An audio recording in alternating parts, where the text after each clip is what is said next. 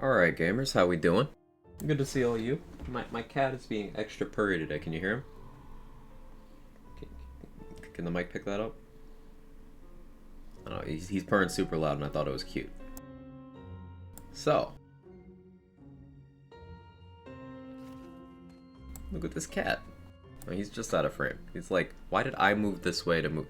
Anyway, hi, how you doing? Good to see everyone. Pico, Foster, Whirls, Fleece, Hazel, Chester, Itsukato, Portal Knight, Kitty. Hope you're all incredible. Tonight I redistribute skill points to match Quag's Mistdancer and try random equipment to see what works. Let's go.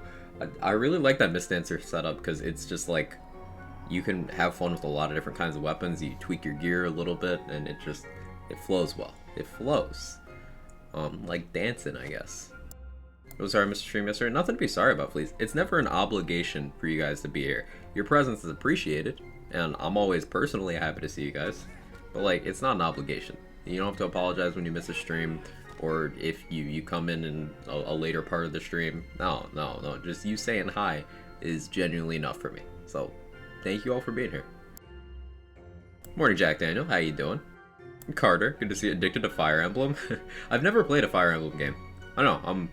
I'm 27 years old and I've never played a Fire Emblem game. I don't know how I managed that. Carter, the gun's out. It's the only clean shirt I had. Listen, cat. How are we feeling today? Feeling good, Whirls. Feeling good. Ready to do a little bit of farming. A little bit of Chaos Chamber stuff.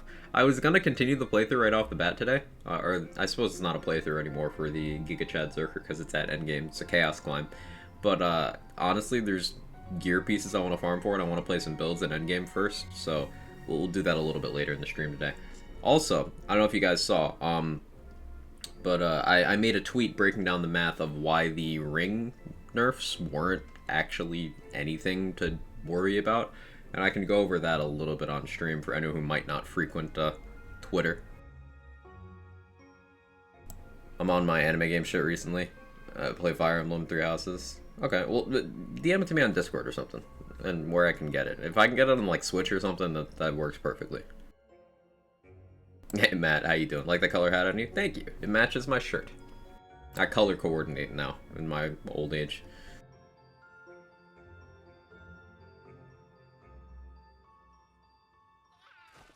OBS, give me my frames back.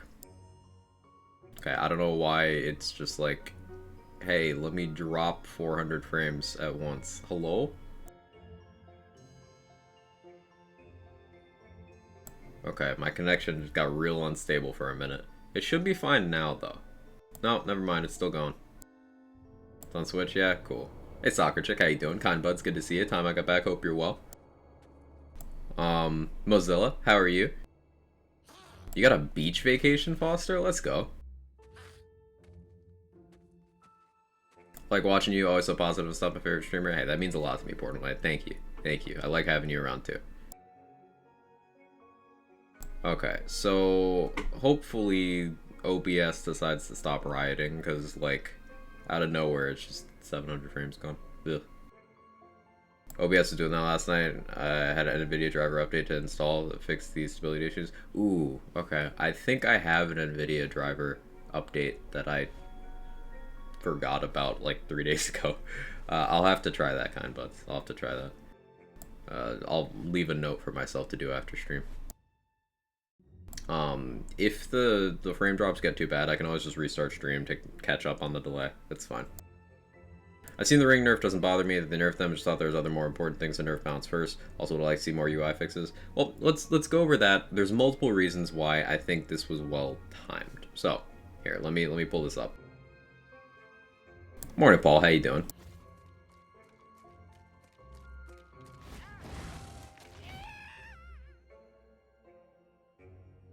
All right.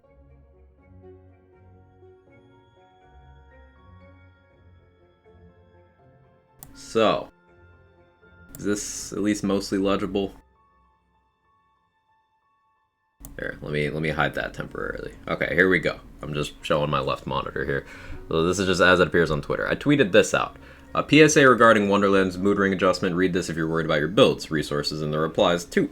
PS, 6 rings were increased by comparable margins to the 3 that were reduced. When viewed in totality, the set of changes was positive.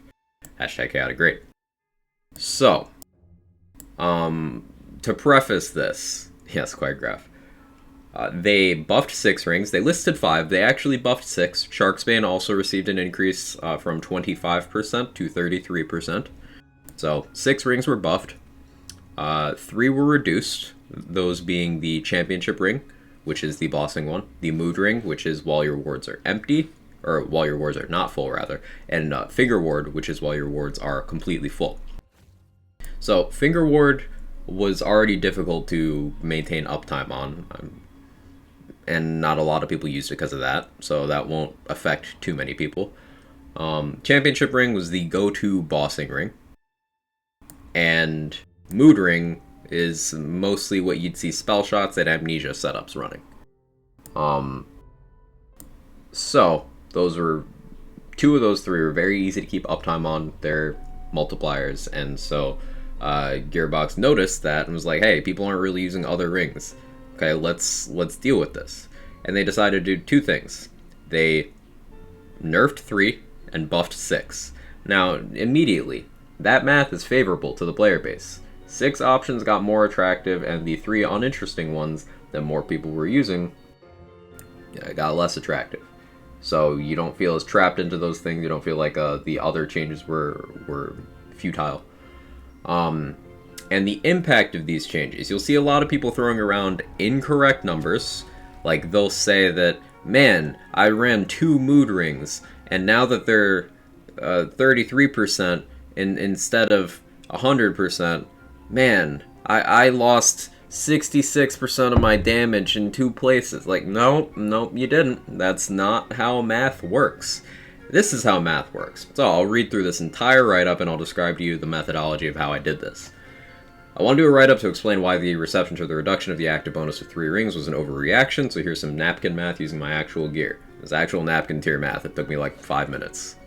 I was cooking dinner and then I finished, I sat down, I was literally eating a drumstick while doing this. Very simple. Let's use a non-chaos tiered mood ring with the following rolls, because this is the one I have in my inventory right now. Gun damage, 15%, spell radius, 10%, pistol crit damage, 12.5%, and shotgun mag size, 10%. And let's assume it's not active. There will be a note about mag size and radius, which is a good reason I chose this. This will be another postscript thing. But with all other boosts in my build active, and 480 myth rank, which is cap the everything that can be capped, and 20 points in each of the other nodes. Playing a Mist Dancer, which is a Stabo, Spore Warden, nothing exceptional damage formula there, heavy on gun damage, light on everything else. I have 127% gun damage. You know, with everything active, 127%. So, with Mood Ring active pre-change, that brings me up to 142%. Post-change, it's 132%. That's already a very small difference. Already very small. A difference of 10% at this value is a 7% overall decrease to the stat when you conflate the two. The basic gun formula, credit to Sen and CZ's damage formula doc for this, is as follows. Gun card damage times bullet damage times gun damage times global damage times conditional damage times area damage times elemental damage times debuff times crit damage times miscellaneous. So, I cut that down to the ones relevant to this calculation and slotted in my numbers. Hey Stacy, how you doing? Good to see you. And we've got, for my specific gear, and assuming I'm using a non-elemental, non-splash gun with exactly 500 card damage, I'm not critting, I have no amp, I'm standing still so I don't get swift death, I have all of my debuffs supplied, I'm playing on intense difficulty, no outside help from players, curses, blessings, also all of my enchantments are active and I'm not in From the Shadows. Assume I have Blizzard on for this, which I do use for one specific boss fight, so it's reasonable. So the adjusted formula for this particular calculation is much simpler. It's gun damage, gun card damage times gun damage times global damage times conditional damage times debuff times difficulty. So I have 500 card damage. I have 142% gun damage. I have 20% global damage, 50% conditional damage. I get a 15% damage penalty by playing on intense. And I have 84% debuff. So that number works out to, if we round down, 3,406 expected damage on one shot. Now, if we plug in the post-change gun damage value I would have with the same mood ring, that's 132% instead of 142. And that changes it only to 3,266 damage expected, rounded up. So I rounded the old value down and the new value up. Because they were closer, maths. So that's a 4.2% overall change to my damage. And the important thing to note about this 4.2% is that gets smaller the more formula you put in here. So if I put fewer restrictions and made the math more complicated here, such as allowed myself to move, if I allowed myself to have my amp hilt active, if I did all of these various things, the more formula, the more unique multipliers you put into this as well, the less of an impact on the DPS that 10% gun damage has. And I'd like to note as well that 127% gun damage for a gun build is on the low end. You might see a lot of people having 200% in their gun builds. Say if you're running a Universal Soldier, some gun damage enchants, points in Arsenal, which I did not have, higher quality rings than what I have, such as Primordial Sharksbanes. You could get a lot more gun damage than what I have in my spec. I've spread out my boosts into other areas of the formula, but a lot of people have more. And the more gun damage you have, the less of a percentage change this is. The same logic applies to if you're using a spell damage mood ring. Same thing, the more spell damage you have, the less it hurt you. And this also includes your other boosts. So basically, assuming you were doing very little for your formula, at most, you're looking at about a 5% damage change per ring, looking at just the primary stat. At most, 5%. And that per ring isn't necessarily accurate because the second ring's calculation will change based on the first one, because the overall percentage of your gun damage has changed. And the other things to note here, crit damage on ring will be impacted even less because crit damage, the crit formula in this game is, a lot of it is in the same category. For example, your strength boost, your boost from rings, your joint training, your sneak attack, your smart armor, all of that is in one pool. Meaning, if you have all of those things, one of your rings losing 66% of half of it is utterly non-impactful. You would literally not notice this damage change unless someone told you about it. That's how small it is. You would not notice. The stats that would be noticeably affected by this change are the non-damage stats, and even then, the footprint is minor. It's two stats specifically here: spell radius and mag size, and the only time these affect you notably is if it makes you drop below one of the desirable thresholds, breakpoints, I suppose you could call them, if you're familiar with the concept from other games. So, like, let's say you have exactly enough mag size in your setup to get your Ludite, your Torg Ludite, your sticky pistol, from an effective mag size of 6 to 7. Let's say you get it from an effective mag size. Excuse me, 6 to 7. Yay, Cheese! Thank you so much for the raid. I appreciate it. Don't mind the allergies. Yeah, math. We mathin'.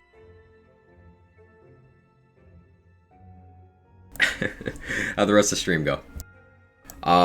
Yeah, so let's say you have exactly enough mag size to hit that 7. Well, that allows you to have a fourth shot. Or a third shot, excuse me. So, getting that third shot of a Ludite translates to a lot more damage because Torg stickies have an additional multiplier based on how many stickies you have planted. So shooting an extra 3 projectiles makes the other, 6 that you planted each get another 35% each, and then you have 3 more, and it snowballs a lot. So mag size with Torg stickies is where this could affect things. Mag size with ammo regen is where it can be felt. But this is only if you only had exactly enough of the stat to hit that new threshold. And it's highly unlikely that you would actually drop down a threshold from these changes. And it can be remedied by simply getting mag size on an amulet or changing to a different ring with mag size. If you're just using it for the mag size, then guess what? Your other rules don't matter anyway. So, like, no matter how you slice it, minor impact. Now, in terms of spell radius, this is even less important because it's very easy to get your spells to a point where they hit the entire available space. Like, with max spell radius pre-change, you could have triple rolled primordial rings, 50% per ring, that double when you meet the parameters.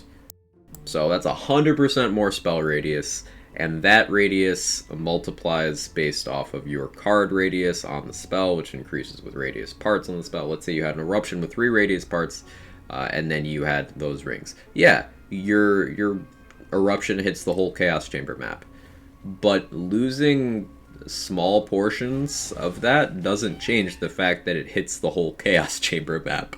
It still does. You had more than was necessary to achieve that.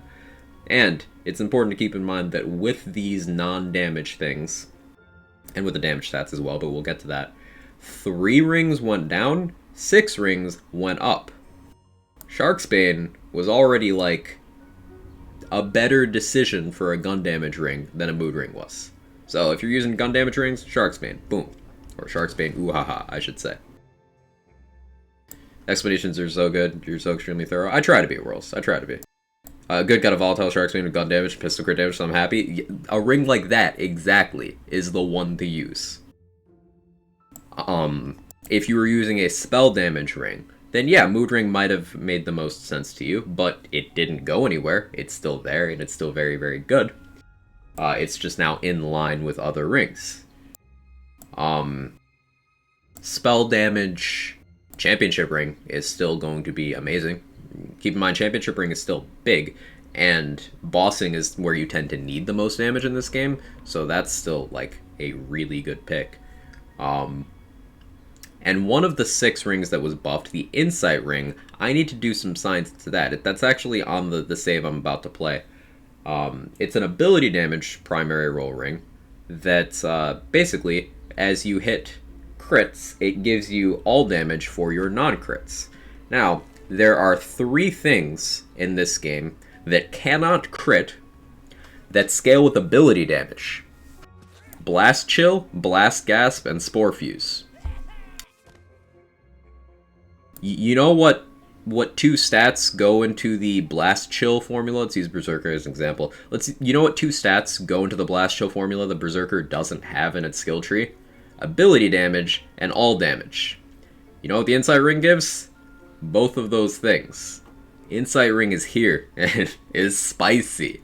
It's spicy. And that's just one of the 6 that they buffed. So, like, this change overall, this change time to now, gets people experimenting and learning the value of different rings, and it gets people slowly more prepared for future content. You know what happened when they dropped Chaos 35 on people without really doing that sort of preparation-friendly update? A lot of people started complaining that, well, they rushed to 35 without regearing, and then they started complaining that their builds felt bad. This is the kind of thing you could do to avoid that. Light touch changes that increase the average power of the player base while reining in the ceiling so everyone is closer to each other. This is a healthy change. This is one of the healthiest balance changes they could have done at this point. And I wasn't expecting this at all. Like, at first, when they did rings, I was like, okay. But the more math you do, the more sense this makes. Didn't even notice the ring change? That's what makes it a good change.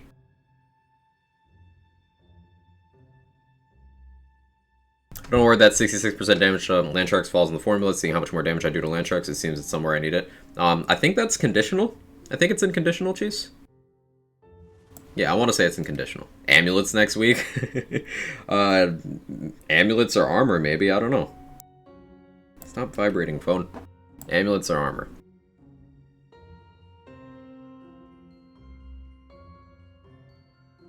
Hey, Onyx, how you doing? You think the ring change for 33% in dungeons makes sense? Very happy with the ring changes you're discussing. I'm concerned about the one change in particular. Why are you concerned, Foster? What's to be concerned about?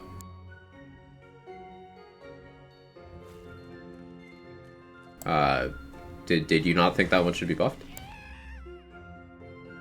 Hey, for explaining, I understand why they did it. Just wish they did it after fixing more of the UI bugs and nerfing, adjusting things like spell shot.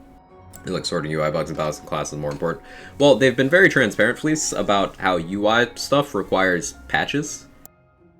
Like, that's not a hot fixable thing. They also mentioned there was a 10th ring mentioned in the hotfix regarding a bug, and they specifically said, "Hey, we can't hotfix this. We're looking into it."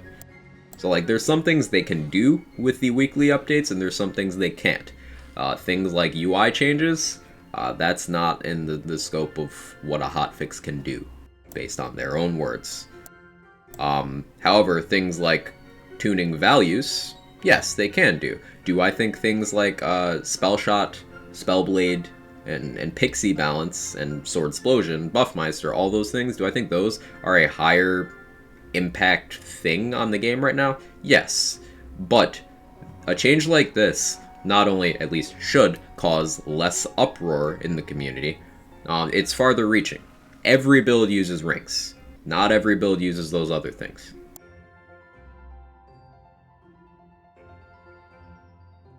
Hey Chippy, how you doing? Good roll perfectly. Purple rings are perfectly capable of getting solid build to C35. Exactly, yeah. Blue rings, even. Armor weak, Pandemasium buff incoming, not knowing what it does. They will take amulets and rings changes over claw and stab. These changes affect every class. Right, this affects the whole game. Keep nerf? No, stop. Donkey and unique weapons to be enchanted, please. Hopefully they are able to do that soon as well, Blueface. That'd be cool. Lethal Catch is my bag. I didn't care much for Lethal Catch before the update, T-Doggity, but like, now that it's been buffed, and the gap between it and the other rings isn't so huge, I'm more interested in it. Which means the update did what is intended, you know? How you doing today? I'm doing well, Viper. Having tech issues already. OBS eating my frames. But it should be fine. It should be fine. I can always restart stream if the delay is too big. Is there going up to cast 15 anytime soon? They won't nerf Spell Shot, Pixie Buffmeister, and the other obviously overpowered things. I don't think those two things have anything to do with each other, Chester. I really don't think they're related, because by that logic, yeah, they wouldn't have bug-fixed liquid cooling, because 2 weeks after that, they dropped Chaos 35. Like, that's not how that works.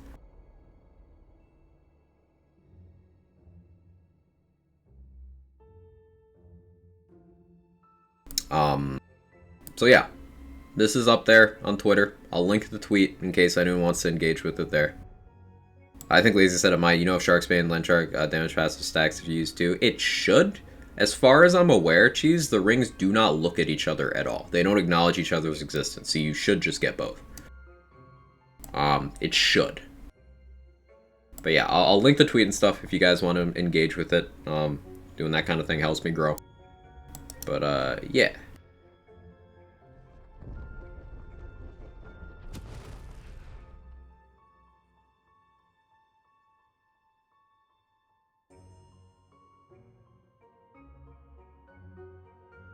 Okay, now let's play my my melee Hammerzerker setup with Feral Surge, because it's fun, it's neuron activation, and I want to see how hard it bullies Nightmare. And also, I considered it a perfect time to try out some Insight Ring stuff. This is the ring I was mentioning. The critical hits increase non-critical hit damage by 3% for short duration stacks 5 times. So that is all damage, it is global damage, applied to anything you do that doesn't crit. 15% all damage on a slot that can't get that stat at all is relevant.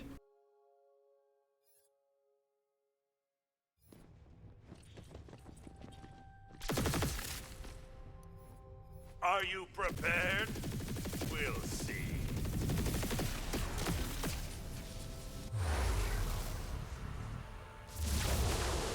The Chums 4 can fly us to fuck your melee build. Yeah, I'm not doing Chums 4 on any of my builds. I've seen it done, and, no. Come on, game. My game does not like to have frames for the first few minutes it's open.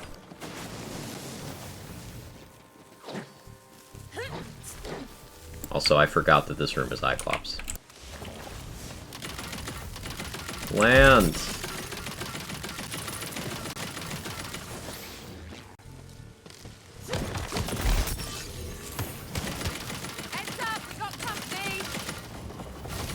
Yes, I'm using a random purple Skulldugger right now on Cyclops.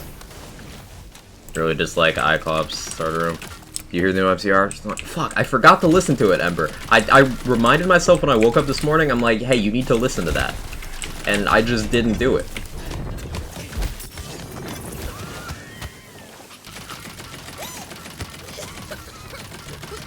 Like, I specifically wanted to do it, and I didn't. Also, new Kendrick album, like, it's a good time for music. It's a good time. Fucking Cyclops. Yeah, I need to have an actual gun for this room. Where's my White Rider? Do I have a White Rider? I do have a White Rider. Why am I not? I'm unintelligent. Okay, use actual gun.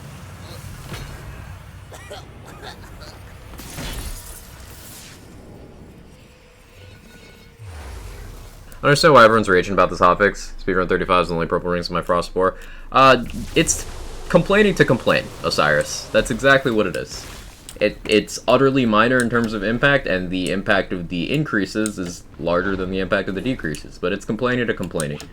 A lot of people have made up their mind that this game can't do anything to please them, so it's just one more thing on the pile for them, regardless of, you know, if it's reality or not.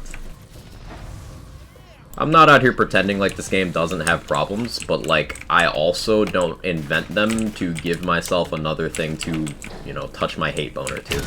Like, it's exhausting, it's childish, and it makes this entire community look terrible.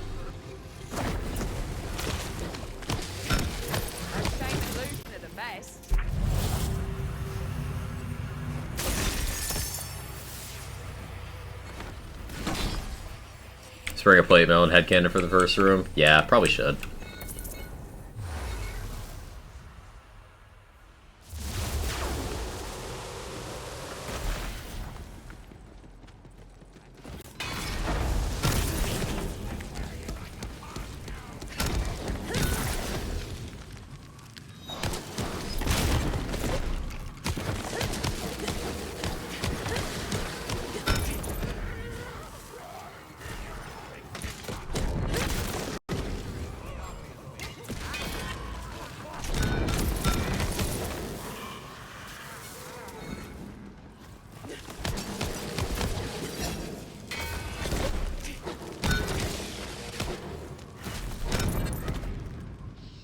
And I think a lot of people need to just relax and enjoy the game. It's not Call of Duty, right? Yeah, like...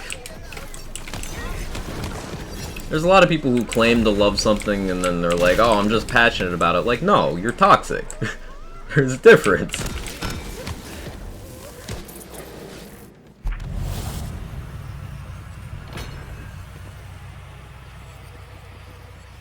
Like, there's a lot of pushing of narratives like, oh, there's just nothing to do, the whole community is just, they feel so bad about this. I have more playtime than all of you motherfuckers complaining combined, and I ain't bored.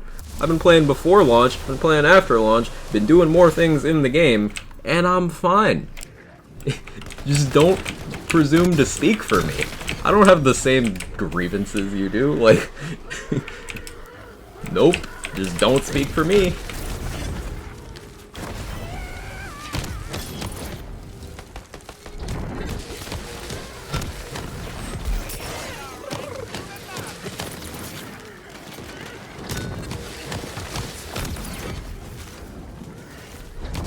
See a lot of sweeping generalizations made about the mentality of the community, and I'm just... Those people do not represent me. I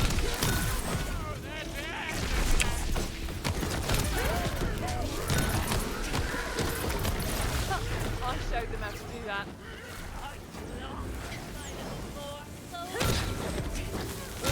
Nick 2 heckin' quit Wonderlands over it. You mean the guy who decided to shill out for item selling sites, was caught using illegitimate gear multiple times, had nothing but bad interactions with other creators in the community? Why should anyone give a fuck that someone like that's gone? I don't mind calling people out by name.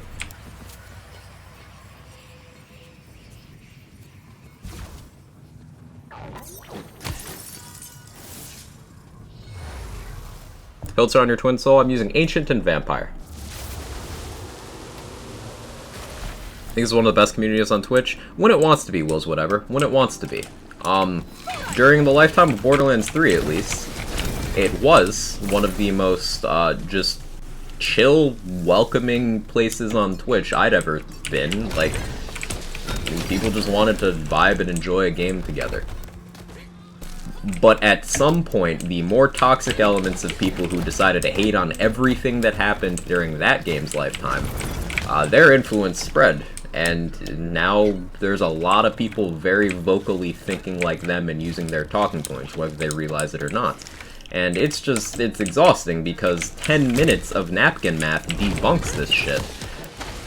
But that doesn't affect, you know, the masses, which is why I think it's important for me to go over this stuff and use my platform to do so. 10 minutes of napkin math.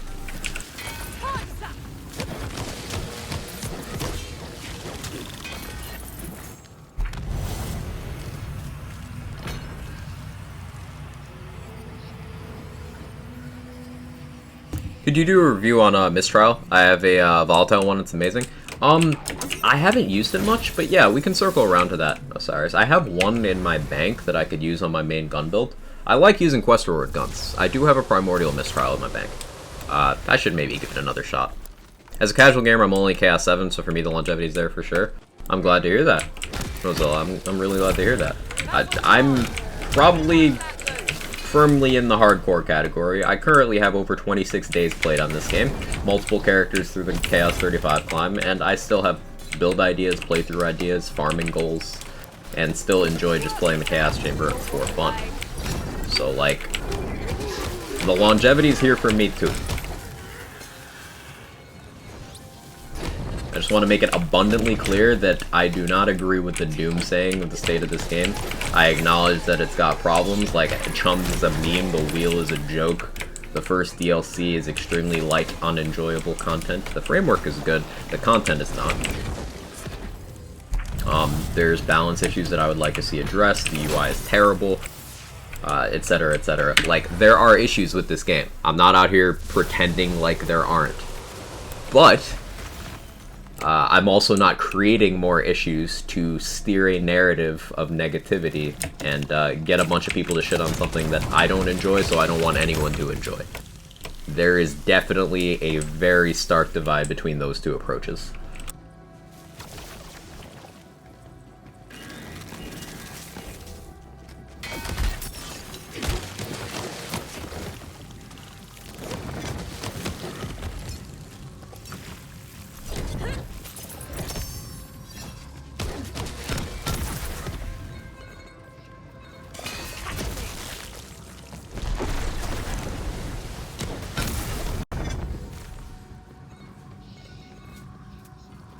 I enjoy X thing X so nobody else should. That mentality's so fucking annoying. It really is vocal. Like, at the end of the day, like what you like, but if you make it your entire personality on the internet to dislike something other people like, shut up. No one wants to hear you speak.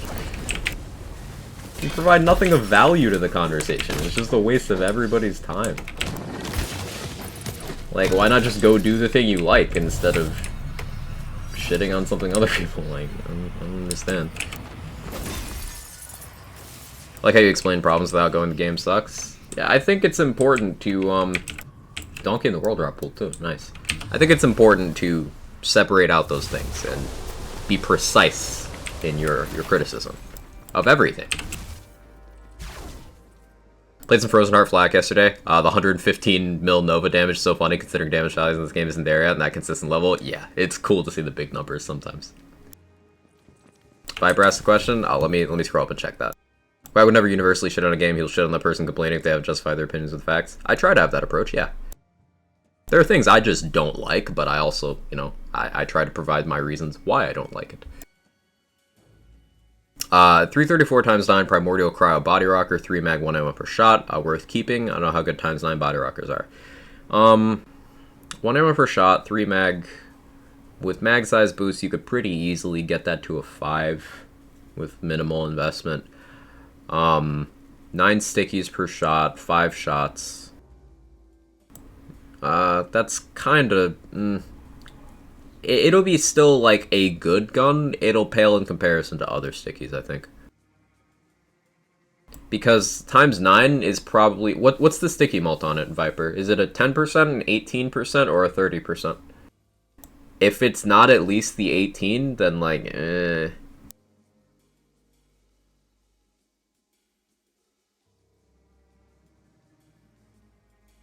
Doesn't say sticky mult on card. Yeah, hold on to it. If it's at least an 18% sticky mult, it's workable. If it's the 10%, throw it in the trash. Sometimes you can't check because it's gone. Yeah, if it's enchanted, it disappears. It's annoying. Hope they reconsider doing some story DLC. Those are some of my favorite content for the Borderlands games. Well, the thing with that, Flight, is that's not universally everyone's favorite. For example, I don't like story DLCs in Borderlands games for the sole reason that even if they're high quality and enjoyable, cool characters, areas, add cool gear, all that stuff, they are not replayable for people who play the game how I do. I play endgame content. So, like, let's take Borderlands 3 for example. I have over 6,000 hours in that game. You want to know how many hours I have in each story DLC for Borderlands 3? Barely double digits for each of them. Because I had no reason to go back. That's just how it is. Like, so more endgame focused stuff, like the concept of mirrors where you have an area you go through, you know, bite-sized, but you've got a boss fight at the end, and then you've got extra rooms and gear and that boss added to the chamber. The concept of that works very well for me. It's just the problems are Chums has no HP and his Form 4 sucks. He's not very generous with drops. The ratio of currency you get for the wheel versus what you actually get from the wheel is not in a good place. The current mirror has 3 minutes of enforced waiting each run with very easy, not engaging mobbing. Like, the mirror itself isn't enjoyable. The framework of the mirror system is cool and I really like it. I think it has a lot of potential. I don't want them to drop that. I want them to correct going forward with future content. But I think mirrors could please everybody. Hey Rome, thank you so much for the tier 1. I appreciate it.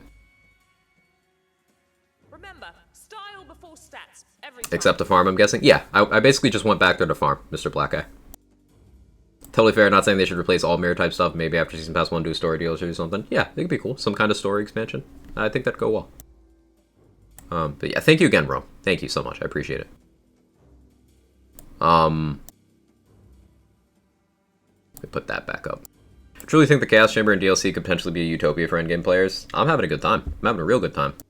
Be cool if each mirror was raid level difficulty. It'd be cool if it worked its way up there. Like, difficulty 1, you know, standard story stuff. Difficulty 2, approaching endgame. Difficulty 3, standard endgame. And then difficulty 4, like, raid tier. there's the alert. That would be ideal for me. Trying to get into Morticulturist to C35 at C19. Any suggestions for the combo? Morticulturist. That's Spore Grave. A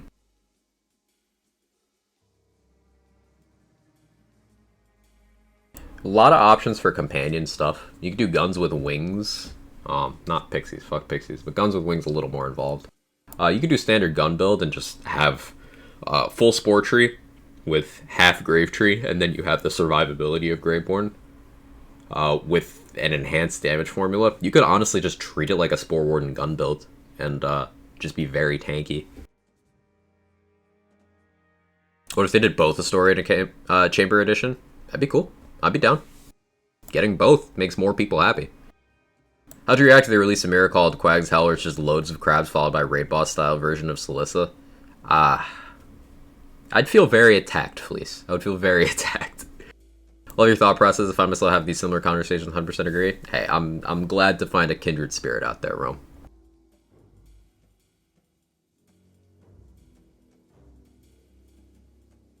Guesses, story DLC is tougher to put together due to voice actors if they want Tina Valentine Fred back. Right, they'd have to reacquire the voice actors, and yeah, there'd be a lot of reasons. I understand the format for the mirrors. I don't think it's bad. I think the first mirror being disappointing soured people on the format. Hey, Lazy, how you doing? Not into Solici? God damn it, Swag. How are you?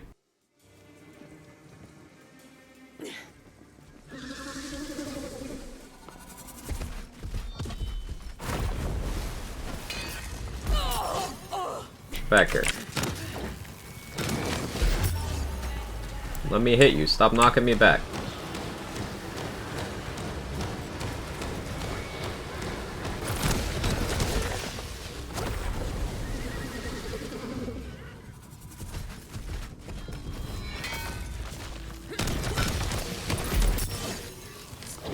This would be fine if not for the knockback. Don't spin.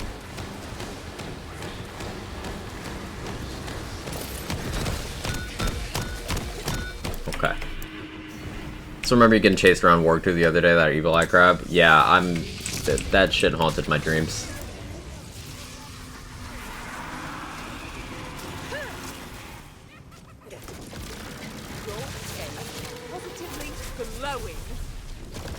So that attack that Nightmare just did, you saw me dodge it.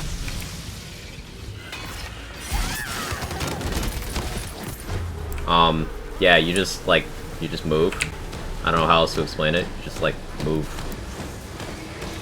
And then it no longer does the fucky-wucky damage.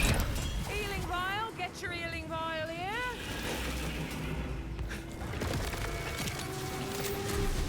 here. Just, you move.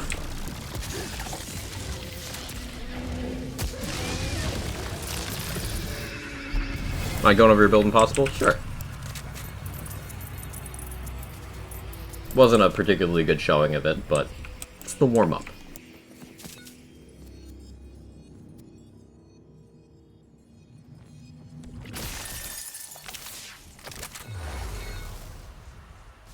Got me kind of want to play BO3? Play BO3 then. Enjoy what you like. So yeah, this is Hammer Berserker melee. Berserker cap. We're down to Storm Breath and Firebolt in Clawbringer. Using Feral Surge, and we've got an Ancient Vampire Twin Soul. So we've got a ton of Iron Skull. We got 9 out of 5 because I lucked out with this armor roll. So we swing really fast, which means we stack this Contact hits enchant active very quickly. We get, live wire chains very quickly. We get a lot of cooldown back per enemy. 5% of our cooldown back per hit means we get Feral Surge back very quickly, especially because we also get 20% back on every kill because of Berserker Capstone. So we get to Feral Surge around a lot. And Vampire is a good sustain tool as long as we're not taking damage too quickly, as long as we don't get knocked out of our melee range. We've got this fun enchant on Spell, which is the main reason for Feral Surge other than fun movement tech. After Feral Surge ends, increase melee damage by 30%, fire rate by 20% for moderate duration. This melee damage is not like the normal melee damage. It's in the same category as this Consec melee damage, so this enchantment should probably change to something else. But this is a very high value enchant, and I like it. If you can get Feral Surge to a low cooldown, you can get good uptime on it. Then we're using an Insight Ring, because this thing is goated, and I enjoy it a lot. Shark's Bane, we got a Body Rune with health is full, 25% conditional damage on gun and 25% conditional damage on crit. We got a Turquoise Claw, that's the Frost conversion one. That's a unique debuff, so good formula placement with 1 Oath of Thunder, 4 Iron Squall, and just some good passives. Then we got a Slip and Stun with Berserker Power. And yeah, we just go melee things in the face. Can Contagion drop on purple class mods? Yes. The only thing that changes on class mods is the blue rarity only gets 3 skill points, but they all get the same pools of skills. So purples can get the same exact skills as legendaries, they just won't have the red text effect.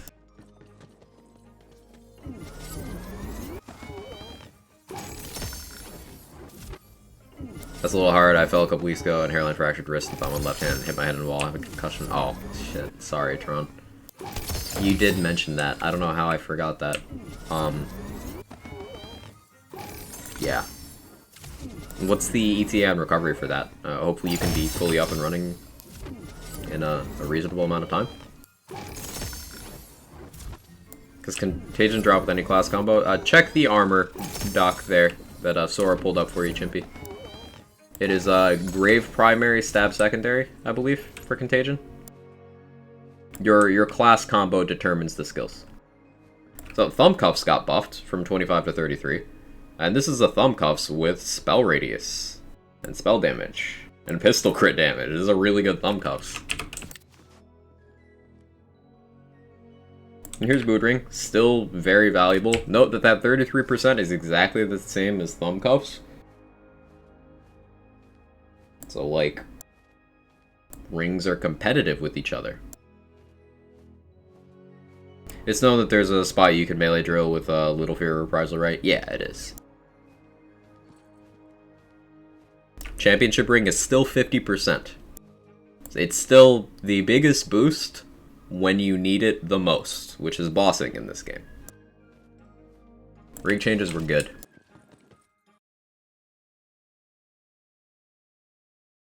Had x-rays yesterday, see doctor next Thursday. As far as hand, concussion unknown. Oh, I'm sending good vibes, Tron. I'm sorry you're going through that.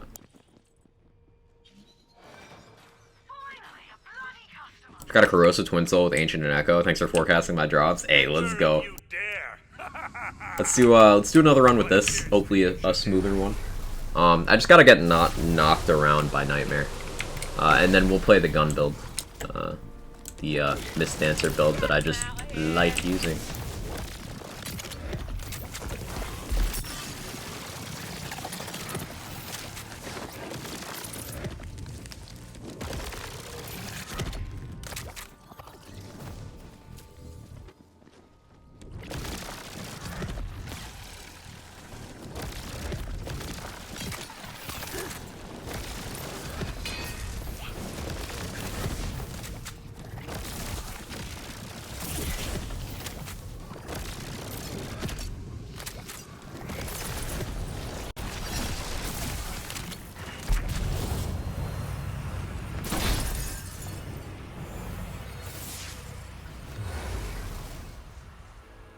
Got an Amp and Echo one. I'm too afraid to roll the enchantment because I know I won't get one that I want.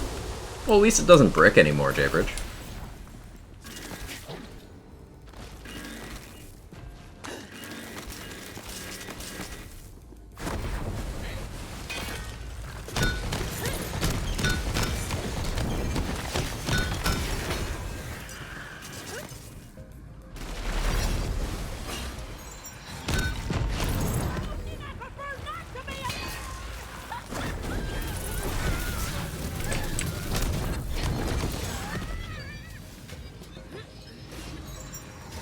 Business.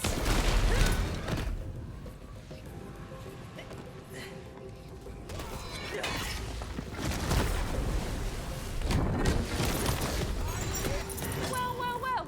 All better. Hey, Pup T, how are you? That same gun almost exactly. Mine, however, doesn't do damage like that. Which one, Pasquale? This one? The White Rider? This is like a really good roll. This might be perfect parts. I don't know how high White Rider damage goes. But, 2 ammo per shot, Primordial. Like, that's real good White Rider. The difference between a good parted White Rider and a not so good parted White Rider is massive. Also, make sure you're shooting on single beam for single targets.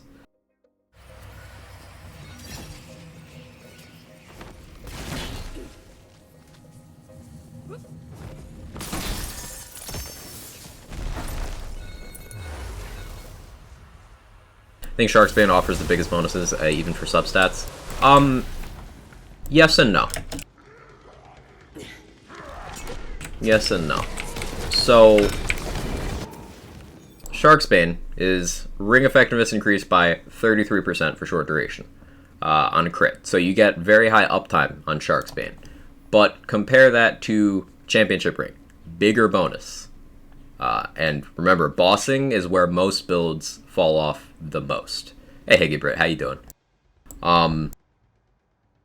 So Championship Ring still absolutely has a shout. Sharksbane uniquely has that double gun damage thing, but that's just on gun damage. If you're using a spell damage ring, it's no better than anything else if you're not fighting sharks. Just consistent. And then you have more unique rings, such as the Elder Wyvern's ring, which is only blue. It only gets 2 passes on the bottom, but it gets that fire damage. The Insight ring gets all damage. Shark Lesson gets that melee bonus element.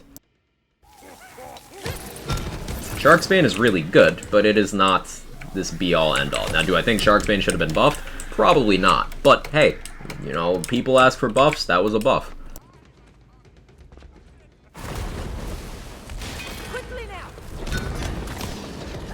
Heard that appreciated, brother. Never seen melting like that. Yeah, White Rider is one of those guns that, parts matter a lot.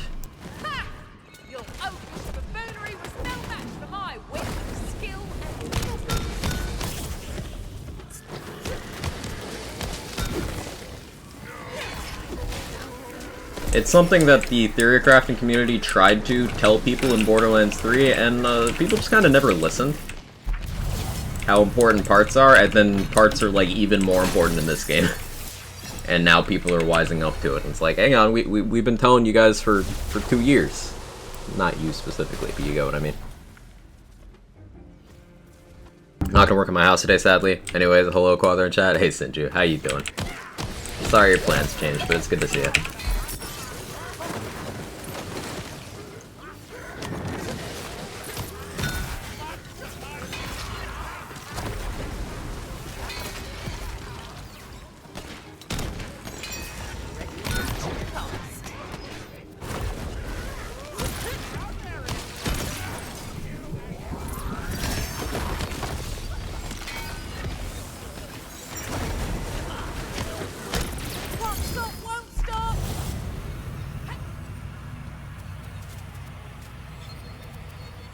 Lots of inflammation. Sounds like my health.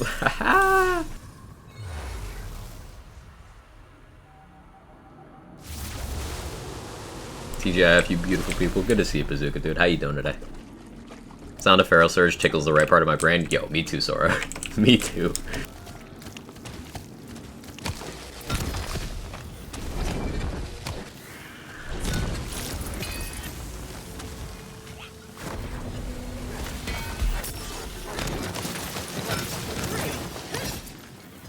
Wow, that room cleared that fast? Hello?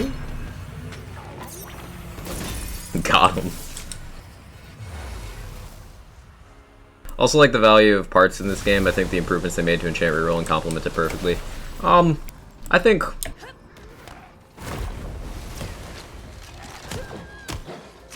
think enchantment weighting is still a problem. Like, getting a character-specific enchant is so ludicrously difficult because they are literally weighted to be less likely. And then you do have the currency, you know, gating, and it's... I think that could stand to change a little bit. I don't think it's super high priority, but it is a point of annoyance. Like, just getting, say, a primordial version of an item is already tough enough. But then you have to worry about parts, and then you have to worry about enchantment. There's a lot of layers. I think it could be made a little more forgiving without impacting the integrity of the intended, you know, longevity from gear farming.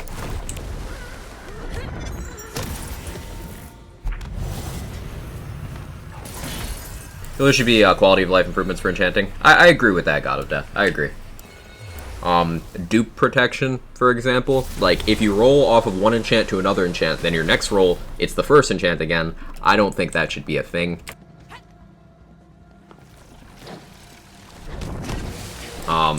I would also like if, you know, you could just, I don't know, maybe dump your whole Moon Orb pool to be able to choose an enchant.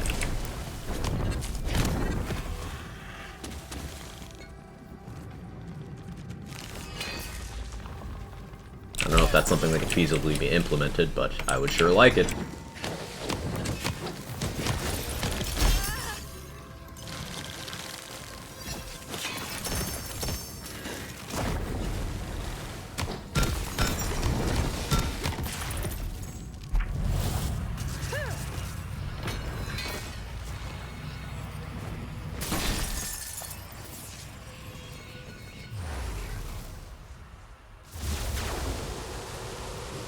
Use of my luck getting a Primordial ×2 Torg launcher with 75 sticky bolt parts or pain. Yeah. YouTube recommendations? Yeah, they be kind of crazy. Guy made grape soda out of plastic gloves. I saw that. That was a fun video. 100% agreed. I'm just saying the right ingredients. Just need to make amounts a bit easier. Yeah. Yeah. Parts reroll machine. That's something I doubt they'd ever do. I don't know, their philosophy regarding player retention through farming. I don't think they'd ever do that.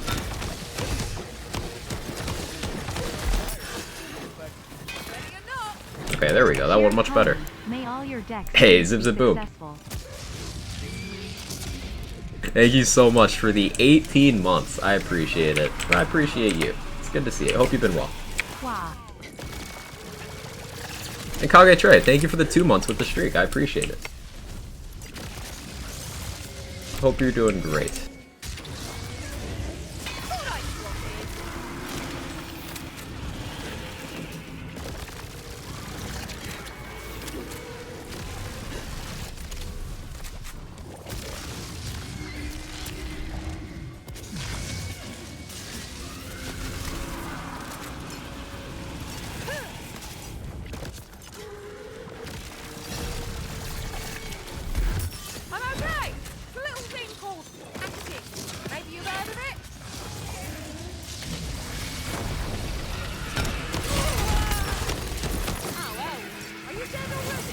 What's the special effect of the Crying Apple? It creates novas. When it breaks, it'll do 3 novas. Each one does successively more damage. Now, unfortunately, nova shields don't scale up super well in this game. They don't have anything like mayhem scaling to keep them relevant. But that is what it does.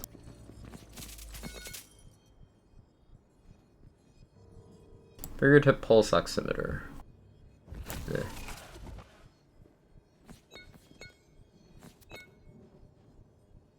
Caustic Vampire. Could be useful.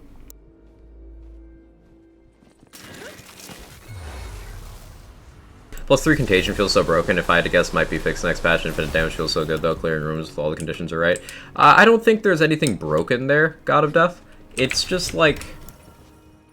Think about it. It's a huge threshold of investment. You need to get a lot of points into Contagion to get it to feel anywhere close to consistent. Then you just spam instances of damage, and then for the damage increasing aspect of a Contagion to even happen, you do need to clear a threshold of status effect damage. Now, it's not too hard to clear that threshold, but it does require investment. Like, you need to structure your whole build around Contagion if you want it to actually be a consistent way of killing things, and even then, you're at the mercy of RNG. I don't think that's necessarily problematic, because we've had similar things in the past. Moses' Minesweeper class mod in Borderlands 3 was a similar method of potentially infinite looping damage. Like, it was theoretically enough damage to kill anything with you know, one instance of damage going in at one point of damage, it could eventually kill anything with perfect RNG. And that was never a balanced problem to the point where it needed to be looked at, so I don't think Contagion is either.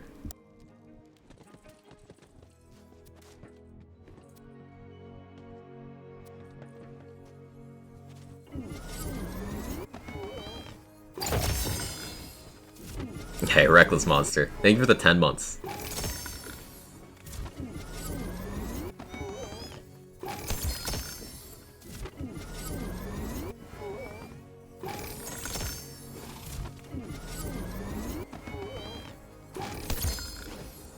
Rocketeer gang. Farm Parasite 110 times, I ended up getting it from bunnies. I did pretty okay farming Pandemiciums. Parasite's a fast farm. But at the end of the day, yeah, luck is luck.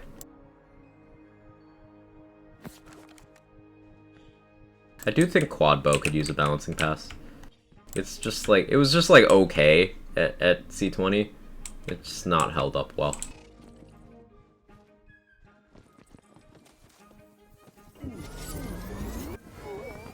It's insane how quickly you're able to complete a Chaos run. Livewire is extremely powerful. It's doing a lot here. Manuel transmission. Manuel. Sniper mag size. What's companion damage? Take it anyway. Okay, let's play another build. I don't know where text-to-speech went on you, Reckless Monster. So, like, hang on. Let me read it. My favorite character is a Stabo guy. He's very powerful. His action skill, it's honestly the best in the game, and he comes equipped with these great skills. It only takes about 3 or 4 shots to actually execute a kill when you come from the shadows. Where's that from? Thank you for the 10 months as well.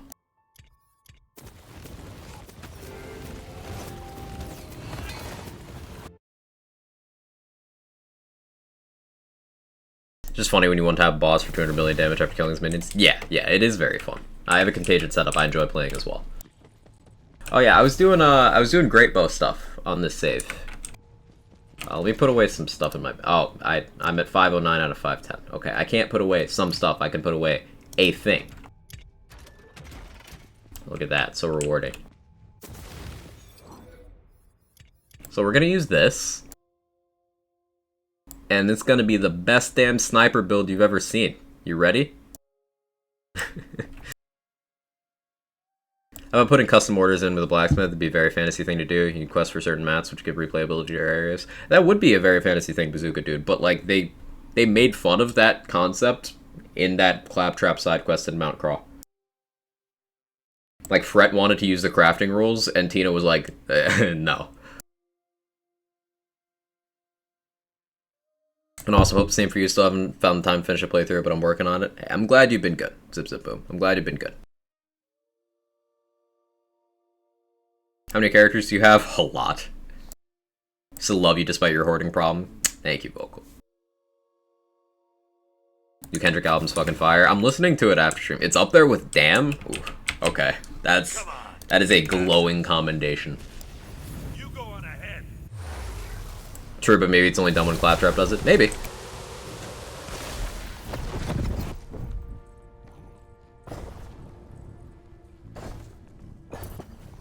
So this is the Great Bow.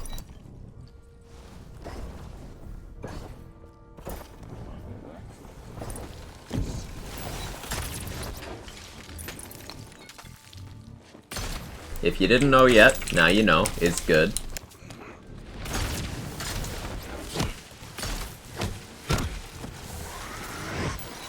Talons of the Tempest.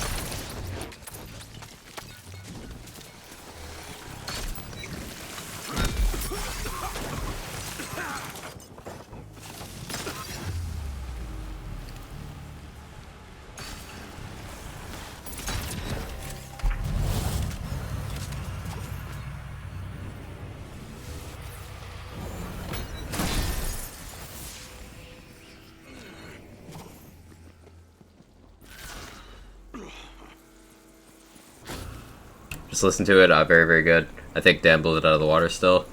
Damn is hard to match up to. Like, that's one of the best albums ever made.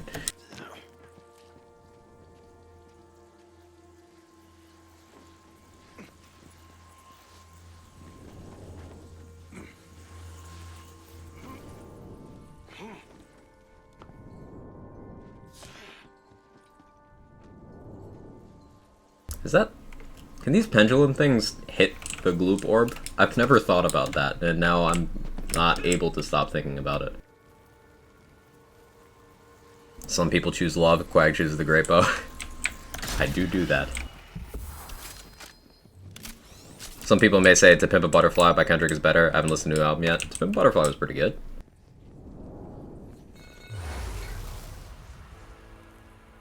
Saying Damn is better does not mean the album is bad at all. Yeah. They hit everything?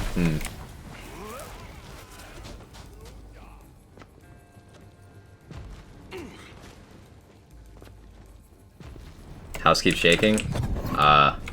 Is it okay? Are you okay?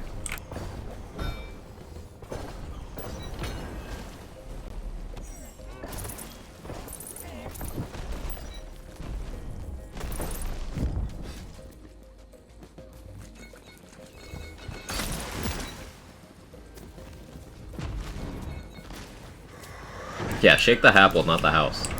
The storm takes flight.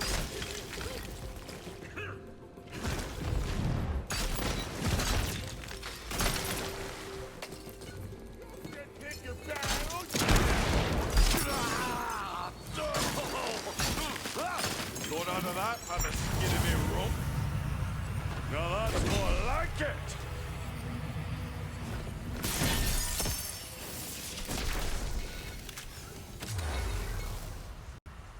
Instructions unclear.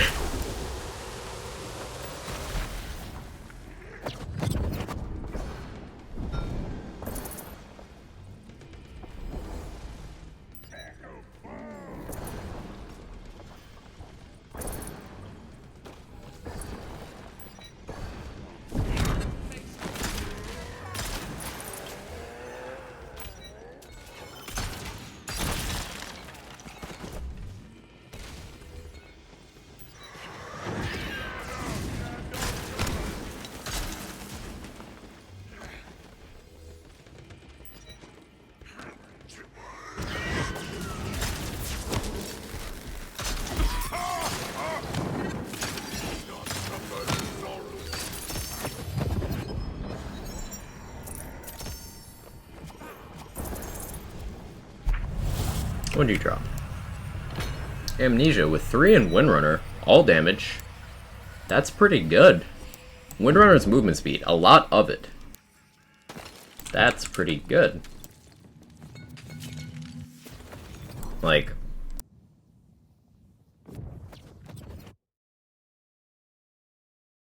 Six out of 3 Windrunner is what, 48% movement speed?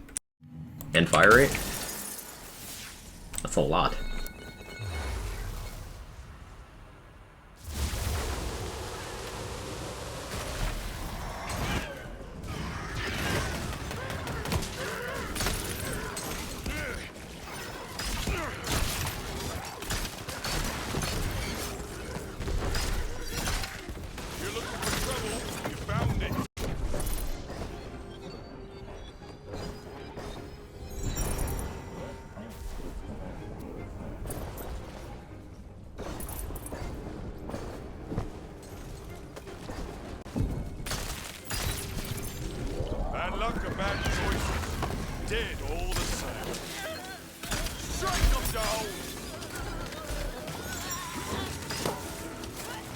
I interrupted my reload at a really bad time.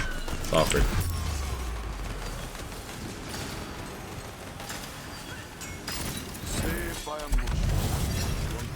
Winter is my favorite sports skill. It's really cool. It's very, momentum-based.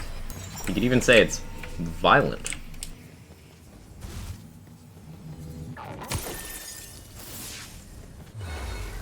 Wait, do you think Spell Shot can make a Spectral Talent build work? I mean, it's Spell Shot. In terms of using Spectral Talents for, like, dedicated damage output, it's still gonna be worse than most other direct, you know, explicitly for damage spells. I'm using Spectral Talents here because, flavor. Not really because they're particularly good. Just for flavor. I just think it's cool. That's all.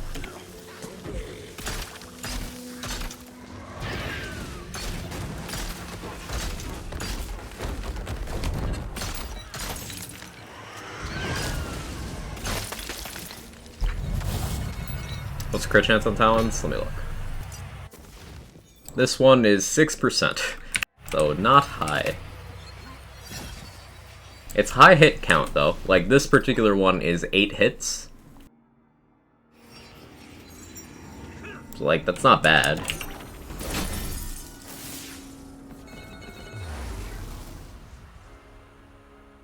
Not a fan of movement bonuses when it's conditional to proc it. Throws my aim off, happens unexpectedly, rather have extra speed always or never. That's fair. That is fair.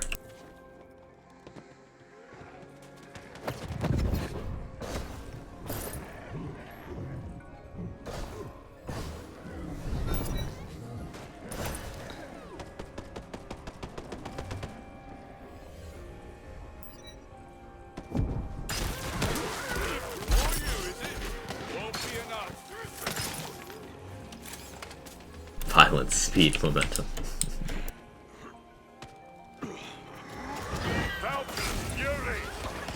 Don't forget bathrooms. Worms won't go hungry tonight.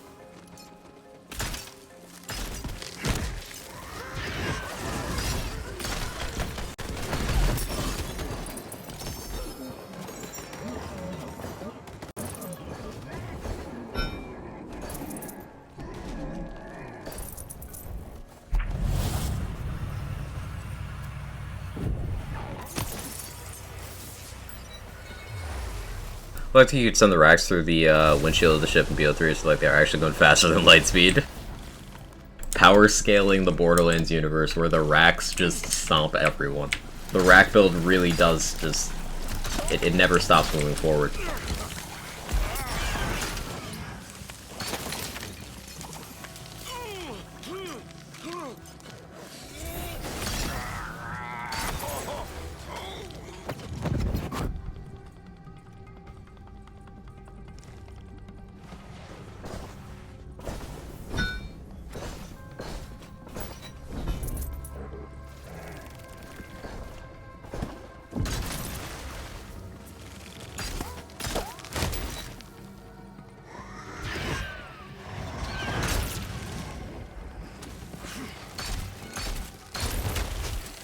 How much status damage do you have in your Contagion setup? I have approximately 108%, not seeing any consistent meaningful procs.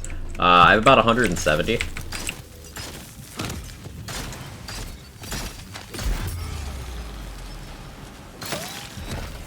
Do you have a lot of instances of damage happening, T-Doggedy? Like, are you spamming, hey, I'm doing something that can apply a dot a lot of times? Because that makes a big difference. Isn't that the CS Dust 2 map? But this one? I have no idea. Well, volatile time skip with crit chance and cooldown. Guess this goes in the bank. Nice.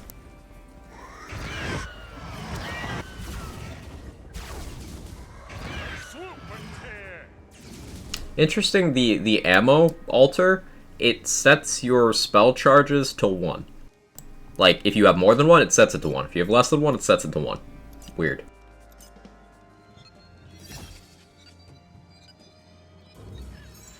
Spell slots are ready. I'm gonna do Ambi-Hex Spectral Talons for the rack attack main, but I don't know if it'll do damage. It'll do damage. It just, like... don't compare it to an Ice Spike. Let's put it that way.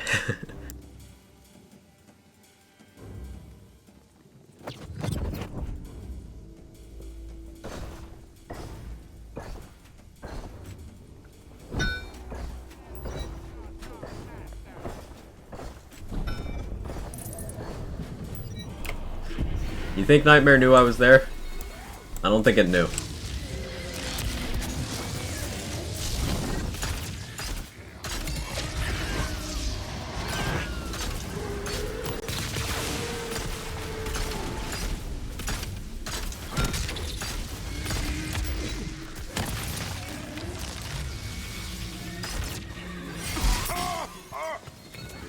I'll give you a good order.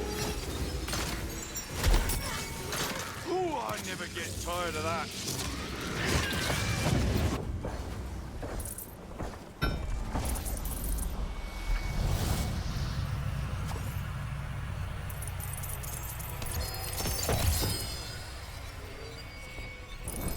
You know the plate mail technically doubles the chance of rock any node you're spec'd into? It's not any node God of Death, but it gives a separate instance for on-hit calculations on a lot of things. For example, the head cannon's unique effect. Play the angles, blast chill, blast gas, spore fuse, all that stuff, yeah. It's not quite anything, but it is many things. That is something we take advantage of with some other guns on this build. Hey Emily, how you doing?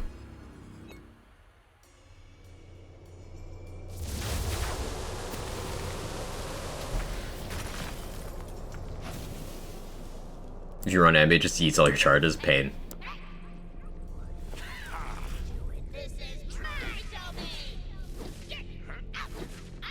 Huh. Okay. That hitbox was weird. Can plate mail get bonus elements? No, right? So it hurts body ruin, oath, etc. Right. Thinking about using it with blast chill. It gets you more blast chills, but those blast chills will do significantly less damage.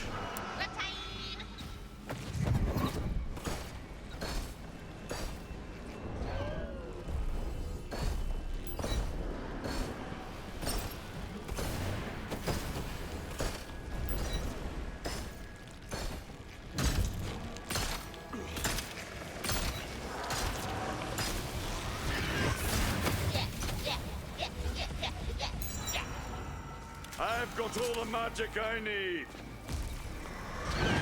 That one in particular.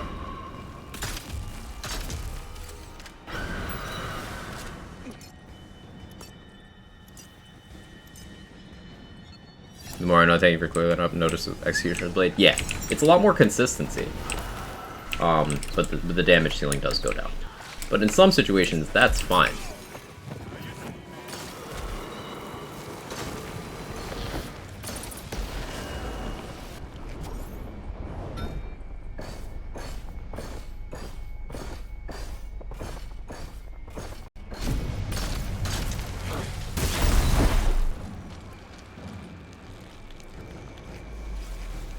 Nice title, Ring Farm and trying to trigger all of Reddit. Is it working?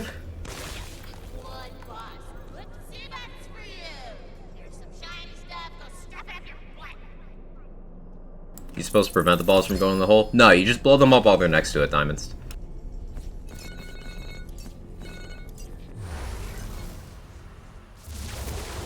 Diamond Guard, Sword, or Caustic help mod for status damage. As Lazy said, Caustic, because the thing with Diamond Guard is you lose everything else your melee weapon can do. Caustic gives you 30% chance and damage for one hit. Diamond Guard is what, 50 or 60 for... No, it's 50 for 5 hits. And Diamond Guard also doesn't get a, you know, another hilt. So you could get Caustic on, say, a Spellblade. Caustic on a Twin Soul, and then Twin Soul will get another hilt as well. You can get Caustic on a Snake Stick. Snake Stick Hydras do melee, which has a whole set of interactions you can do. I'd say Diamond Guard is pretty low tier compared to another weapon with Caustic. Playmail's good on Contagion builds. You're not too fussed about overall damage. It can help. I still think Pandemicium is peak for poison builds. Pandemicium's just great. But if you're not starting with poison damage, then plate mail would be good. Yeah, if you're not starting with poison damage, plate mail's good. Say you want to go lightning or something, then yeah. Like if you're trying to do live wire contagion stuff, then plate mail is good. Got a Cryo Twin Soul with Caustic and Echo. I'm gonna test it out. Ooh, have fun. Have fun. I find that Echo isn't as desirable on Twin Soul because you're hitting so fast that there's not much time for Echo to build up in between. But it can still be good. Hey, Poison Dart, thank you so much for the 16 months. I appreciate it. Hope you're doing great. Thank you. Support means the world.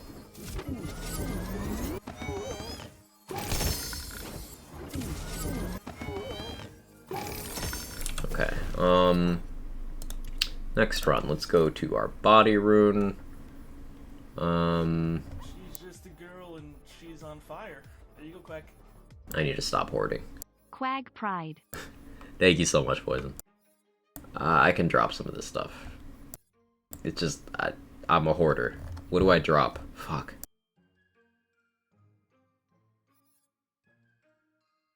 Okay, I don't need that. Don't need that.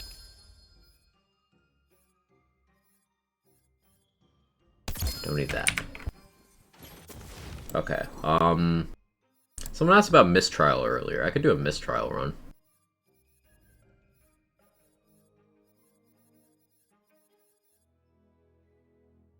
Let's do last rites first, though. Oh yeah, I was using this mood ring here, because it has shotgun mag size, and like, it's good. Insight ring would not be good with From the Shadows. I gotta move this to another build. But non-From the Shadows gun builds, with like play the angles, and spore fuse, that kind of thing, be pretty nasty. Okay, this is last right spec. Mood ring with spell damage, spell radius, shotgun mag size, yes please.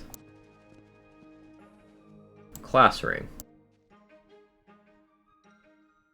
Companion stats class ring. It's companion damage, companion crit chance, companion crit damage, and sniper crit damage. I think that's too good to not take.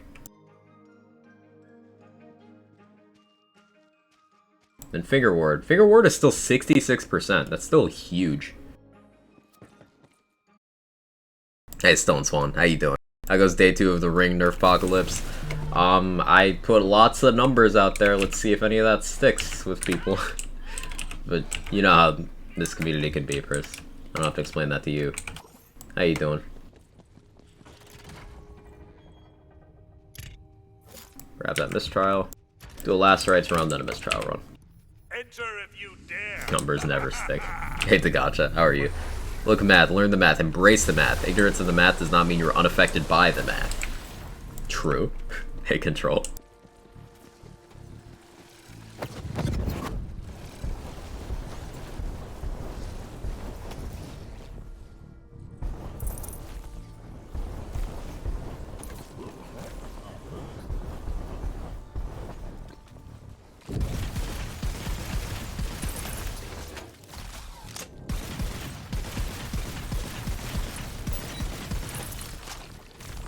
Send tweet. You guys see that Twitter is taking like a hardline stance against copy pastas now? I don't know what to do about that. Like, I don't want to have my account shadow banned. Like, it's so weird.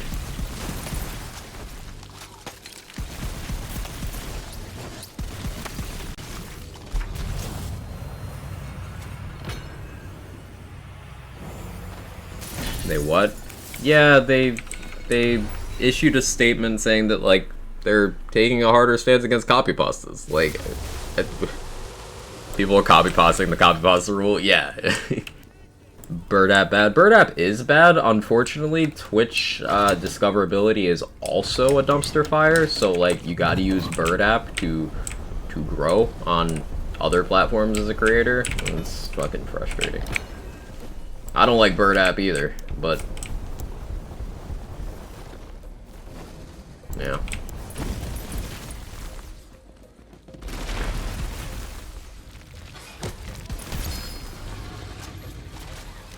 Lethal catch.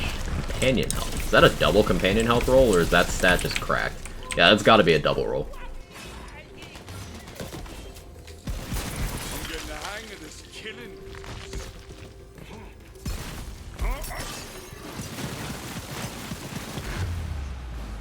Bro, just be discovered. You want to discover things together?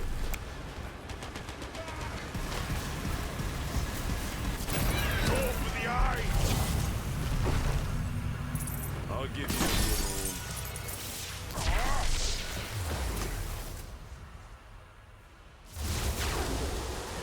good Sound of the shotgun gives good vibe goosebumps. Absolutely. Who's your voice? Doing math. Doing math. Math fun.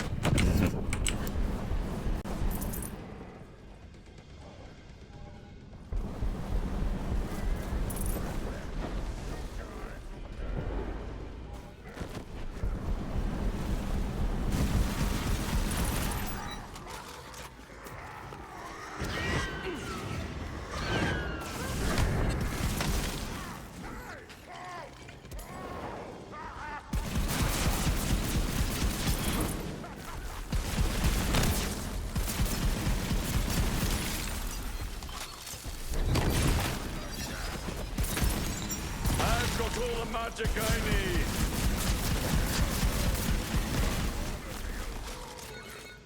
Finger ward. Bad stats.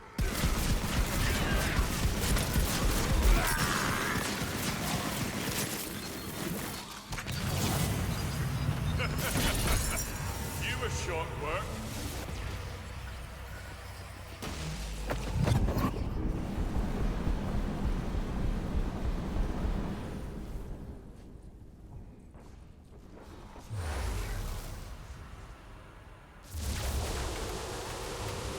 At that moment, the universe literally halted between your finger touch.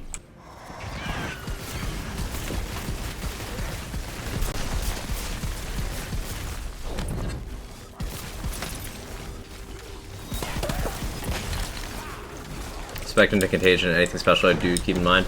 If you want the super spicy, rapidly increasing Contagion damage loops, like the ones where you get 200 mil dot ticks and stuff, you need to break at the very least 100% status effect damage. Because Contagion applies a dot that's 50% of the previous dot's value, and that new dot gets your status effect damage formula. Specifically status effect damage, the stat. Meaning, if you break 100%, that means it gets halved and then doubled. So anything past 100 increases it beyond the original one. So get at least 101%. Cat?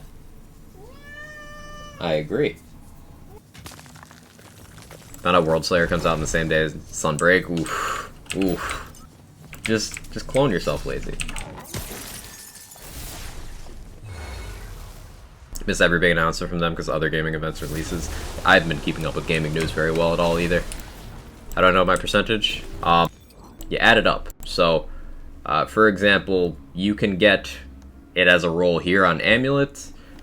You can get it from your Wisdom stat, which I do have max in this build. That's 60%. Slight penalty from Village Idiot, so it's only 60%. You get 20% from maxed out Potent Poisons. So 80% just from Wisdom and Potent Poisons. And then you can get more from Amulet slot, like this one. One roll at Volatile is 34.7. So that's already more than enough. But you can also get a double roll here. There's status effect enchantments, such as this one. That's 20%. There's two different status effect damage enchantments. And then there's the Caustic Hilt on melee weapon, which is another 30%.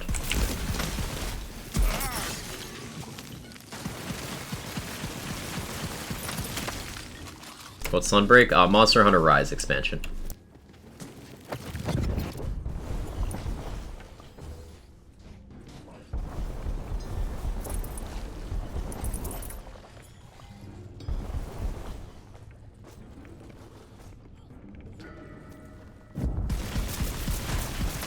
Shit, that's next month, isn't it? I gotta start playing Rise. I want to be, like, established in the game so that when Sunbreak comes out, I can play with, like, Lazy and Felicia and whatnot. But I gotta actually start playing.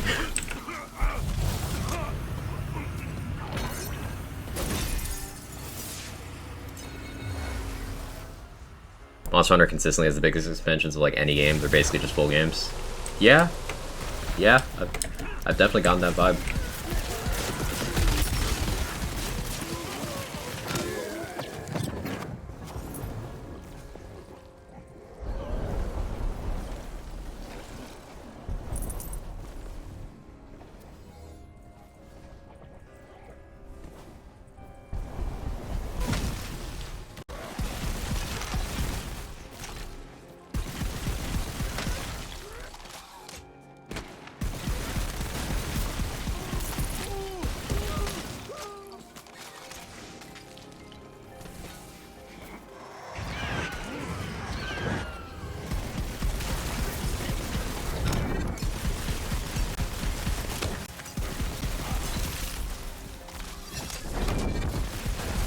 I like timing melee attacks to stun those guys out of their animations.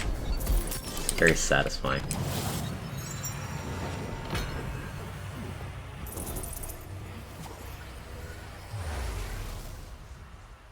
Hope you're doing well today. Doing great, Big Jeff. How are you? Good to see you. I'll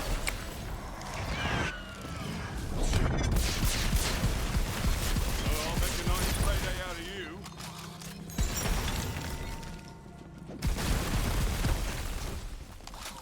Monster Hunter release format so good they started in 2004 and never changed it.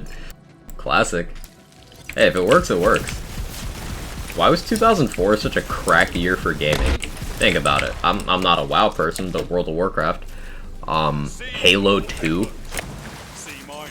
Monster Hunter. Like, why did 2004 go so unreasonably hard?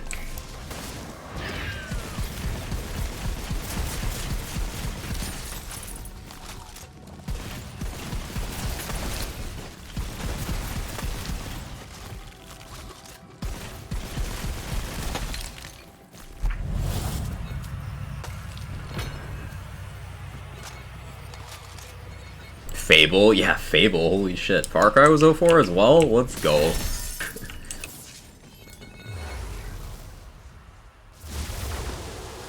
But other than the OP Contagion stuff is just to run and gun. So a big thing with Contagion builds, Emily, I can play my Contagion build after this run, if you want me to. You want to force as many instances of damage as possible. You want to, like, make as many dot ticks happen, and a dot ticks when you apply it as well. So you just want to have as many Contagion chances as you can, and often that does, you know, boil down to shoot gun that hits a lot.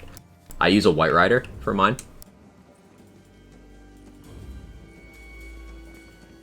GTA San Andreas, was that 04? Half-Life 2? Holy shit. 2004 was the year. Oh, I timed that poorly.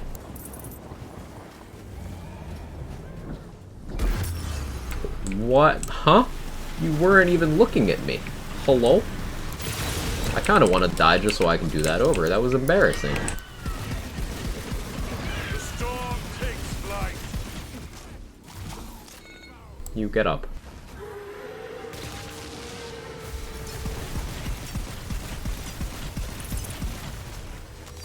Burnout 3? Need for Speed Underground 2? What was that year? Wait, was that Tony Hawk's Underground 2 as well? Was that 04?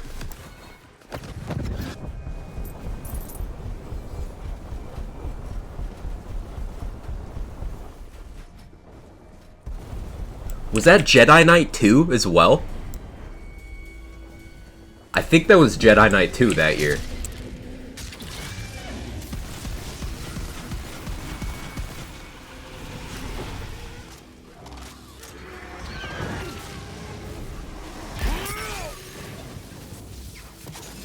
Doom 3? Did people like Doom 3? I thought Doom 3 wasn't received very well, but I could be misremembering. Spider-Man 2? Ratchet and Clank 3? Okay, why... What happened? I'll accept this death willingly. I was too distracted by 2004 being the GOAT.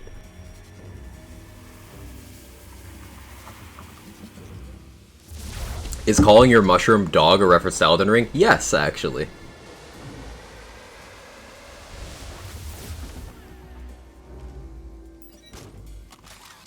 That's our fault? Nah, it's my fault. I'm just too hyped for 2004. Weird sentence.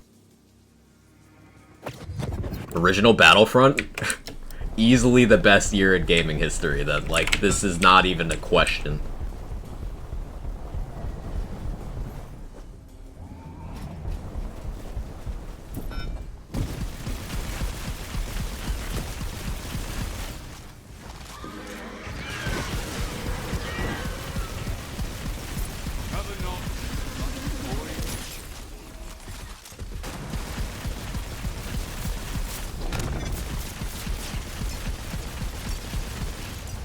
You spinning? Fuck you.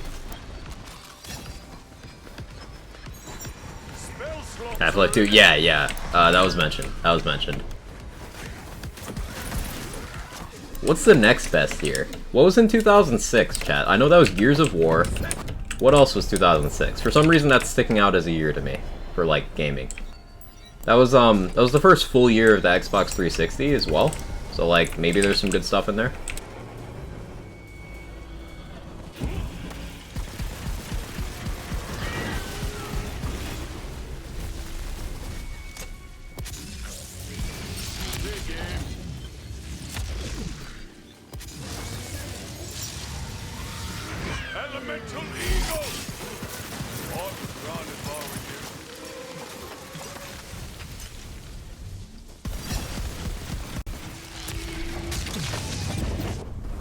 go.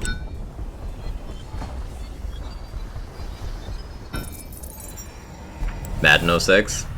Give it. How you doing, Death Phyllis? Tomb Raider Legend. Love that game. Dead Rising. Sonic 06.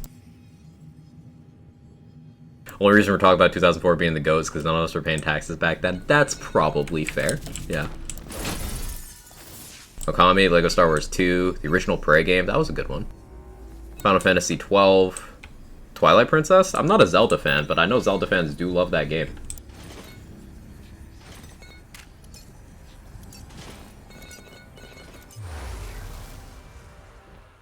Actually, Madden 07 and 06. They do the year behind thing, don't they?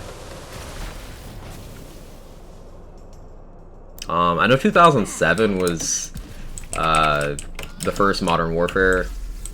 Halo 3. Was that also Bad Company 2, or was that 2008?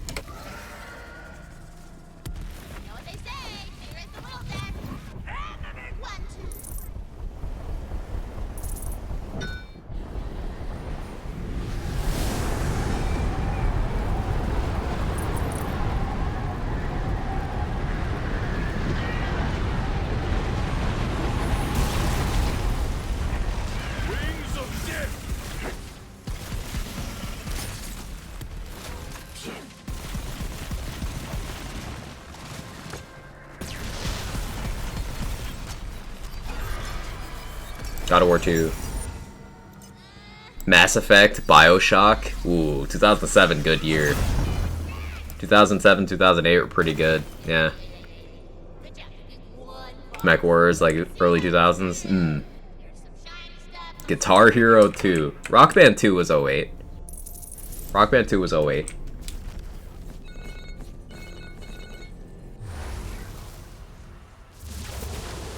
All I want is for it to be 2008 to 10 again for a day. When I care in the world, just budding RuneScape addiction, playing that on Xbox with the homies, nostalgia's a hell of a drug. It is. It is. I, for one, am more into gaming now than I was as a youth in the 2000s. I've been kind of just gaming at various degrees throughout life, but it's always been kind of a very central thing to me.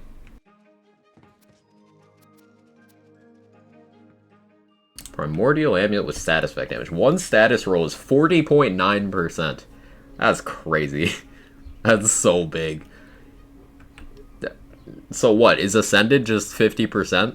Do you just get enough for Contagion tech on a double roll Ascended whenever that comes out? Nuts. Let's do Mistrial next run. I guess I'll run Plate Mail for that.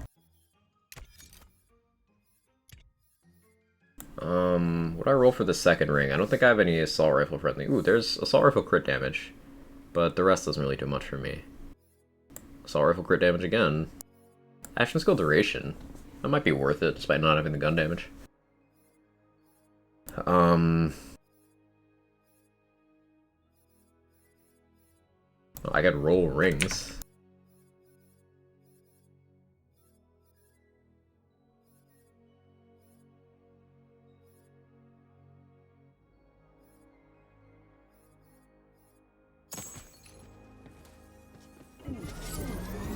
$96.6 for double roll Ascended? That's insanity. Basically, end of original Xbox, early PS3, and Xbox 360 years, best years.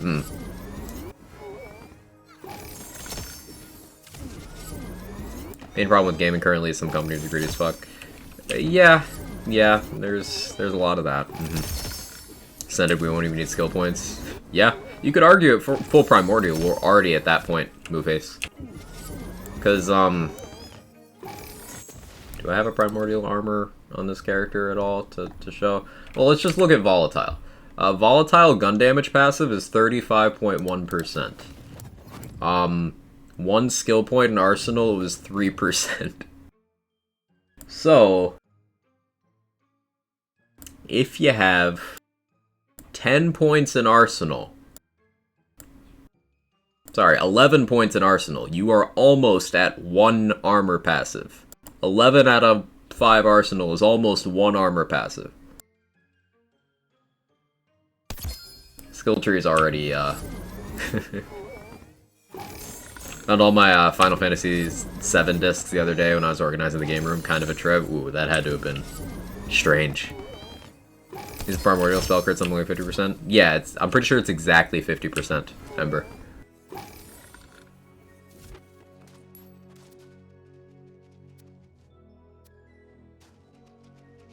Promise Ring getting buffed is actually huge. If you play a Spore Warden with Barrage, you most likely have full uptime on Promise Ring. So, like, this is actually huge for that class combo, if you're into it.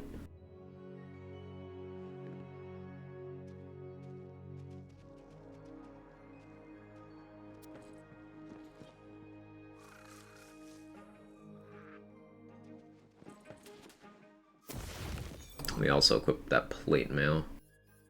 Where's my plate mail at? There it is.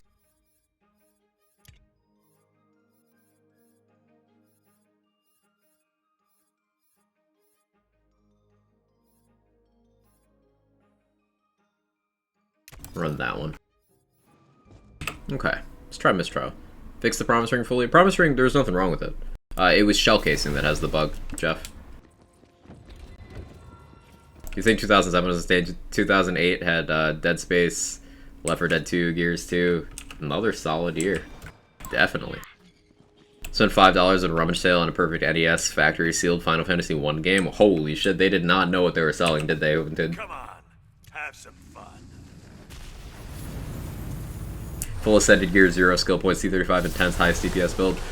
Garwood already did 0 skill point boss speed killing at Chaos 20, so like that's just gonna get easier.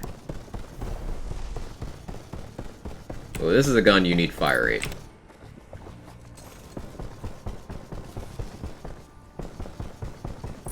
Yeah, this is a gun you really want fire rate. This does not feel good to shoot. Okay, that feels a little bit better.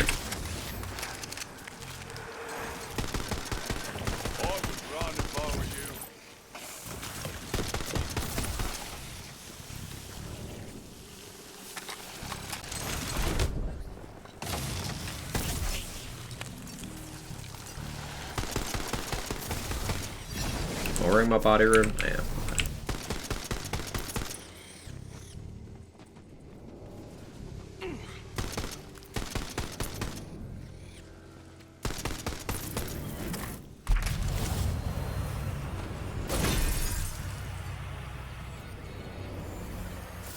Anarchy will probably help it. Sure, there's a way to upgrade items to chaotic and higher with money or moon orbs. Yeah, I don't think they'd ever go for that, Mr. Adblock. Doesn't seem in their MO. But you found out of your C20 builds to not be cutting into C35. My gun Clawbringer kind of fell behind a little bit. But if I just swap it over to Hammerzerker, like Lazy's gun setup, then it's like fine. Or if I cave and allow myself to use Spell Shot, that's fine. It's just the multi-class combos of Clawstalker, Gloombringer, and Wildfire. Those three multi-class combos in particular, out of all the ones in the game, require more gear. So C35 is proportionally more difficult even with perfect gear than C20 was with perfect gear. So of course, if I am even farther away from that perfect gear and the game is also harder, then the more gear dependent specs are gonna show their ass a little bit more. So it makes sense. I just need better gear.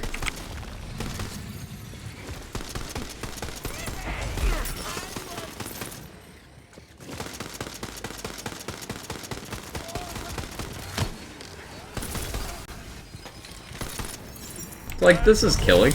It's not slow either. It's just not very interesting. I'm gonna be fully honest. Shooting this gun is not interesting. It's kind of really boring.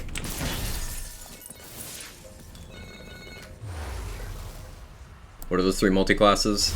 Claw Stabo, Claw Spore, and Claw Grave.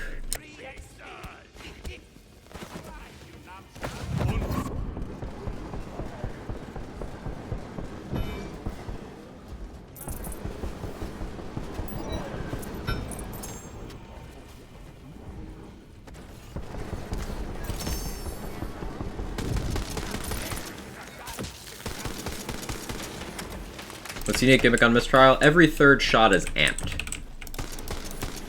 So let's see. That's the guns effect.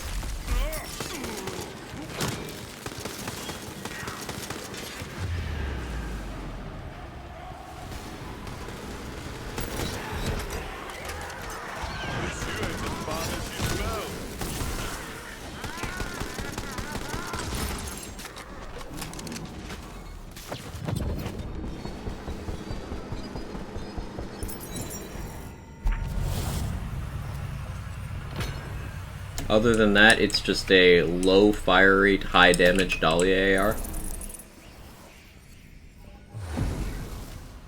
Trivia time, who knows the literary reference for Mistrial of the Gull? I don't, I'm uncultured. I'm probably gonna feel stupid once you explain it, because I definitely know it, but I don't consciously know it, you know? It's one of those things. I used to read a lot. I became a professional gamer instead of continuing to read.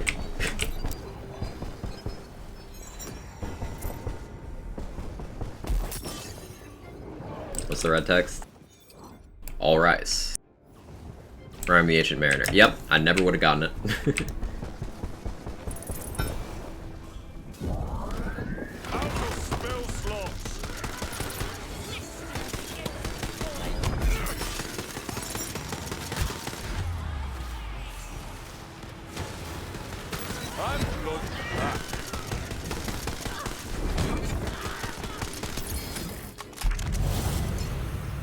Something euphoric about putting a Great Roll Armor class on a class combo used in the future, like planting tomato seeds. I get the feeling, T-Doggy. I agree. It is very satisfying.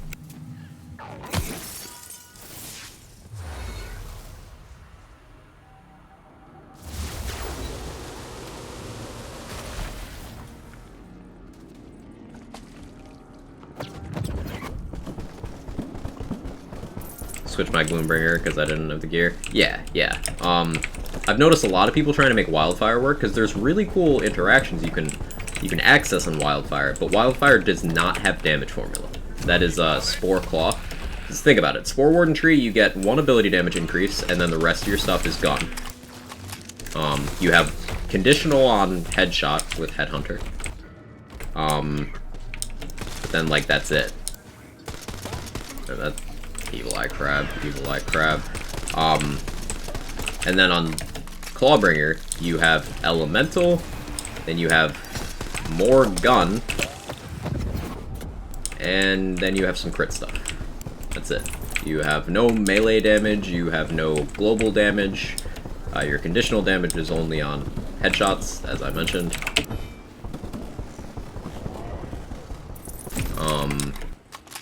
So you have a lot of outlets for damage in that multi-class combo.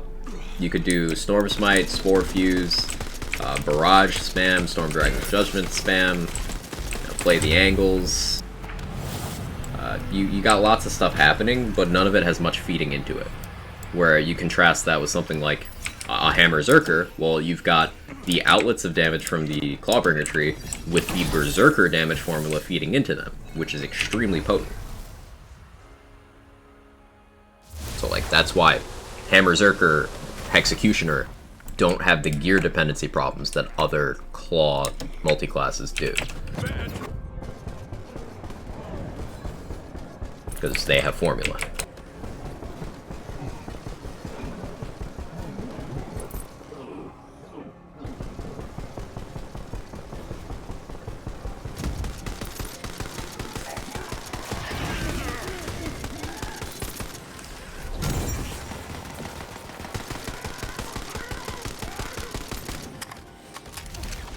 Uniques roll as chaotic, primordial, etc. Yes, Mizu-san. Any item in the game can roll as a chaos tier. This even includes moon orbs. So any item, anything. Cosmetics might be the sole exception to that. I've never seen a chaos tiered cosmetic. But yeah, any item.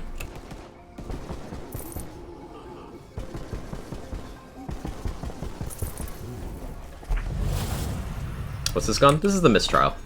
Another quest reward gun.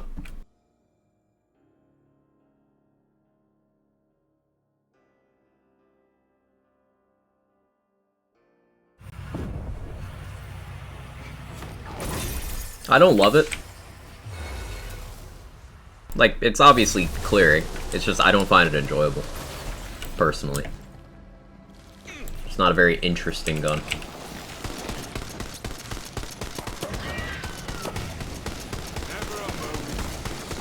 It's legit just if the Moonfire was a Dahlia AR. That's all it is.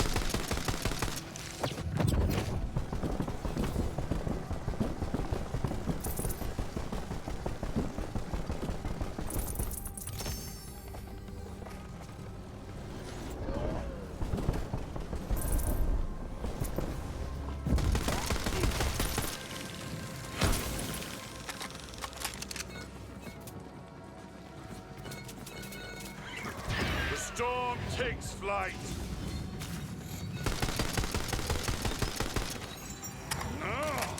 I like slow fire, high damage guns. I like those if they're semi-automatic. Oh, I'm weird that way. Like, for some reason, this is more enjoyable to me. It's a weird personal preference thing. That's why I take care to say that I personally don't enjoy this gun, rather than that this gun isn't good, because it is good. It's obviously doing well for itself. It's clearing Chaos 35 with a build that's not tailored to it, which a lot of guns require some sort of investment. With more fire rate, this thing would scale incredibly well. This setup just isn't designed for that. Perceiver might be really in this build. I forgot already, Chimpy. Yeah, I want to farm Perceiver. I want to try that. I think it'll go well as well. What type of rings are you using for your Contagion setup? Melee or gun damage? I am using ability damage just because of the secondary rolls. Actually, I think one of them is melee. But your primary stat doesn't matter on a Contagion build. None of it affects your dots. You're just looking at the secondaries and the legendary effects. Or the unique effects, I should say. I'm expecting Claw Capstone on my Hammerzerker build with a class mod of Iron Skull, Rebuke, and Oath of Thunder still be more consistent than one with Blast, Chill, Savagery, and Dragon Aura. So Dragon Aura would boost everything you do. It would be minor because you presumably already have Dragon Aura in your Clawbringer tree, and you might have Ancestral Frost in your Berserker tree, so your elemental category is already stacked. I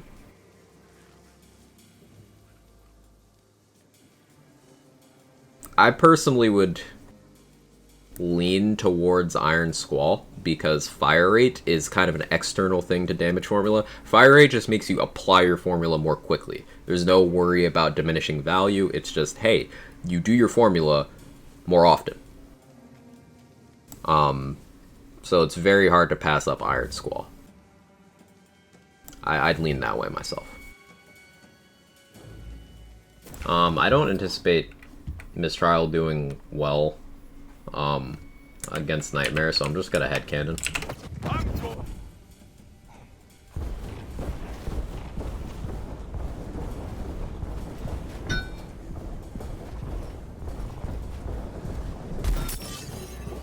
I need to stop doing that.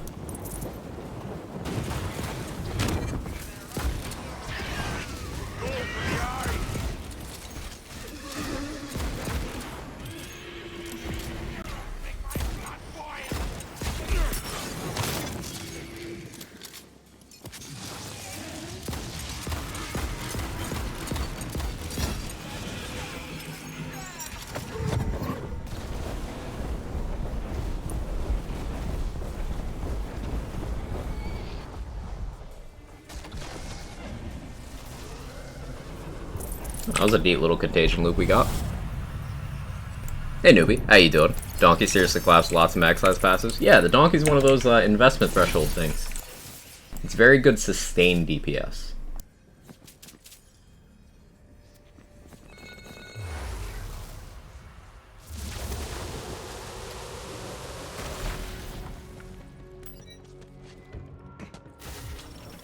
We'll play the dot build on the next run so you can see like a pure Contagion focused setup.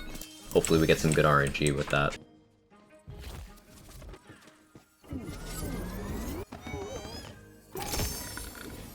Oh yeah, I need to roll pistol because I want perceivers. Keep forgetting. Man, Cat, are you okay? What did you eat? You digging. Currently running a class mod, I can't speak, with 4 Dragon Aura, 1 Blast Chill. Should I stick with that, or should I go for one that has a good amount of Squall and Smoke Thunder? I mean, your class mod's really good already, your armor. You don't necessarily need to replace that. I feel like there's bigger DPS increases in other slots at that point, as long as the passives on the item are good.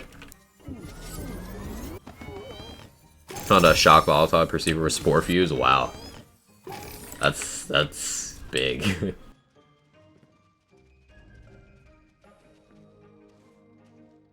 Non-Ellie. Take it.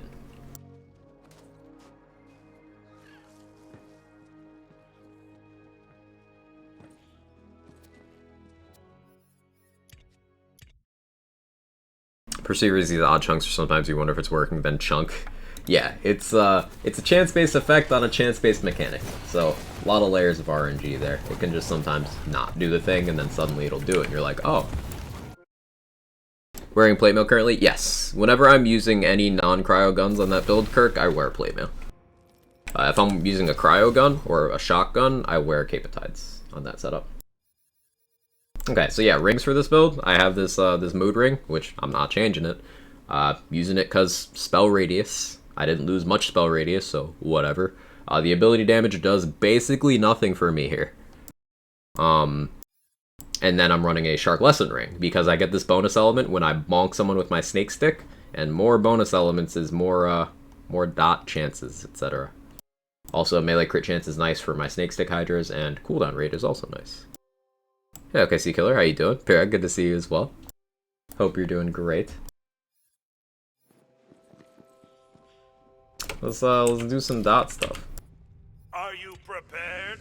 It's an amalgam I got from Tatsu. It's kind of cracked. All damage, area damage, gun damage, move speed, gun crit, primordial. Wow, nice.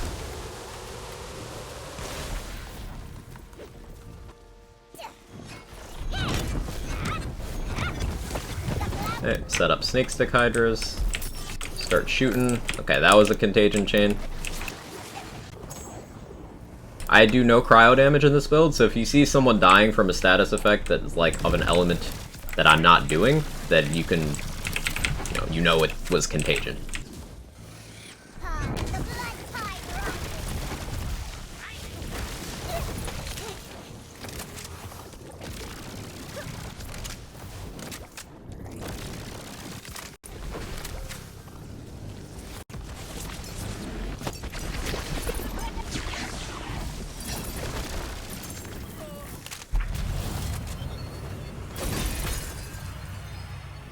Anarchy doesn't really affect me on this build. Would you recommend best Wonderlands? Beat Wonderlands story first or BO2 story? I don't understand. Like, what bearing do they have on each other?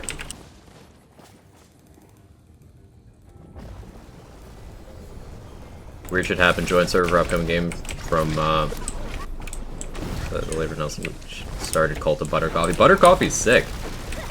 No, seriously, like, you put butter in your coffee. I know it sounds crazy, but it's like actually good. Trust. Vouch. Never beat any of those. Just asking which one you like the most. I don't really like Borderlands 2. In terms of a playthrough experience, sure, it's enjoyable your first couple times. But there's not really anything I would say that game did better than this game. In my subjective opinion.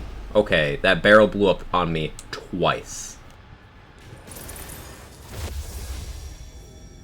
That was like the most American thing ever. Okay, Kona. I take my coffee black. I don't actually do the buttered coffee thing, but I have, and it's good.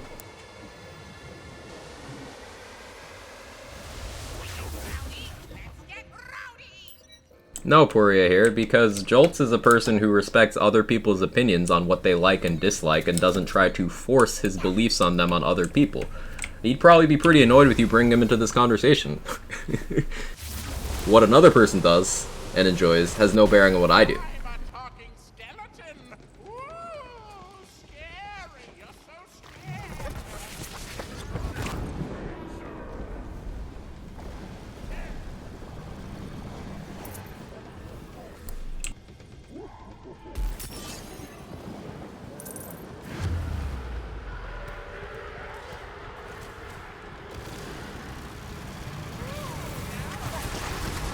I like both, then like both.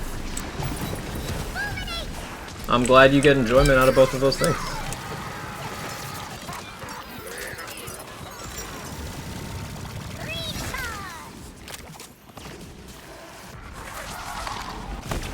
I love that singularity. Oh man, this build's satisfying. I haven't played it much the last week or so, but I missed it.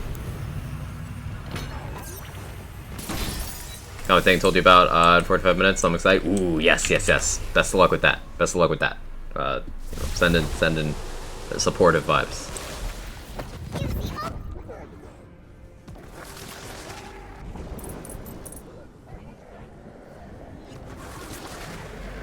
So I really enjoy this spell in the setup because it's a wide radius hit with a singularity beforehand, has a high status value and chance. So it's really good at just starting chains. Like, that was a 600k dot tick I just happened to see in that storm of damage numbers.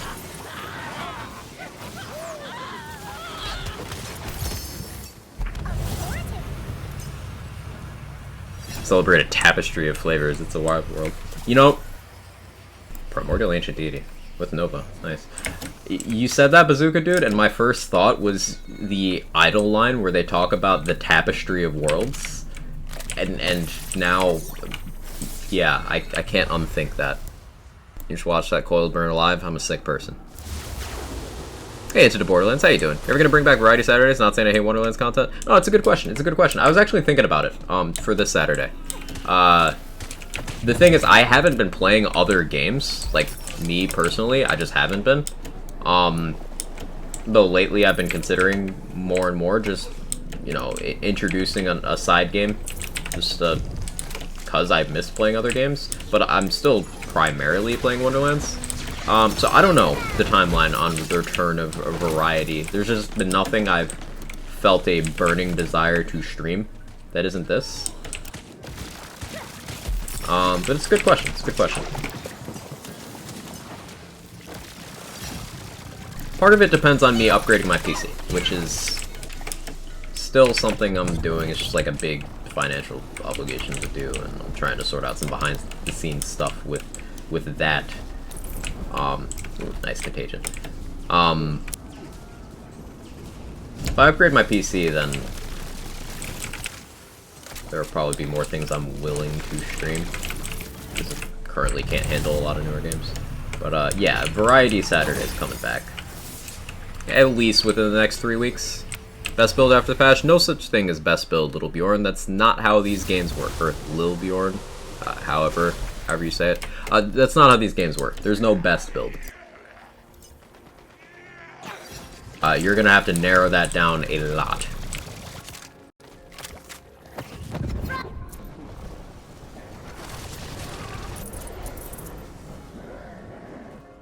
Think of it this way. It's like saying, what's the best kitchen utensil? Like, rank knife, fork, and spoon. Well, it doesn't quite work that way. You use them for different things. They have different situations where they're good, and some where they're completely worthless. Like, eat soup with a knife. Like, it's not gonna be as easy as if you eat soup with a spoon. Is Deadshot still a thing after the ring nerf? Okay, the ring nerfs didn't change anything.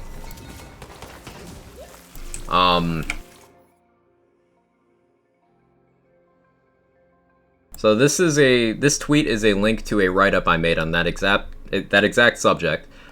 You can expect about a 4% damage difference if you were using a mood ring. 4% lower. Assuming you had, like, no buffs on. The more buffs you have, the lower that gets. Assuming you're fully buffed and spec'd and everything, it's probably more like a 2% damage difference. So, 2% damage loss isn't going to kill your build. Additionally, if you're using other, better rings, such as Shark's Bane, you got buffed instead. So, like, yeah, no builds died. Deadshot's still as crazy as it was.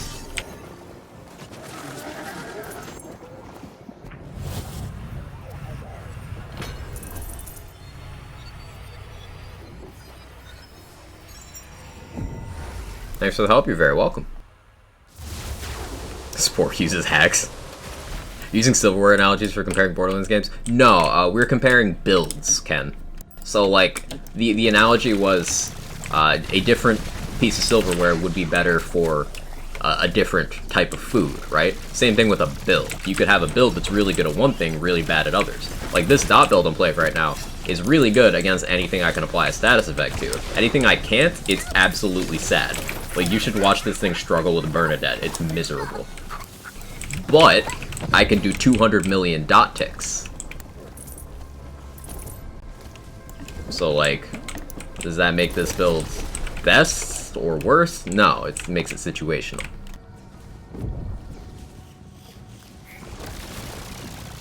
And a lot of builds kind of work that way. Can't even trigger bunny? Yeah, like, I have to use Torg stickies with a gear swap to even be able to get into the yellow raid boss fight.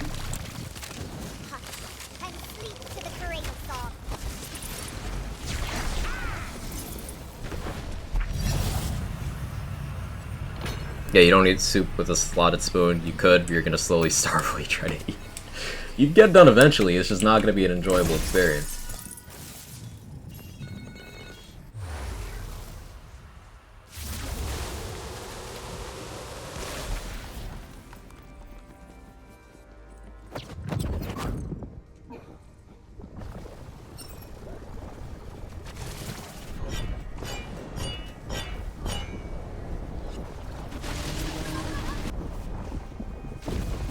Good snake stick. Good boy.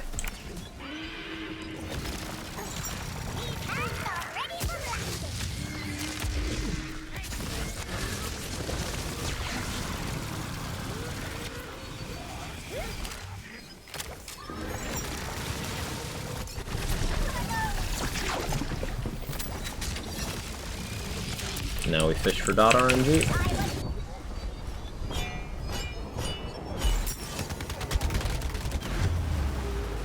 Snake stick got me? Yeah, snake stick got me.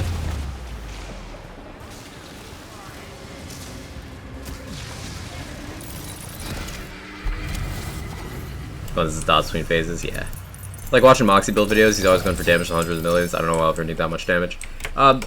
That's kind of Moxie's brand. So Moxie has this this brand of content where he makes theory crafting more engaging to people who are not doing it at a high level. Like, he gets people interested in the concept, and a great way of doing that is showing just big number.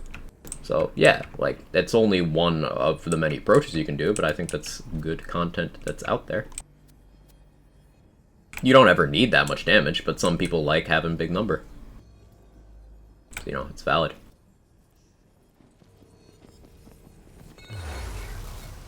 Hey Tech Genius, how you doing? Hope all is well. What does the Eagle Dangle Amulet do, if anything? Nothing. It doesn't have a unique effect. It's just kind of like an Easter egg. Sad face, the times 2 White Rider, does it do more damage, like twice? Yeah, it ticks twice. So it consumes double the ammo, but it ticks twice. So this isn't 320 per, like, tick. It's technically 2 of 320, so 640, which is, very big. Times 2 White Rider makes a huge damage difference. You are just consuming ammo twice as fast, though, so you're reloading a lot. So if you don't have a lot of mag size and you don't have a lot of reload speed, then you have a lot of downtime. But it definitely makes the gun a lot better.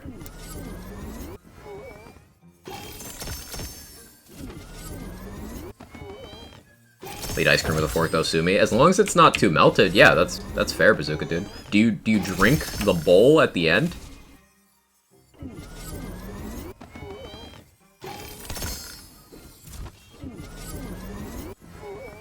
Less good half of that is that everyone chases that gear, then gets peeved when it's tuned. The comments in that vid he did for the patch were toxic as fuck. And that's because the nature of what he does is he min-maxes for big result. People who do not participate in that min-maxing process do not understand how the numbers work, so they think that any reduction deletes the thing that he made. No, it's more solid than that. So people who do go through the numbers go through a quick calc, and it's like, oh, I lost 4.2% of my damage, build didn't die, okay.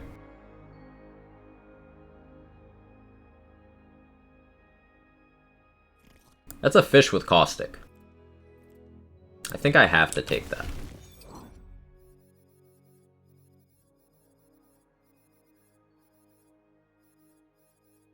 I don't need all these Hawkins.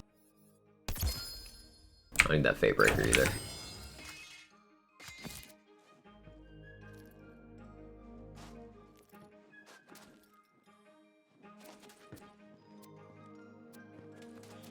Cool. I want to do another one with this build. Hey Dex, how you doing today? I'll put a ring on you. I'm ready. I'm ready.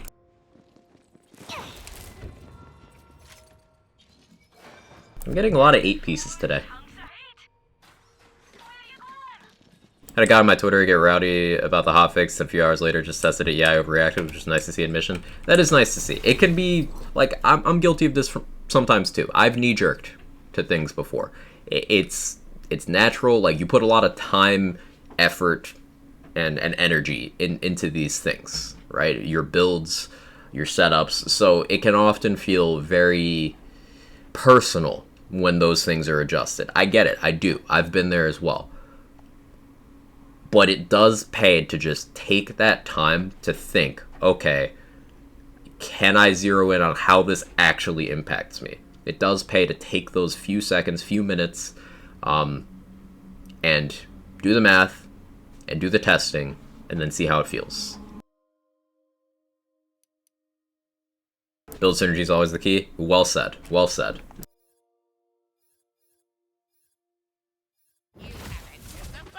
From beyond the veil, to my side! Enter if you dare. Definitely overreacted before seeing changes once or twice. Important to realize what you're really talking about. Once it's all said and done. Yeah. And that ability to accept that, hey, I overreacted, or hey, I was wrong here. That's a big thing, and notably, that's something not a lot of people can do.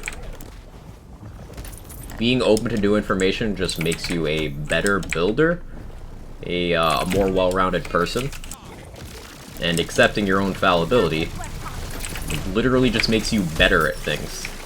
If you accept that you could be wrong about a thing, or that you have something learned in an area, that enables you to be able to grow. That makes you better at things in the future. Like, being unwilling to accept that you could have an incomplete perspective on something means you will never improve.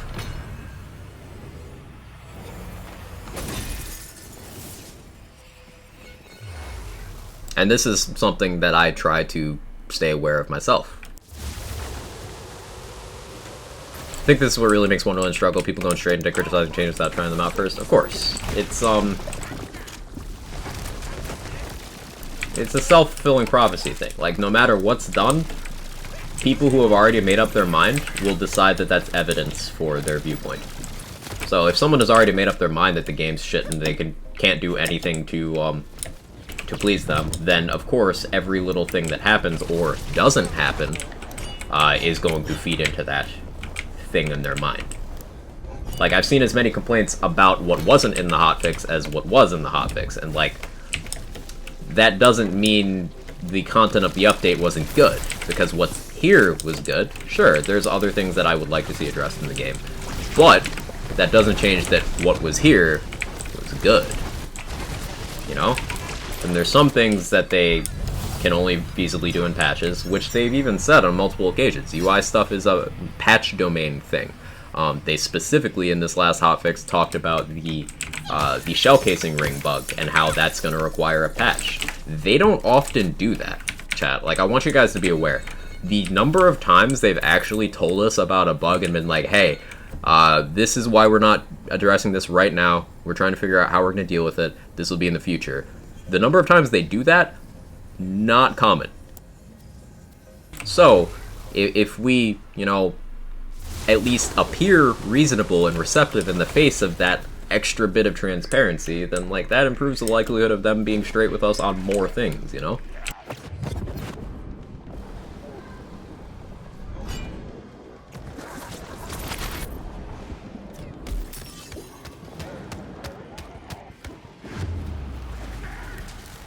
Okay, there's no enemies in this quadrant of the map. That was so awkward.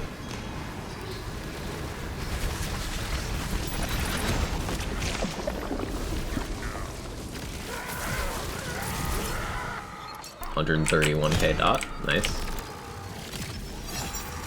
Hey, Grasshopper, thank you so much for the Prime. I appreciate it. It means a lot. Hope you enjoy all the perks. And thank you so much for your support.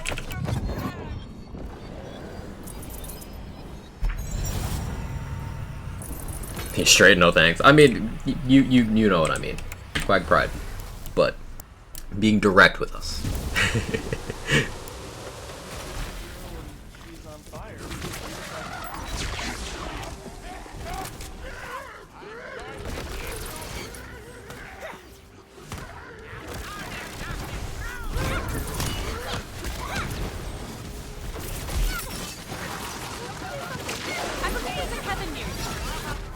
So I try to avoid Reddit. I can get too easily influenced by groupthink. Yeah, there's a lot of reactionary, emotional thought there, rather than, you know, fact-based, logical breakdown of data.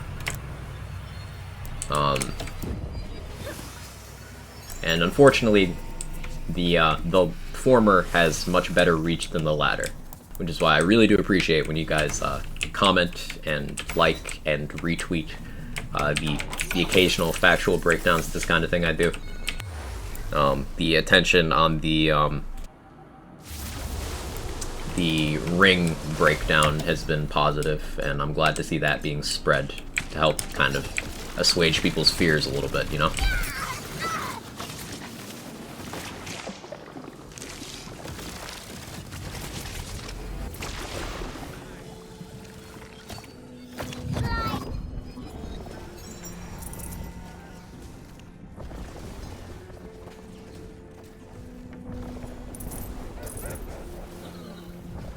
That was a good contagion change. Not a tweeter, thought it was right on. Thanks, Dex.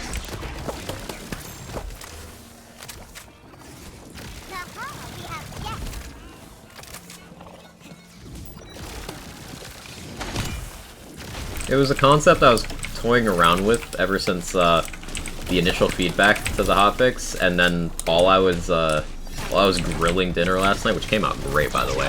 Made some teriyaki drumsticks. It's good. Anyway. I was chatting in Discord on my phone with some of you guys in the community Discord, which you should all join. Lovely conversations there, lovely people. I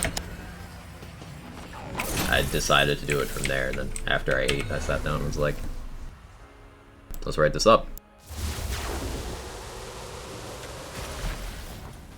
Simple, I see Quag tweet I like. I see Viper I like. Boom. Roasted.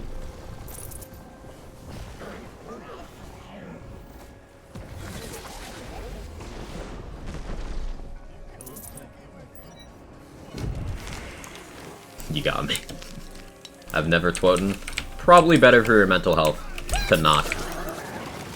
But, as I referenced earlier, in terms of content creation, it helps to have reach on multiple platforms. Since I don't do the YouTubes, I could at least do the you know, the Burb app.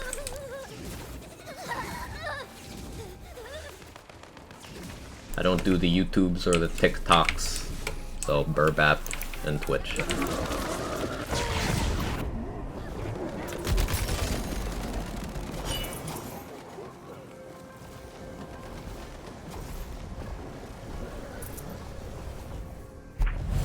Maybe you could TikTok? Maybe.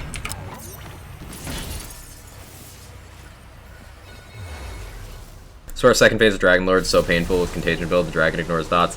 Yeah, God of Death. Bernadette, you got a shooter. And it's so... like, in a Contagion build, you very likely have abysmal gun damage. So what I've taken to doing on that is I just gear swap. Like, I'll put on some gun damage rings, sometimes even a gun damage amulet, and I'll just shoot the strongest gun I can get my hands on.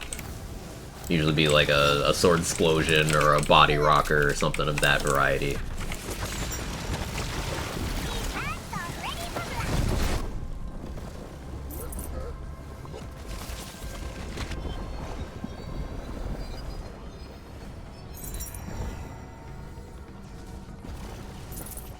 Totally install the app to watch you floss on TikTok. I can't dance worth shit. Like, it's... I don't dance. do not. It's better for everyone that I don't. Hey, Pragmatic, how you doing?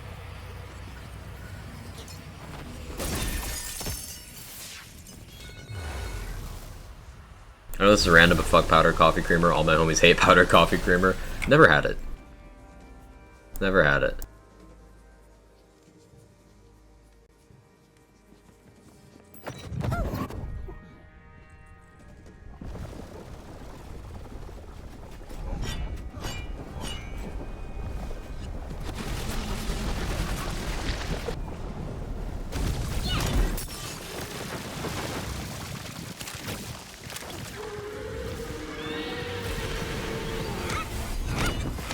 Can I spawn snake sticks while you're in this phase? No.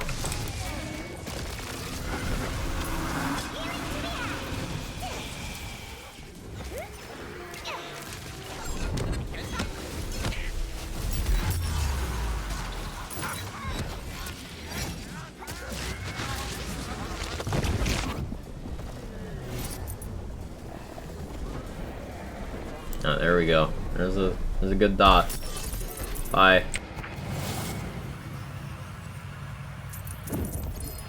Do love me some good dental hygiene. Hate powdered coffee creamer. It's coarse and rough and irritating. Gets everywhere. Now speaking to liquid creamer, not like you.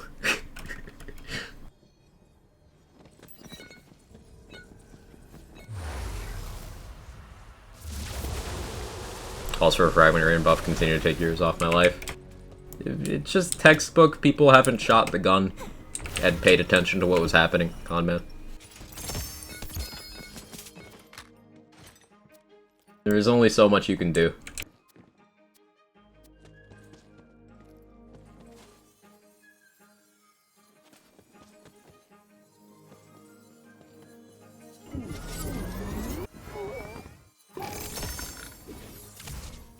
All seriousness though, it doesn't mix. You're left with a neat pile of fucking garbage on top of your cup of coffee. Ugh. Ski prod? Yeah, ski prod is one of those things that, like, I like its effect, but ultimately, for the ammo type it consumes, the amount of time you spend not shooting, and the nature of weapon it is, it's just, like, it's a sniper rifle that's niche is not bossing, and everything in this game is already good at mobbing. So, like, I don't know.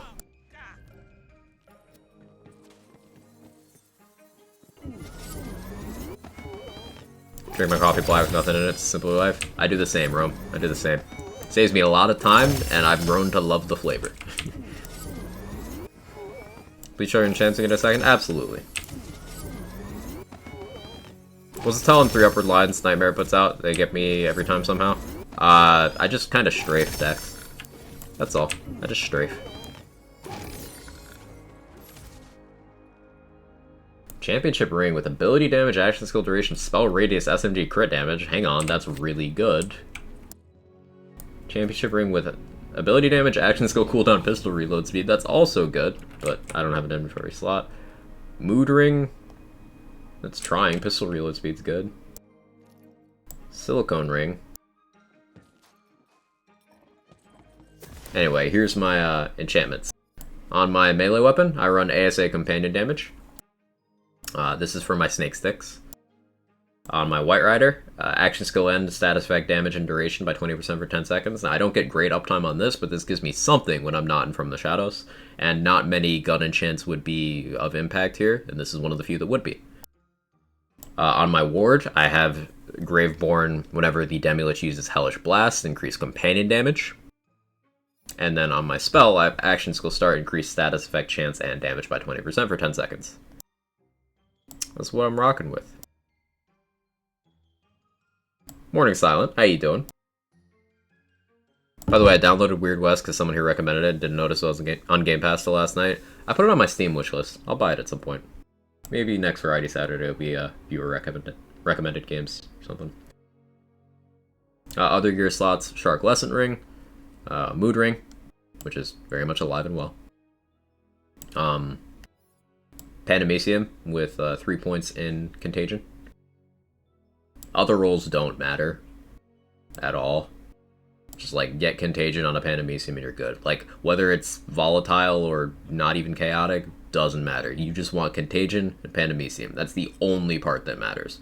Area damage applies to Pandemisium Explosion, cool, but I don't care how much damage that thing does. Melee damage applies to Snake Sticks, cool, but I don't care how much damage they do for the most part. I take it there because it's something, but like I already have melee damage elsewhere. It's not impactful. The max HP doesn't do anything for me.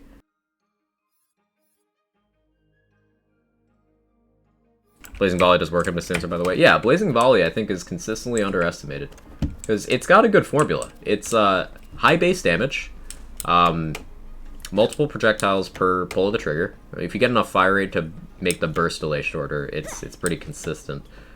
It's splash. It's got a high dot value with a decent dot chance. Like Blazing Volley is pretty okay. Yes, cat, you are a cat. Arrow Halifax, how you doing? Thank you so much for these 16 months.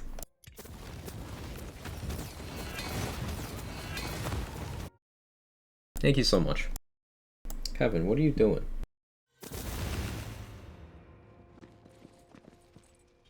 Kevin's like, tell him.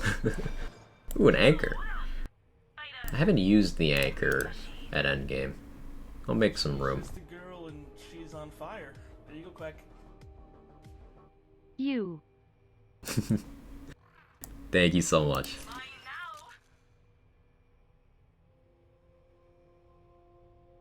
Why do I have this paradigm? Oh yeah, because it has Contagion.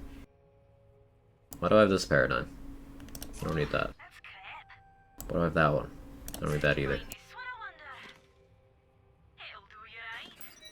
Anchor. How does this thing even shoot?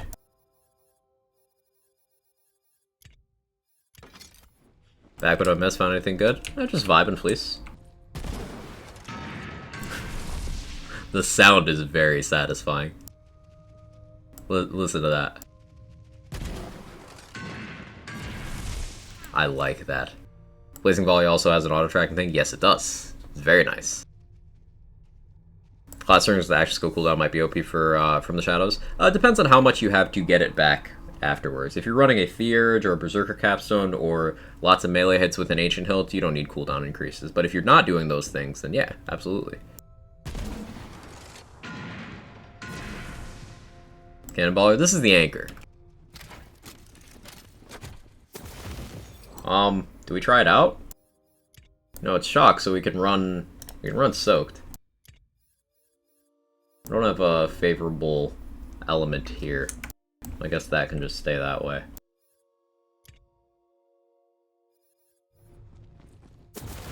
I'm curious enough. Try to reroll that Perceiver because I don't use Barrage and RNG is not kind, so now it's still Spore Fuse. 2k reroll. Oof. Okay, maybe not in this room. This is not the room for that. Where's my Heck Waiter? There's my Heck Waiter. Hang on, I'm stupid. I'm using Heck Waiter with Soaked. Let's not do that. Headcanon. Okay, we'll try Anchor in room 2.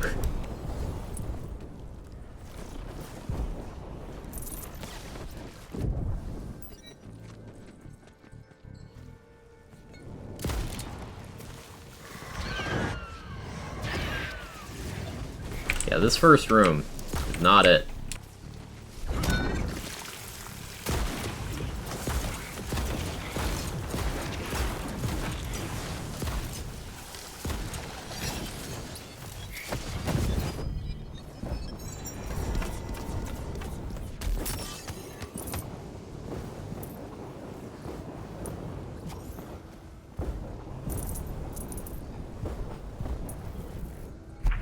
This is the worst room one. Yeah, definitely. Oh, okay. Cool. Definitely not one of my favorites. Anarchy? Sure, fuck it. It's not like I can make this thing noticeably less accurate. Try any builds of legendary class mod sets you on fire. Selected Amnesia? Yes, I've done several. Good armor. Good armor.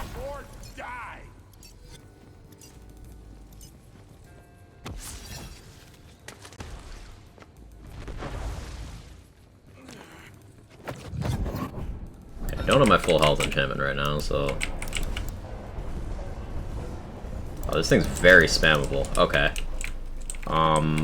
You reload one at a time, though. So this is a good universal soldier gun, then.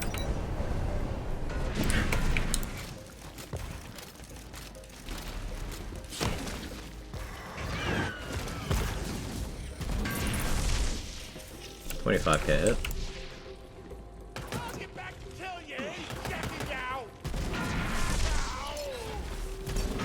That's not bad.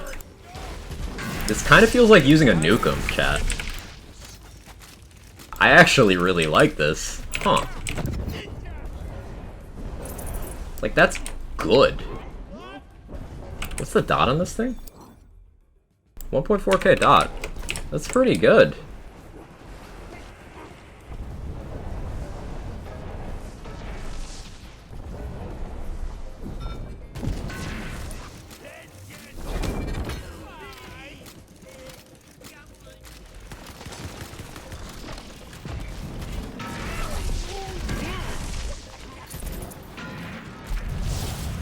Dark Magic triggers Contagion? Yeah. Any status effect, Emily. Each of the elements can apply a status effect. Even Cryo now. Borderlands 3 Cryo did not have a dot, Wonderlands Cryo does. It's a pickaxe with Ancient. It's useful.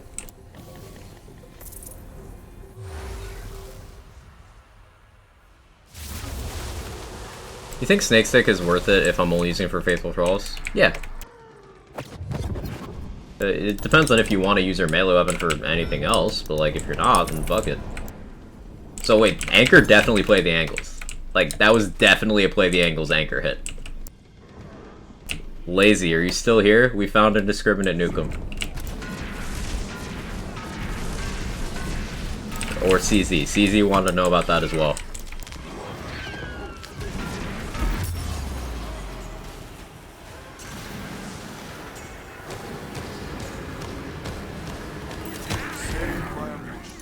I'm out of ammo, but gun is this? This is the Anchor.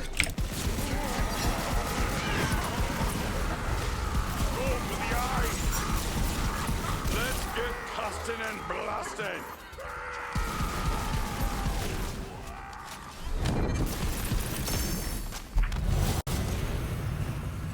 Sure it wasn't just the Anchor bounce? I mean, it did so much more damage than the initial hit. Smith's answer plate mail is Amara too. Yeah. I should use plate mail with it. It loses the splash, but I'm using cape right now. Do I have launcher ammo? And give me ammo. Someone give me fucking ammo. Ah, perfect. Wait, that doesn't give you ammo? Hello? It says refill ammo. It just didn't. That's a scam. It's a lie.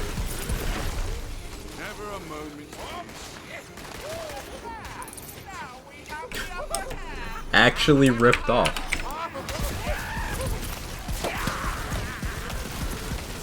Well, I want to use Nukem here, but I'm already calling it a Nukem.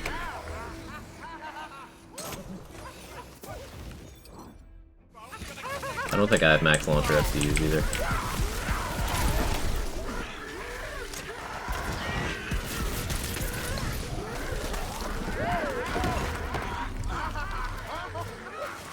Where ammo? Do I need a fucking ShamWi for this shit? We'll try it in the next room. Fuck you, Shara.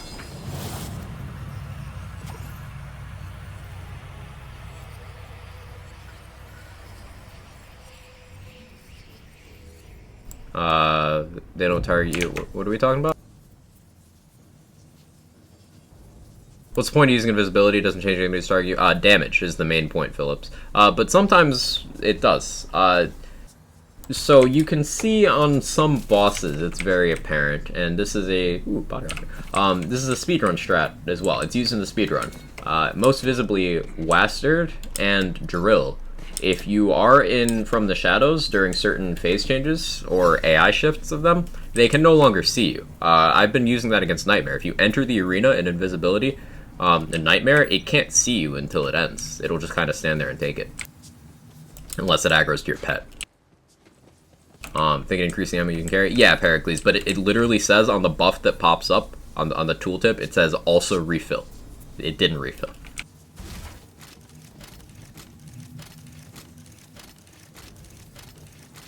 But the primary use for From the Shadows is not the invisibility, it's just the access to damage it gives you. That's being lied to by a description. In my lands games, never. Never.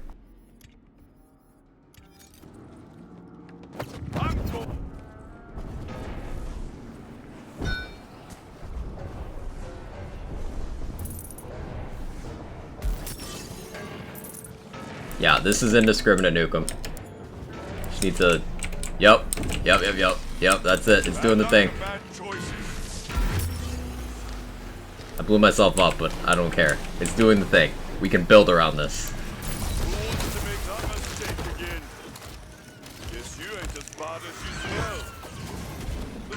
Neuron activation.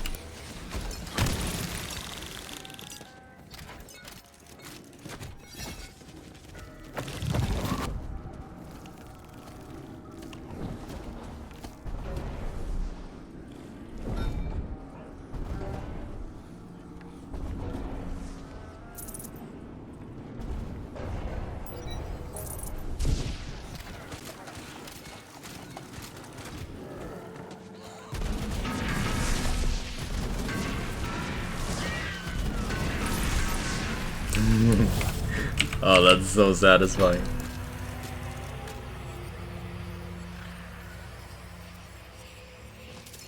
Definitely between mobs and bosses seems unbalanced to me. The thing is, Marmalute, this game has different boss ideology than previous Lands games. Bosses in this game, not only do they have, you know, elevated health and stuff, they have mechanics and they have stages to them, phases.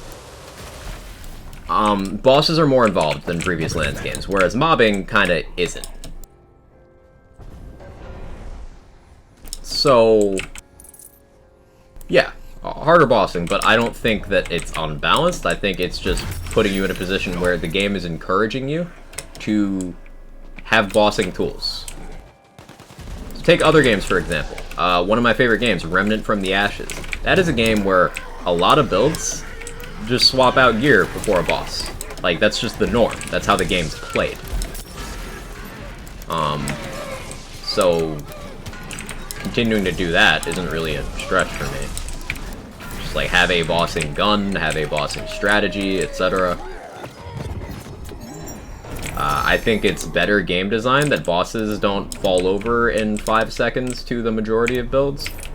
Rather, it's a minority of builds doing that.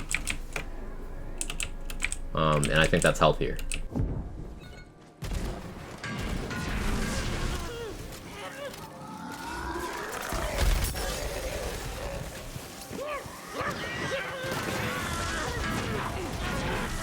If you want to close the gap, you can elitify mobbing rooms. Yeah, and then it's much closer together in terms of the threshold of damage you need for bosses and for mobs.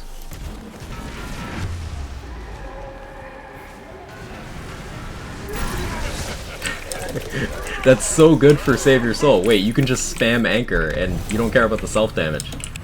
That's so good. I've been able to figure out what gear works best with certain bosses, let them know what will require with spell shot. I can provide a few recommendations for you. It's going to depend on the boss somewhat, but a weapon that's kind of good at everything in this game is you get a good parts White Rider, it will never do you wrong. White Rider's incredible. Just mobbing, bossing, it's always good.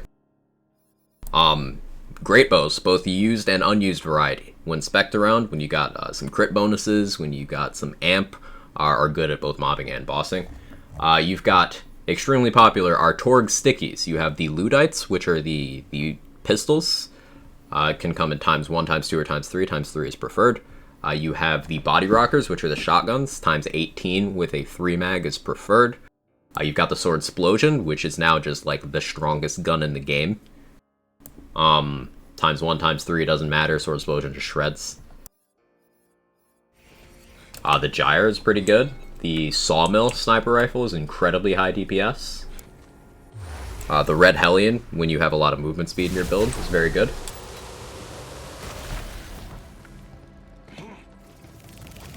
And then there's, of course, situational picks more tailored to your build. For example, in my current build, the head cannon is a good bossing tool, because in From the Shadows, you guarantee crit, which means you get the head cannon on every shot. Get the head cannon explosion on every shot, I should say.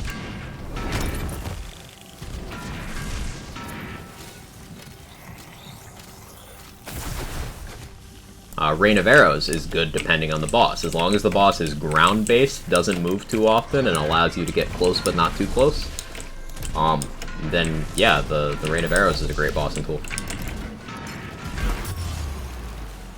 I feel like my Sword Explosion wasn't doing anything. We're using it on sticky mode. Appreciate the assist, little one. Because Sword Explosion is just one of the strongest guns they've ever introduced in any of their games right now. It went from total joke meme tier weapon, and then it got buffed last week, and now it's just the highest single target DPS weapon in the game.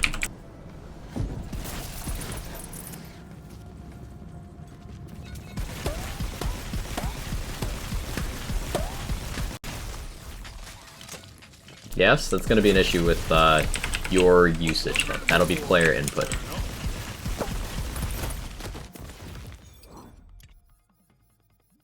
I will equip a Sword Explosion for you real quick. Sure, Cryo, Cape of Tides, Frost, and we'll go...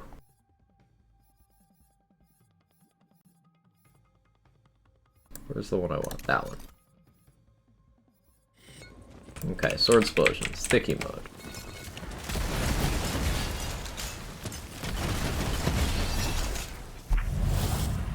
You're just no good at the game's upper levels?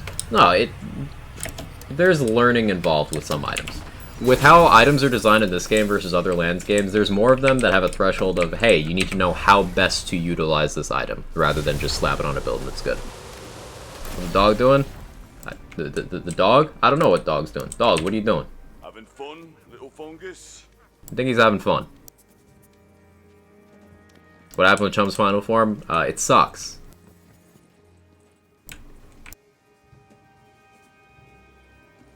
Alright, here's Sword Explosion.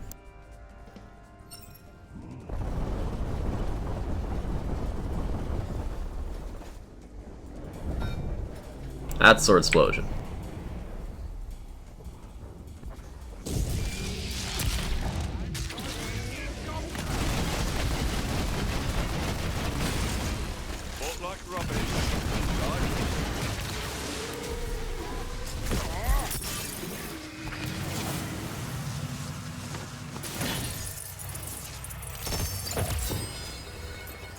Your build's great.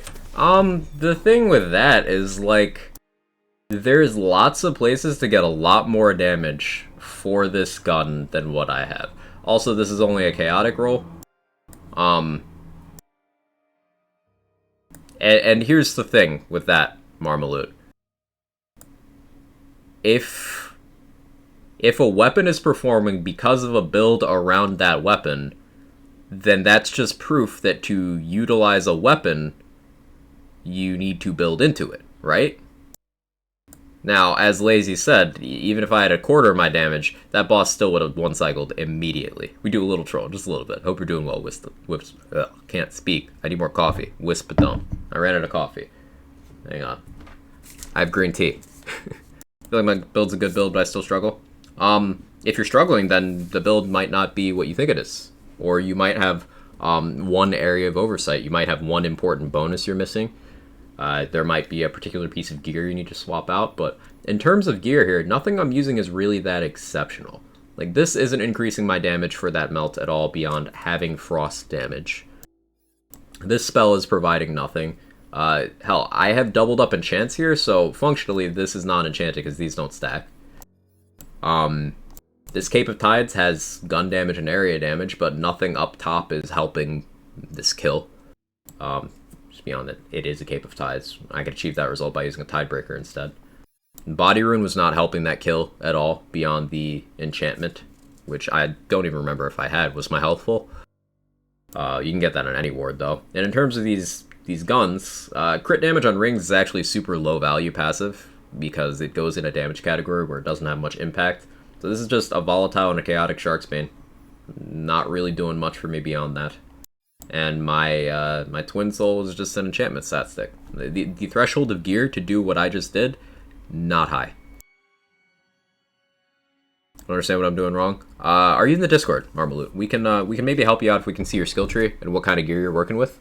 Join the Discord, and if you use the Loot Lemon skill tree planner posted in the Wonderlands channel, you can have some people help you out with that. There's a lot of very kind and helpful people in the community who can help troubleshoot what might be giving you some trouble. Build seems solid until I boss. Bossing is just harder in this game than mobbing by a wide margin. You're absolutely right to feel that way. It is achievable to still do well. You just need to be a little more discerning about your weapon choice in particular.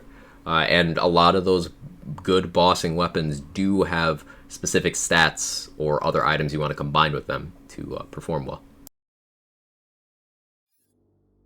This anchor surprised me though. That might get a permanent slot. I'll do another Great Bow run next though. I need a sniper-friendly ring of some kind. Do I want sniper mag size? I don't think I need it for this gun. Sniper crit would be minor, but may as well.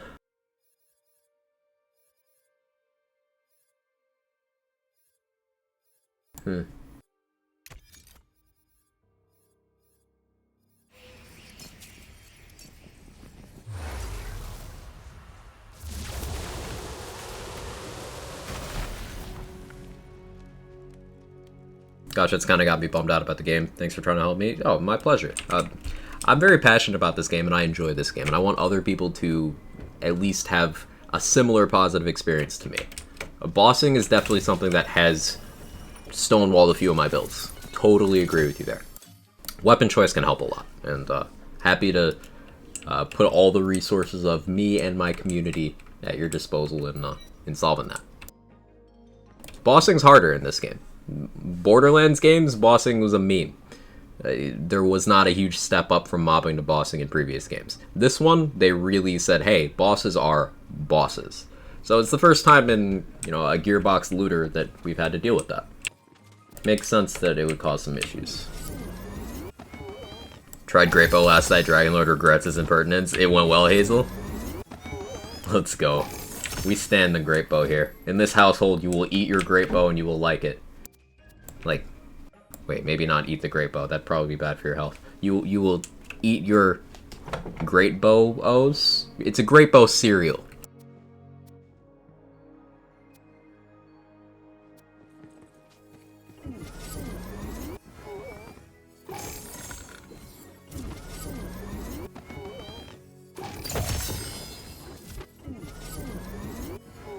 Great cold cereal? Yes. Hey, Felicia. Great bows. Great bow. You stop at this instant, Viper. Honestly, I like to work backwards with builds, so where I start from bossing and branch into mobbing. That's a good approach. Bossing is the threshold where you need more, so if you can clear that first, all you do is add, like, target access from there for mobbing. Mobbing is more about hitting multiple things at once than it is about doing a lot of damage. Whereas bossing, you need the damage.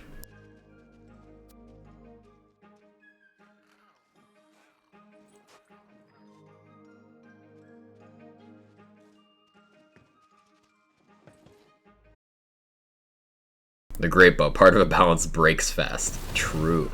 How'd that Pookie do after the damn build? Does very well, Crook. It's in my rotation of guns I use regularly on this build. Ooh, a Frostburn.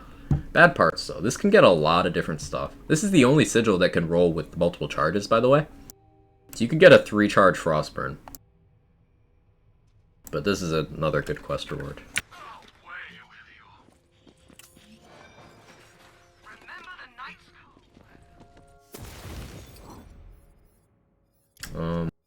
Let's run the Amp Ward as well.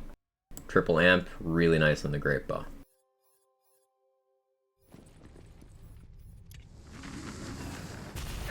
Man, I was gonna continue my solo Berserker, but Chaos Chamber too fun. I can't stay away. No problem.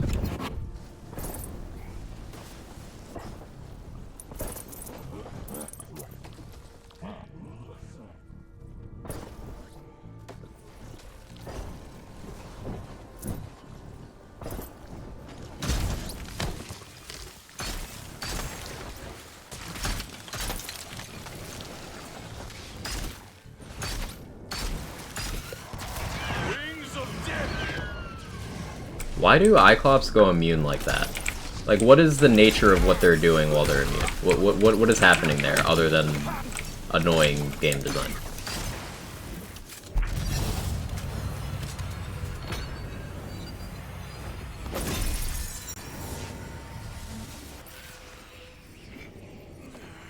They're hibernating? Interesting. Vorkanar is next. He's been burning my socks and kicking my butt too long. Obviously, I'm not doing the fight right. Vorkanar is a bit of a puzzle to first figure out. Pretty much you can do the entire fight by just slowly strafing left. And that'll nullify all of his attacks except for 2. There's one where he does a homing sort of blast thing. And there's one where he'll spin around. At that point, you go, instead of rotating counterclockwise, you start rotating clockwise to avoid his spin attack. And you have to start jumping over the flames if you do that. But then it's just the homing blast that you gotta deal with, and then it's fine. His hitboxes are a little bit weird. You don't want to be too close to him if you can avoid it. And sometimes connecting is weird. Also, after you detonate the bomb, keep in mind that where the bomb was, you can now see the person who's controlling the Vorkanar dragon thing, and that is a crit spot. So that helps.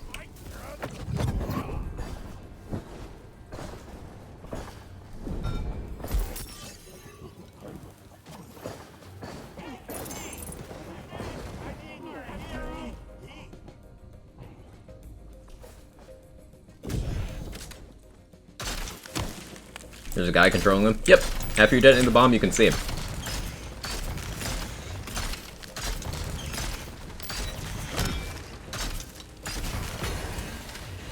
Here I come!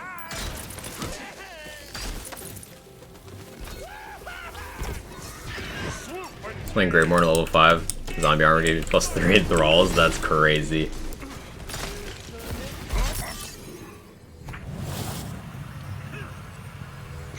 Haven't seen too many surfing goblins anymore. Thank God. Yeah, those are frustrating.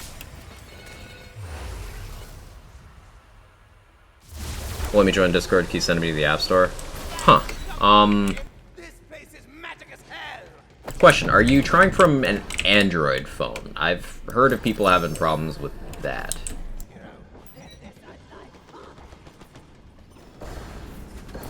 If you're not on desktop, you'll... I mean, regardless, you'll want the app for more convenient Discord use. But, yeah, that could be it.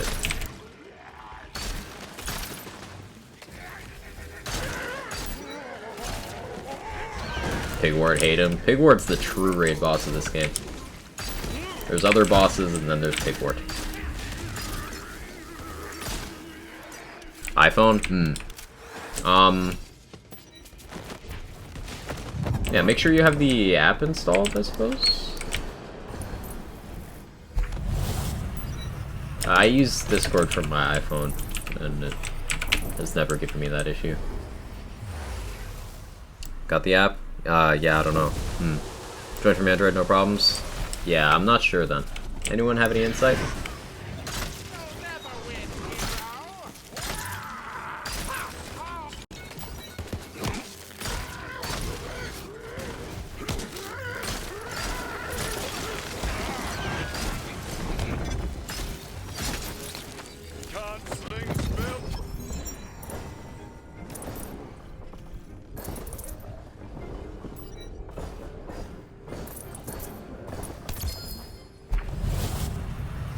Pigwort is built incomprehensibly. True. Hey Ivan, how you doing?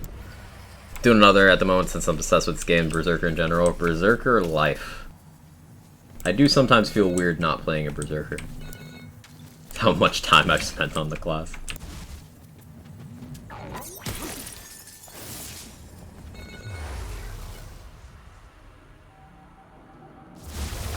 If you have the app downloaded, you can copy the link and join from within the app. Yeah, that sounds like a good workaround.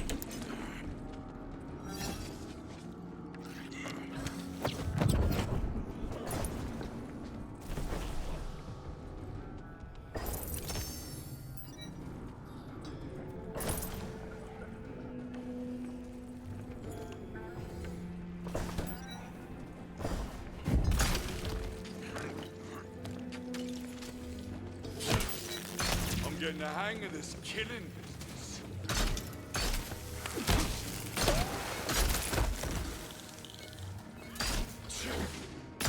Potato aim. Bird power!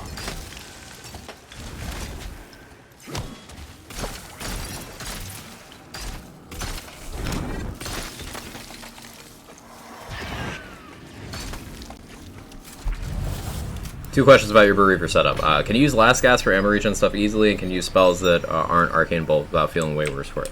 Last Gas is recommended because Amnesia will keep it down, Viper, so yeah. You can use spells other than Arcane Bolt. You just want to make sure you have enough of a cooldown that you can trigger Sanguine Sacrament on cooldown at least. At least. Having more than that allows you to also use Morhems to trigger Blood Frenzy at will. That's what Arcane Bolts does especially well. Because I do currently run 6 out of 3 Blood Frenzy on my Bereaver. So, like, lots of healing. But you could comfortably use other spells as long as you have the sustainability.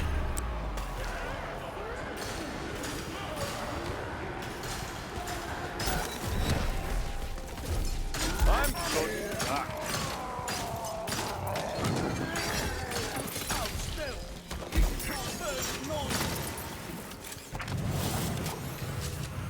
Give up, I'll just stick to my spell shot.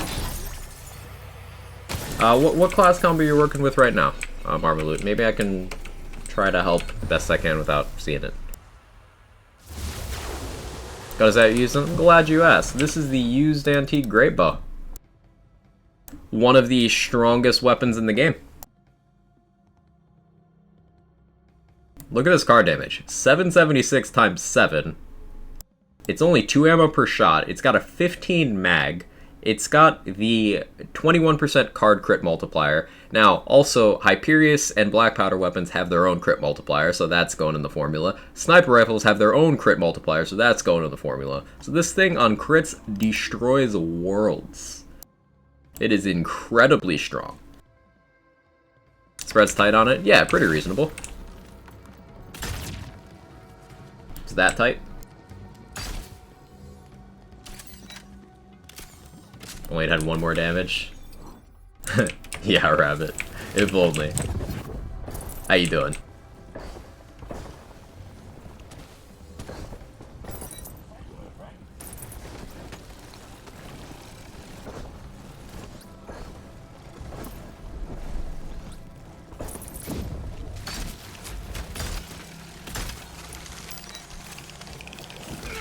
Bread slicer. Yes, please. Crit formula, 1 million. Yes, for that many projectiles, in my humble opinion. Yeah, it's definitely a tight spread for this number of projectiles.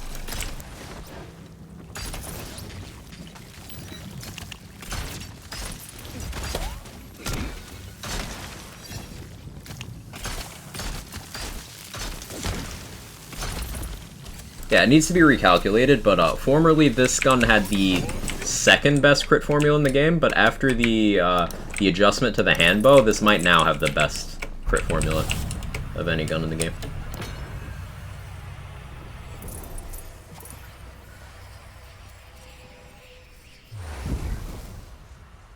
Doing good. Broke a toilet by sitting on it today. Just had a fun little mess around trying to stop water from going everywhere. Did you, like, plop down on it?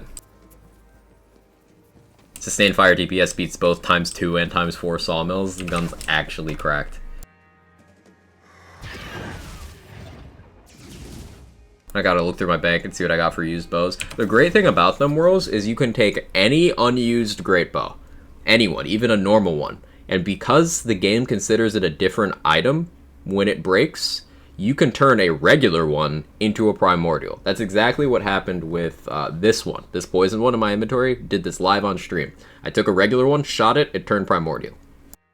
So this item is not only one of the strongest items, it's also one of the easiest to farm for, because you have no enchantment worries. It can't be enchanted anyway, so no variance there.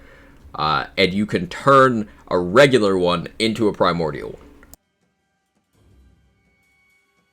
Did I mention it's also only 2 ammo per shot? Like, this gun's amazing.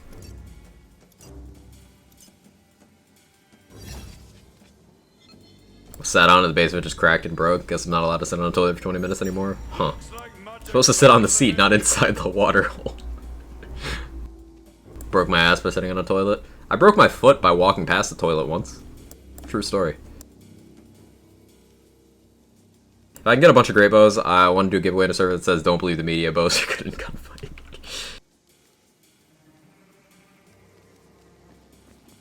The used antique great bow says a lot about our society. We live in a society. Or something.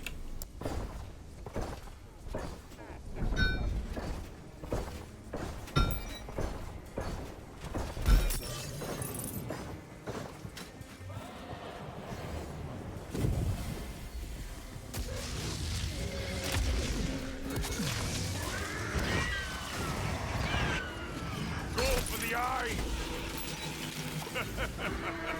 You were short work.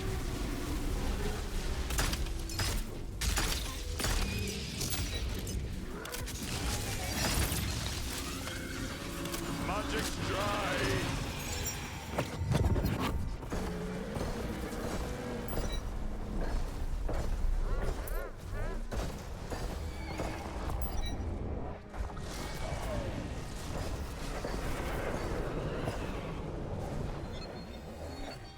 My damage is lower right now because I don't have my full health enchantment, and it's annoying.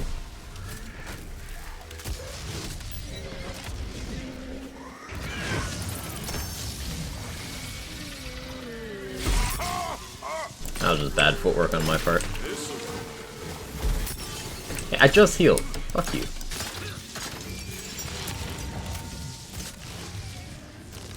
Boss is being rude.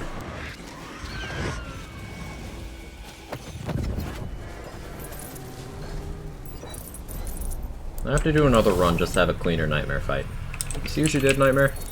That is Frostwilder. Frostwilder. Okay, so with Frostwilder, big thing to keep in mind is, Berserker is where most of your damage formula is going to come from, whereas a lot of your outlets for that damage come from Spore Warden. So, for example, you can do a lot of damage on Frostwilder by taking Berserker's first half tree boosts.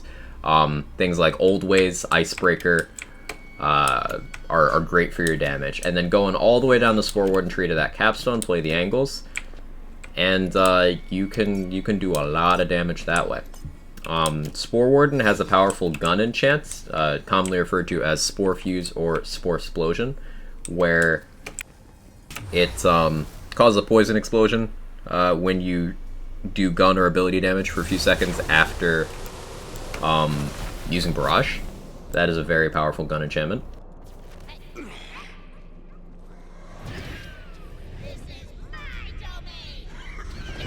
The storm takes flight. Always amazed Rabbit's still alive. Me too. I'd say the best combo classes to play together. It depends entirely on what you are trying to do in your gameplay, Phillips. If you're trying to be a spellcaster, that answer is different from if you're trying to be a melee character. For example.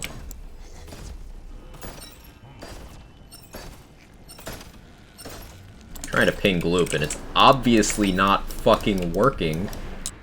Ping. Thank you. Holy shit. It's also a pretty good chunk of damage on Gloop.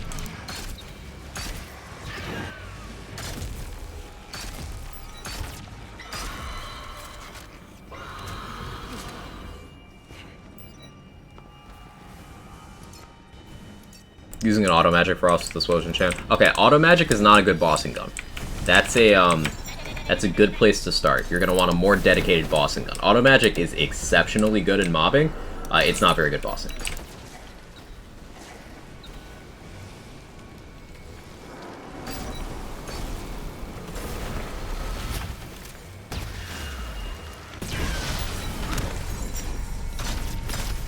Strike them down.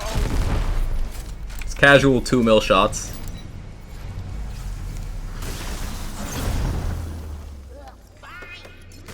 Lurk, enjoy your lurk, Urban Mech.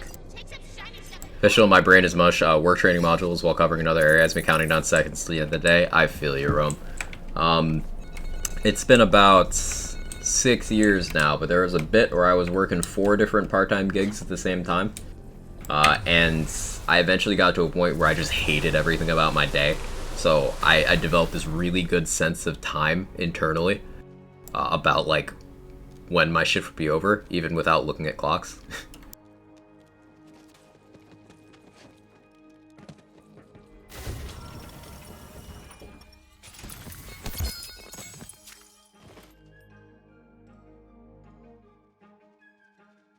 I'll stay alive 101, just don't care. There's fire orbs on the floor, reused fire sprite assets? Maybe. OBS, give me my frames back. Yeah, Cape of Tides. Of course it doesn't have blast chill. You were so close to greatness. You were so you were this close. That's disappointing.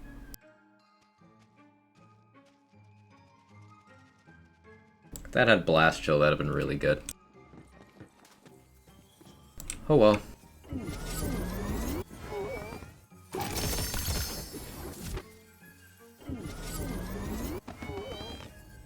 Pain, mostly suffering. Mm-hmm.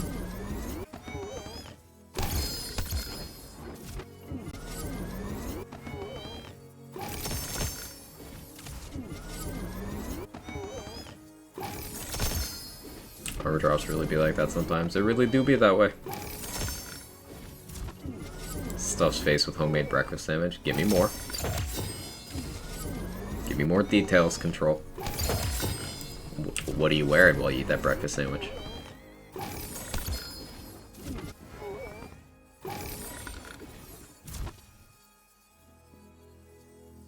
As I always say, reusing assets is fine by me if the extra time it goes towards making the game better. Absolutely. There's no reason for them to remake every little thing just for the sake of doing it.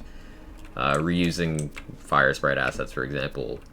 The explosion for the ocean thing was the Bounty of Blood explosion. Like, that's smart reuse. Allows them to put their dev time to other things. Assault rifle mag size on a Shark's Bane. Do I want this for anything? Do any assault rifles that are actually good in this game have mag size issues? Encapsulator, I suppose, you want more for more stickies, but Donkey already has good mag size. Bread Slicer already has good mag size. Rogue Imp mag size is irrelevant. Thunder Anima mag size is irrelevant. Quad Bow isn't good. Crossbow Generator reloads fast enough that you don't have to care. No, I guess assault rifle mag size isn't a good stat. Unless you're using encapsulators.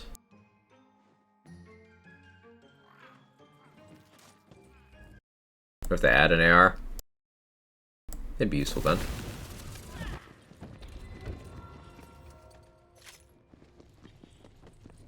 Think you can make it?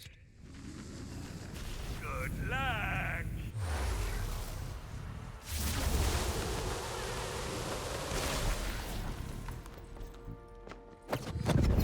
I somehow forget that this is the first room every time. I go and expect and be like, cool, we can have some fun, and then it's fucking Iclops, and I'm just like, oh, okay. We'll have fun next room.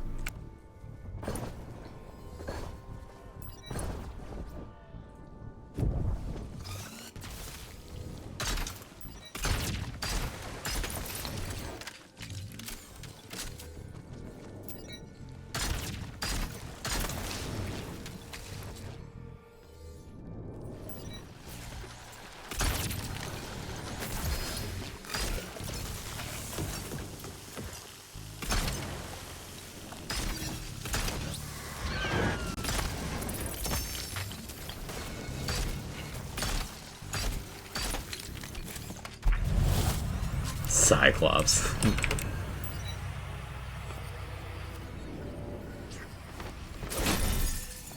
Another fun tidbit for anyone who might have missed it. So this shield, the Spirit Rune, the bit where it says while standing still gain 20% increased lightning damage. So that half of its effect is baked into the body rune. It's also baked into the mind rune. So if you stand still with a body or a mind rune on, you get this lightning bonus on top of the other effects. What about Master Rune? Master Rune does not have it.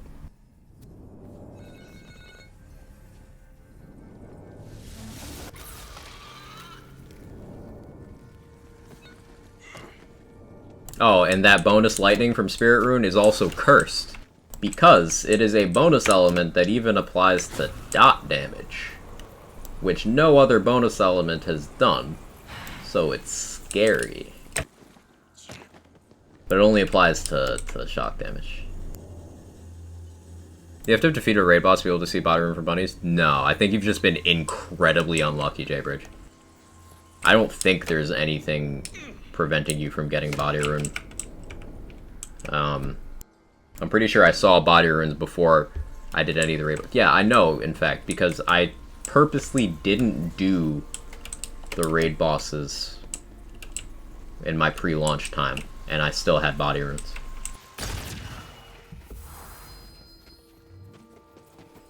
I saved the raid bosses for stream content.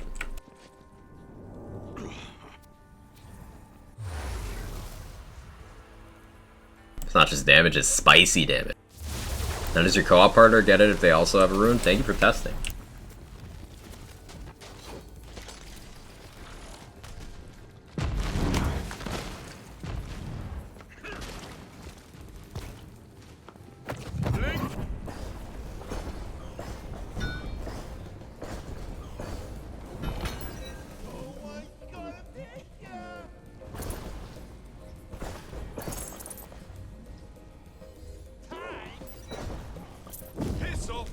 Nice.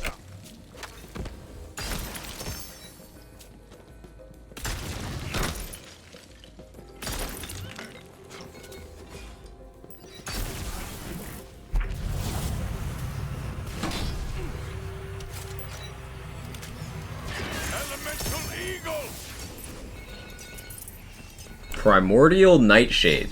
At blue, a Primordial Nightshade is still over 100 damage. What?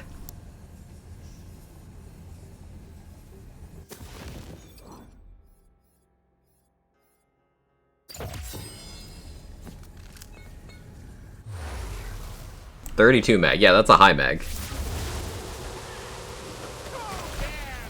against our dark master.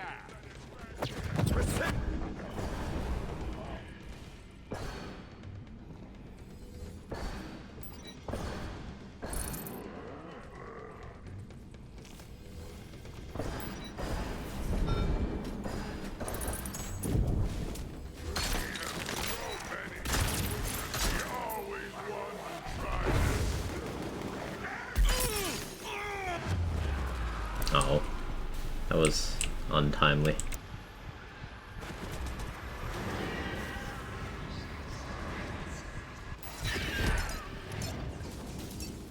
Get down here.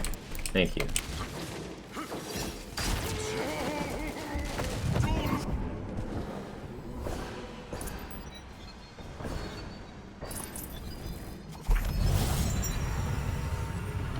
Start doing my daily hello in italics now.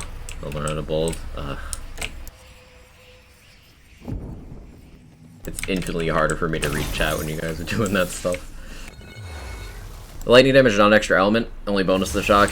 So the way bonus elements work, kind buds, normally is they don't look at other bonus elements or, you know, apply to status effects, because those are not their own instance of damage.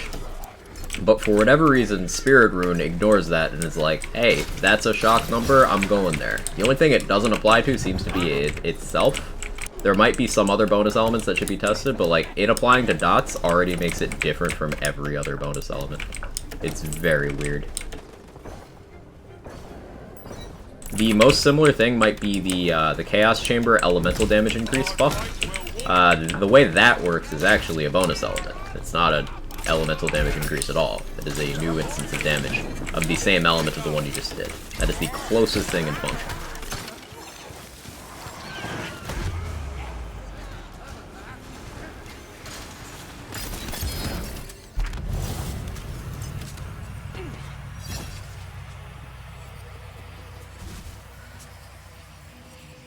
Still use /me and gets out, it's not colors anymore. Yeah.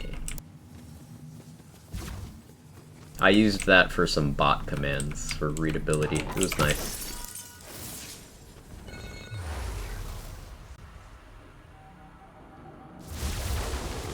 Hey Swin, how you doing?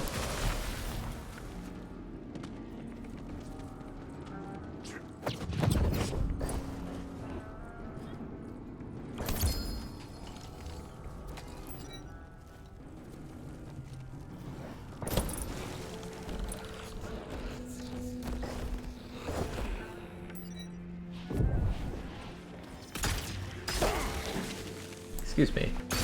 Thank you.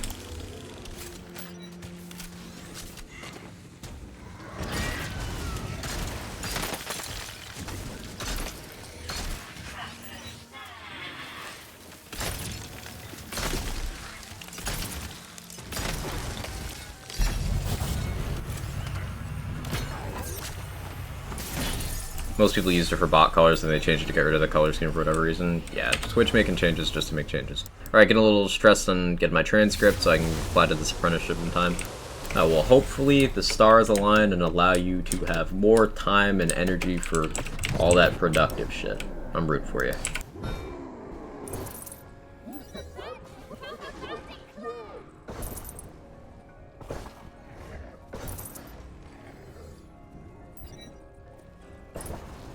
Man, ADS to kill with a sniper. He's insane. He can't be stopped.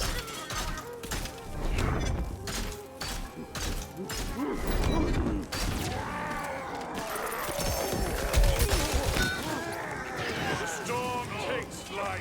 Painful sneeze.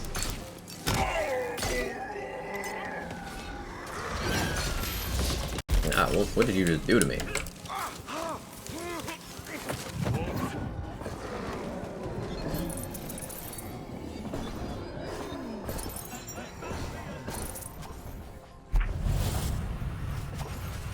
This a shotgun? This is a sniper, Dark Matter Prime. This is the used antique great bow. One of the highest DPS weapons in the entire game. Quick question, I may have an answer.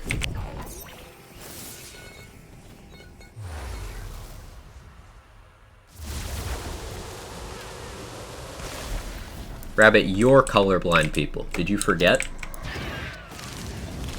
That's literally you.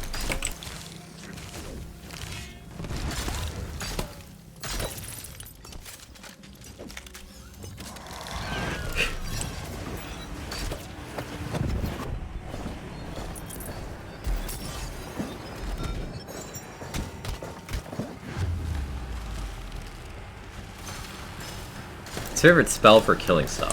Spell for killing stuff. I really like eruption spells, Wisp-Dumb.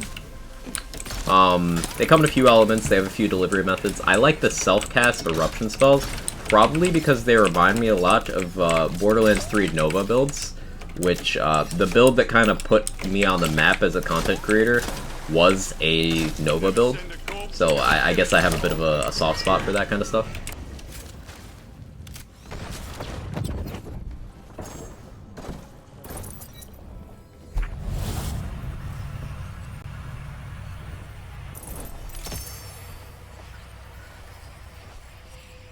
I mean, like, nerf bad, it's PvE game. Hey, Resolve, how you doing?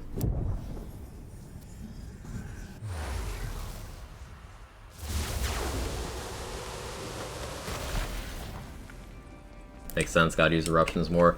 There's a lot of part variants to them. Do I have any on me? I don't think I have any on this save. No, I don't. But, so... Consuming eruptions are the singularity ones. I use one of those on my Contagion build, because it groups up enemies and then makes sure they're in range of Contagion spreading to each other and Pandemicium range and the range of the spell itself. It's quite nice. There's colliding eruptions, which do knockback. It's really helpful for knocking Cyclops out of the sky. And both consuming and colliding can also affect burrowed enemies in the ground, such as crabs and sharks. You can get eruptions as self-cast, where they'll be around you, or you can get them as ranged, or they'll be the kinds that you snap, but it'll happen where you're looking. Hey, Sonobose, how you doing? What is Contagion range? 12 meters, I believe? Pragmatic? 12 meters.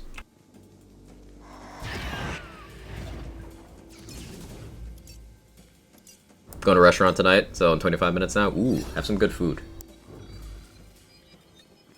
Discharging eruption, you should see a doctor for that one, kind buds.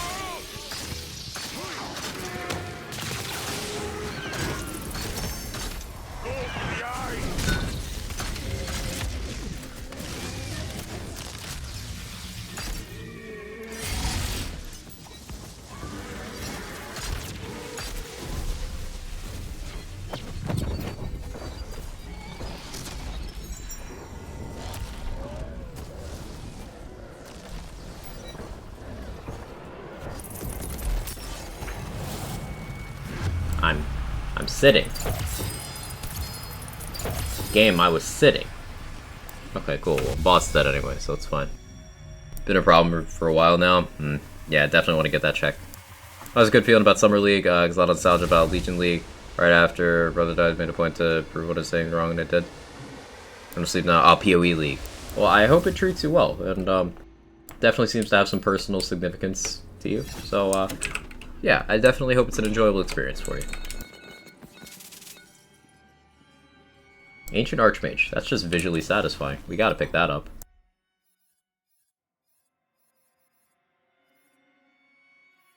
Spread Slicer's good, but not that good. That can go. Here's an eruption. Hang on. Quaking. So, Quaking eruptions are self-cast, and they have a second hit after the first one. I really like these. All eruptions have 2 charges. Something that wasn't talked about enough is that a few hotfixes ago, they buffed all eruption spells. And it had a really positive impact. Like, look at this. With 1 cooldown part, 17-second cooldown, 2 charges, pretty good radius, pretty good damage, good dot value. Like, eruptions are just good.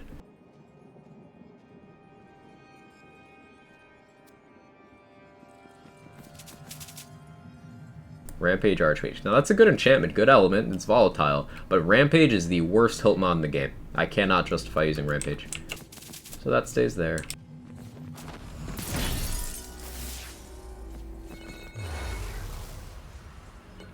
Wish I was good at Nightmare. I don't know why I've listened to a lot of strats. Honestly, I'm just bad. Some people have their own kryptonite in terms of an enemy, you know?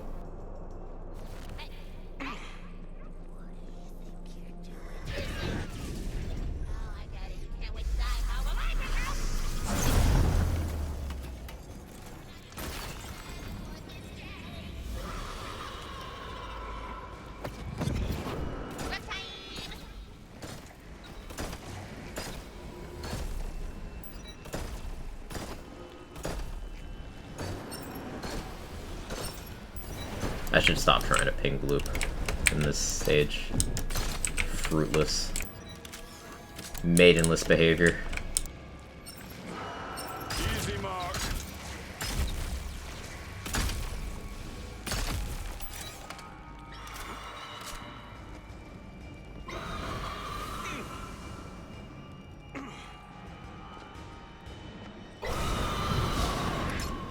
Swoop and tear. I wanna see people load.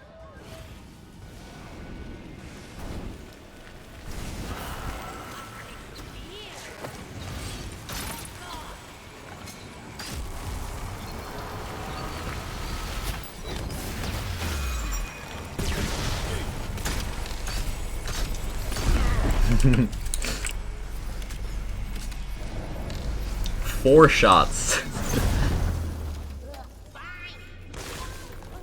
Yeah, that's one-shottable with a used bow. If I had a Deuces on, some sniper crit bonuses, yeah, that's one-shottable. Flats or drums, sauced or dry? Drums, sauced.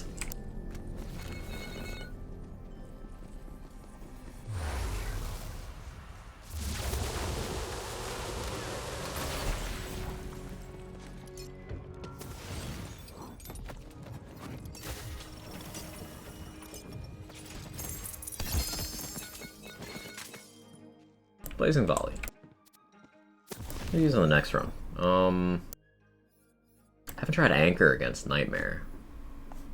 I want to get some other stuff together first, though, for that. I guess we try the Perceiver on the next run. I would have rather gotten a Cryo one. I suppose we'll hit the pistol money. Hope for a suitable Perceiver. What fire mode do you guys use this on? Flats dry. You guys are flats dry? That's okay. There's no wrong way. There's no wrong way.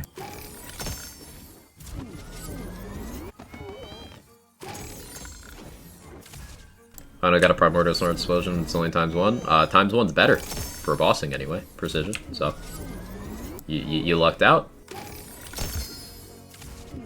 Times 3 is faster damage, but times 1 is more damage. Times 1 also doesn't have the ammo issue that times 3 does with extended usage.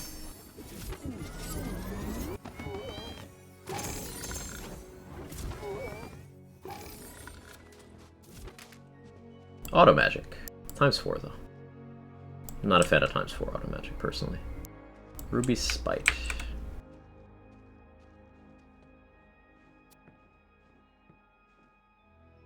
Bunch of auto magics.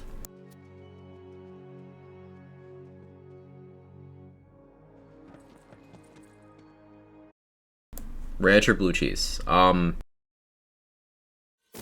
cheese, easily. It's not even close for me.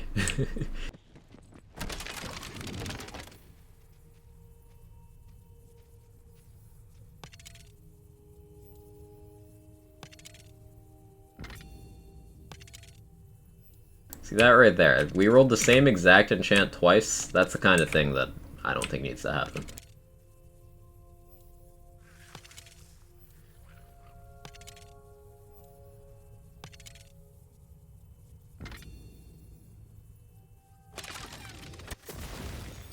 Alright, plate mail.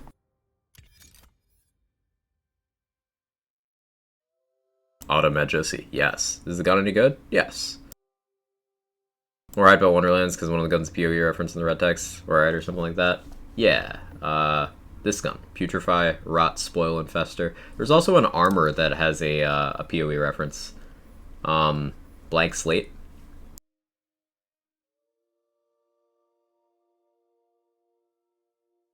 Blue cheese is just fungus and sauce, gross. I eat a lot worse for less sustenance, Jaybridge. Give me that fungus, put it in my body. Red text one from one of the endgame bosses, never heard about Blank Slate though. So I'm told that there's one or more references here. Some of the red text I can roll is Corrupted, requires at least 1,500 clicks, Crangled. At least one of those is a PoE reference. I don't remember which one. I'm not a PoE player.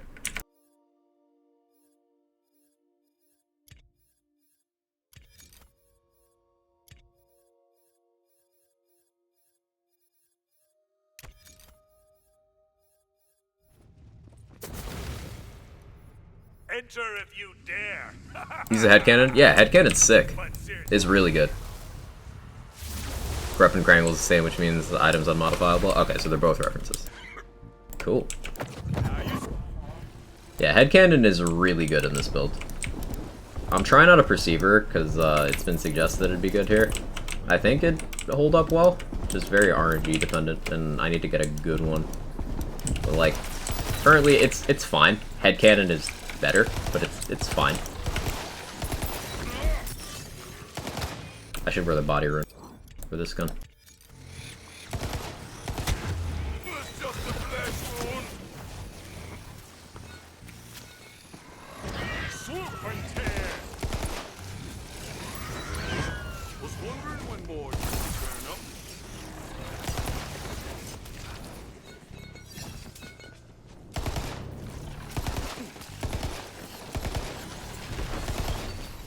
Magic dry. Let's get casting and blasting. See, people can do a Steel and Diamond Gauntlet. The effects from those are like decent. Just nothing overly remarkable. I changed my mind. I don't actually want to do glue. Yo, it's a sideways sight Perceiver. Let's go. Sideways sight for the win.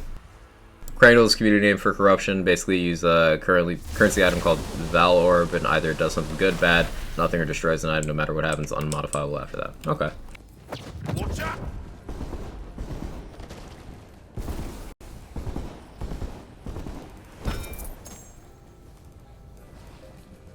The more you know.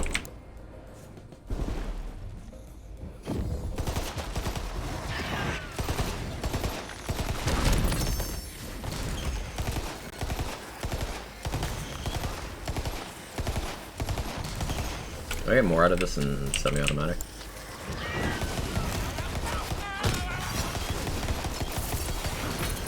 I think I might get more out of it than the auto. Luck today is on fire, Primordial, Livewire, and that Perceiver. Let's go.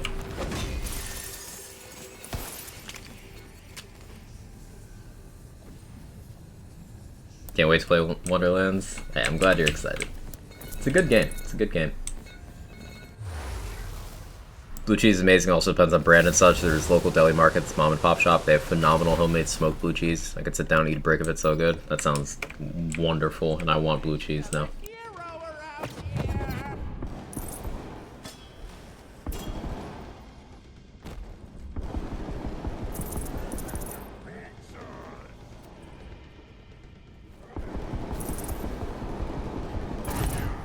Pretty good. Yeah, semi-auto's the way. My poor trigger finger, but not remarkable against this guy. Maybe just a bad stretch of RNG. What's the new album now? Fire so far? Like, dang. Hey, let's go. Love to hear it. I got a bunch of music to listen to after stream. Very excited about that. New Kendrick album, new My Chemical Romance song. I'm sure there's some other stuff I've missed recently.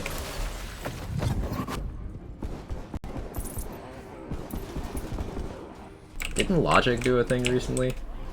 Not that his recent music's been great, but, you know, Gang Related was exceptional. Under Pressure album was, like, really good. So, maybe he returns to that. Copium.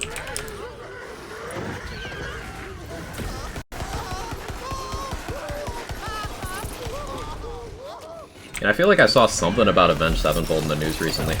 Am I crazy?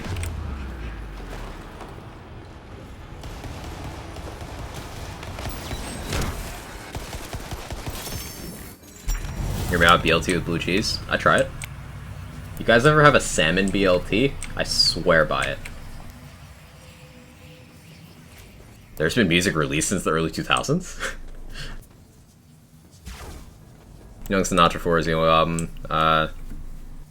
That's the To Me from Logic. I think autocorrect got you there. That's good to me. I really liked Under Pressure. I thought that was a great album. But personal taste. There's a real life use for Sideways Sight. Yeah, close range stuff, right?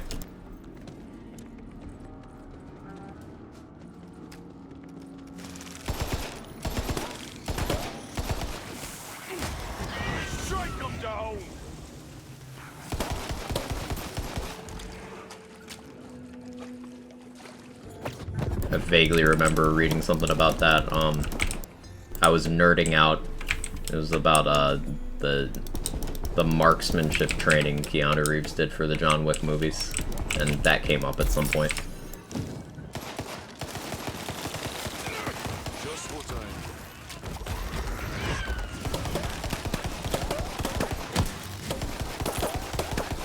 For Perceiver, I only use semi-auto. It feels so powerful. It does feel good. It just, Perceiver's very RNG. Like, you can have a stretch where it just doesn't do the thing for a while.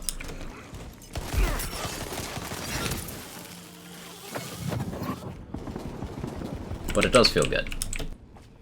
Very clean feeling gun, you know, very Dahlia.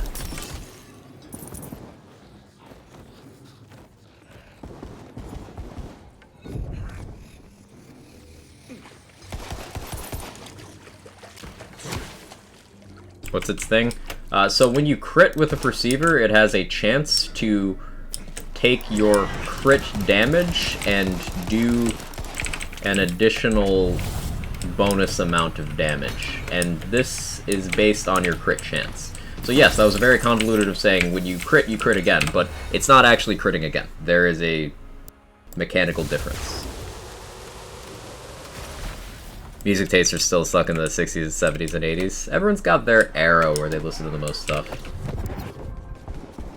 There's no wrong answer there.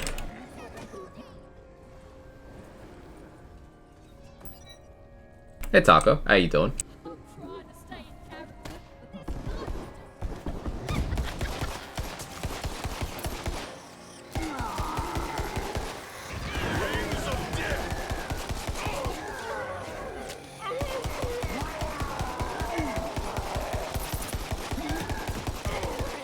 See, like, that was a long stretch of no Perceiver procs. But if you ever see someone get one shot, then yeah, that's Perceiver perceiving. Looks like magic's back.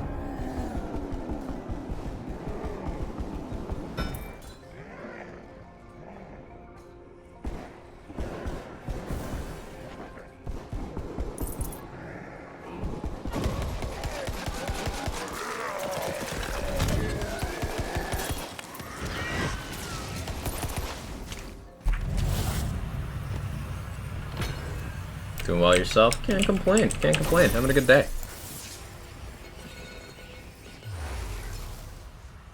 Except for stupid frame drops. Other than that, good day.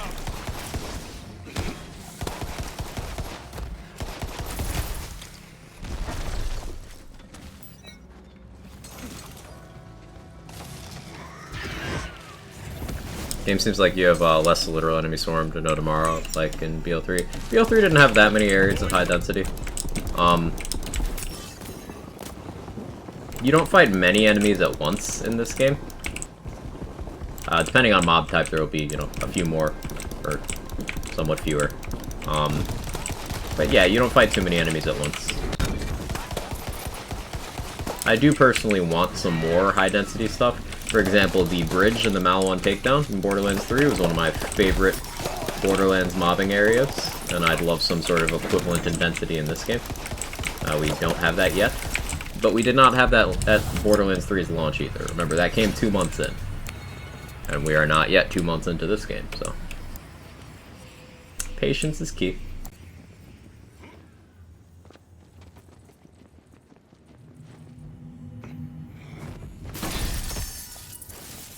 So, like, I guess with this, I'm just kind of whelmed. Like, I'm not overwhelmed, I'm not underwhelmed, I'm whelmed.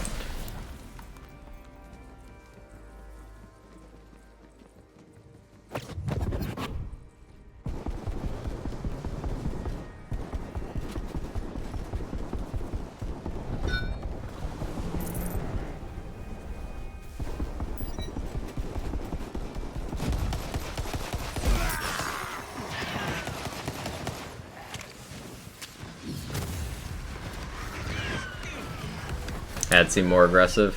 Depending on the enemy type, yes or no, yeah, and for example, zombies are known for their just utter lack of aggression in this game. They just will often run in circles instead of attacking you or pursuing you, which can be very annoying if you want them to actually, you know, engage. But some enemies are insanely aggressive. Like, you ever get an evil eye or a cursed crab, those will be insanely aggressive. But the other crabs will just hide from you.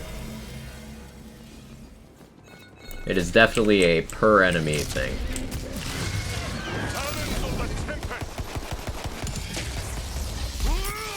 Oh, I didn't jump high enough. Skill issue.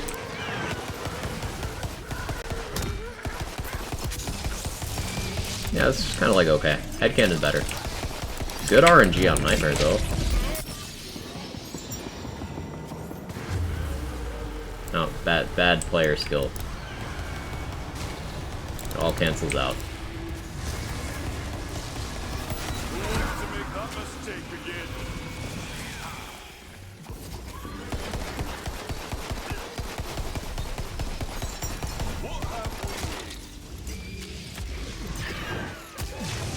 Yeah, Nightmare gave me like the perfect RNG for this, and I just kind of flubbed it.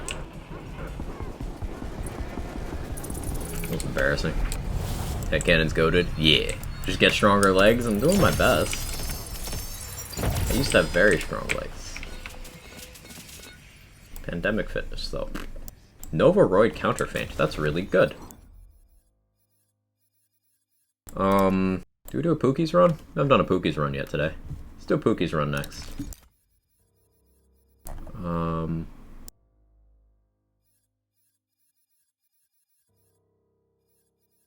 I want that counter feint. Guess I don't need that body rocker. I have better ones.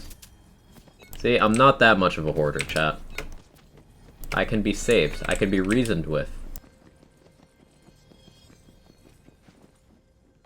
I think there's a lot less crystals in this run. Killing ads in boss fights gives you a lot of crystals. Additionally, I'm not taking curses. Nor am I eluding any rooms. And I did not do any raid bosses in this run. The last featured, under those parameters, I ended up at about 3,500 to 4,000 crystals per run as well. So it's in line. Killing ads, killing extra enemies in the boss fights. So like, if I was to kill more skeletons during the nightmare fight, I'd get more crystals. Morning, Tulu. How you doing? Good to see you. What do I want to roll here? I guess more rings. Yeah, more rings. Spicy crabs sound like something good to eat. Or a unfortunate medical condition. Imagine Pookie's Chew Toy with modifier that decreases gun handling and accuracy. But Anarchy? Yeah, we're gonna see it. We're gonna see it on this next run. Well, this is it right now. This is what the thing looks like. That's the spread. So we'll probably have to ADS a lot. It's an old MMO term. Yeah, it's additional enemies, adds.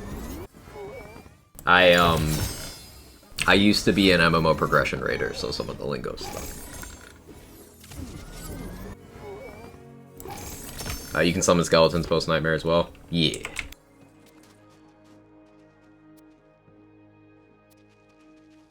Thumb cuffs. No, thank you. Alright, we'll do another one. I'm gonna run to the bathroom real quick, chat. Be right back. Margaret, yeah.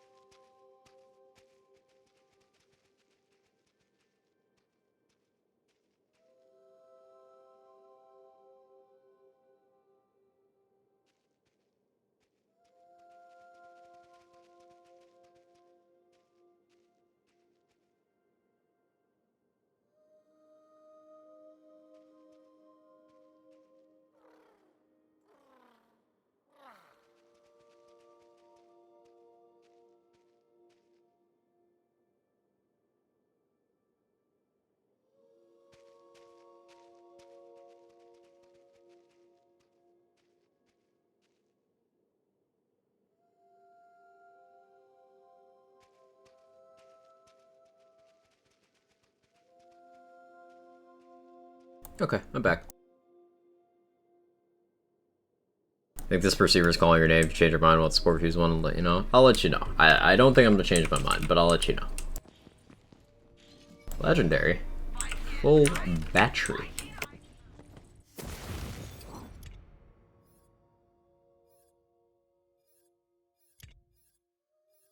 Do you want the mag size on that?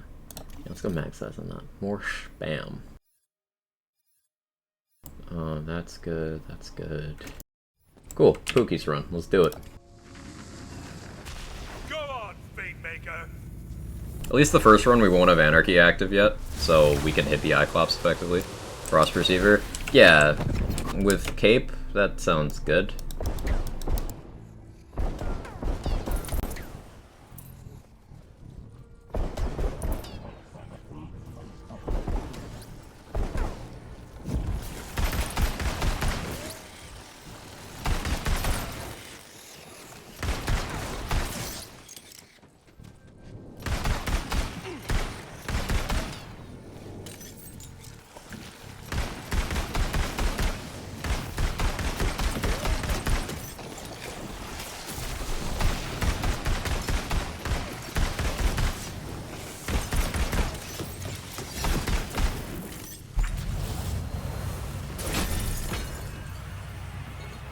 Anarchy! You know what the max damage on crossbow gen is? I do not know. Isn't the other option Death Skulls? Yes. Perceiver's only as good as you see it. That's a layered joke. I like it, Fusion. Quag aim at the test. Killing boss faster equals fewer crystals. That is an accurate statement.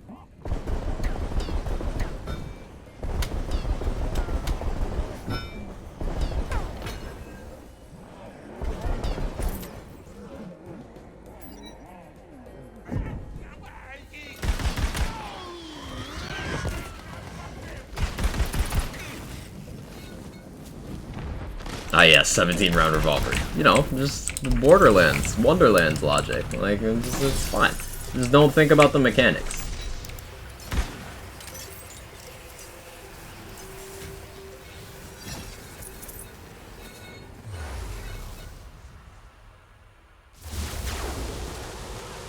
So Pookie's Chew Toy, affectionately known as the Margaret in this community, is basically like if you took the Maggie from Borderlands games, you gave it a chance to refund ammo on crit, like some of the call weapons from Borderlands 3, and you also just made it better.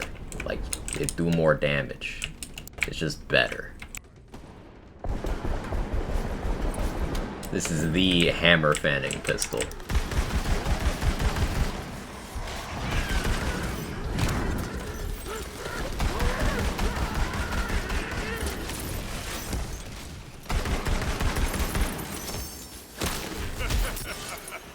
You were short work.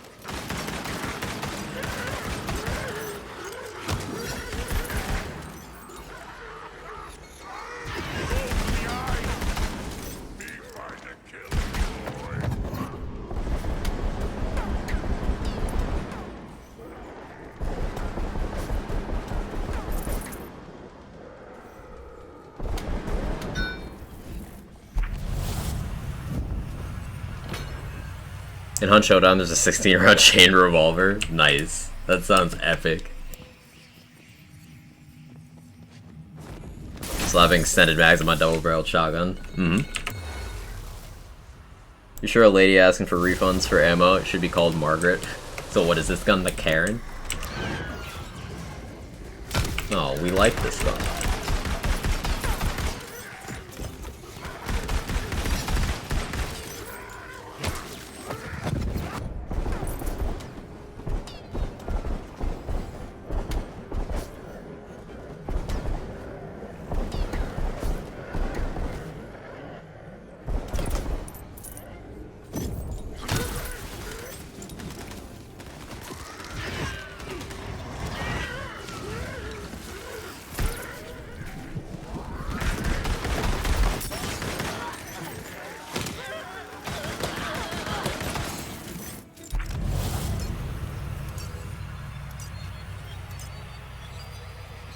Made a quad barrel like a blundergat. That gun was cool. Empowering Sigil with 2 cooldown rate parts, but unfortunately it is shock and not frost. Sad.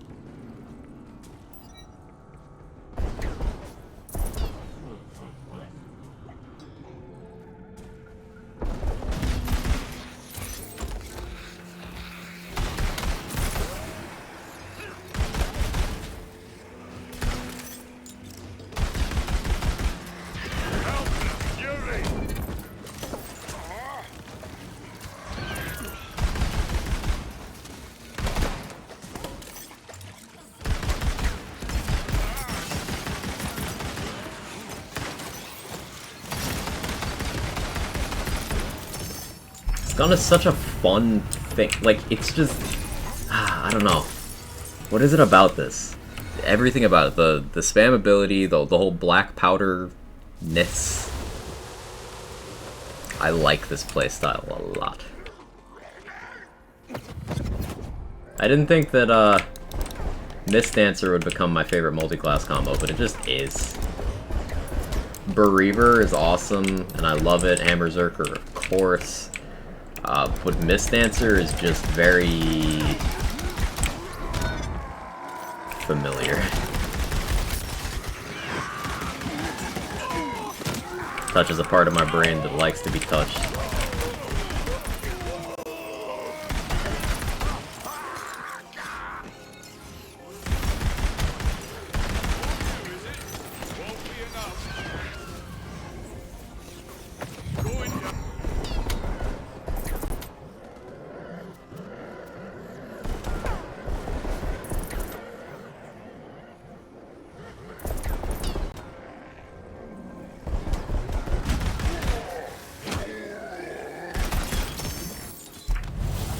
Quag's Chew Toy. Sort of Flag Thrones call. Same vibes, Dark Inertia, for sure. Which one is Mistancer again? It is Stabomancer Spore Warden.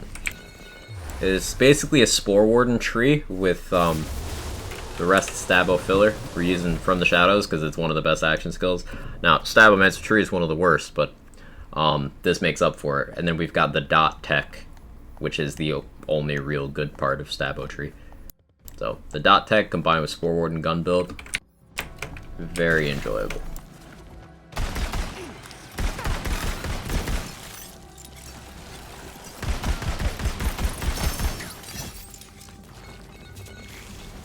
Margaret gameplay.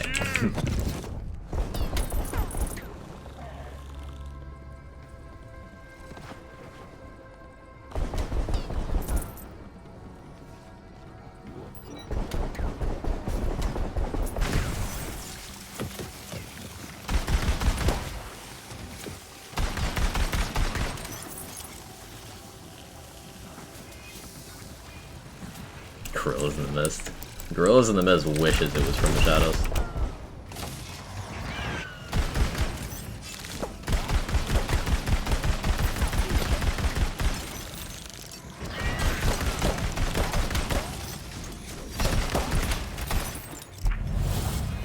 Just needs Fish Spell to make everything complete. What's your primary healing for this build? I don't really have any. I guess I heal on kill from Body Rune. And I'm constantly doing dark magic status effects from plate mail, so I heal from that over time, passively. But for the most part, Jedi Monkey, I just kill things. Like, things that are dead can't hurt me.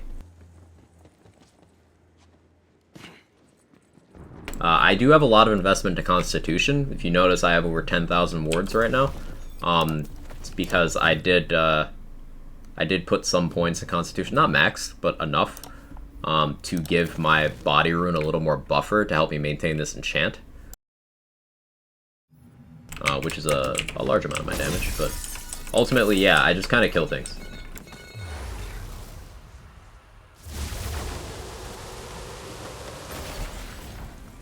Healing Soldier Voice. Healing for you!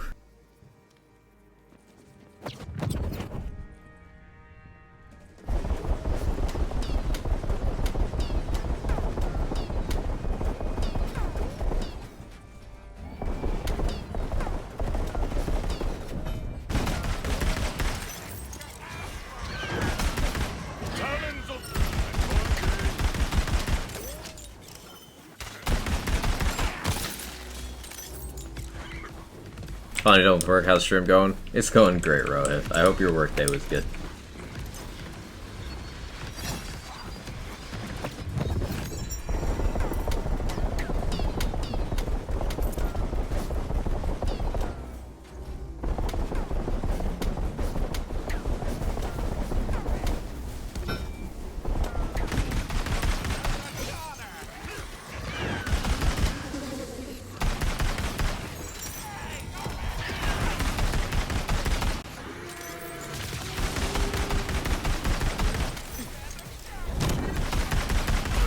That was the first mistake I made. Now, getting my health back from this point, a little bit difficult, but health files, Body Rune, Dark Magic already put me up to that threshold, so I'm good.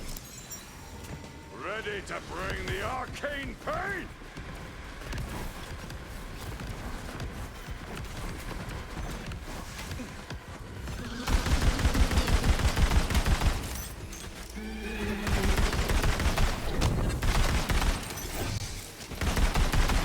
Try not to burn my action skill yet. There we go.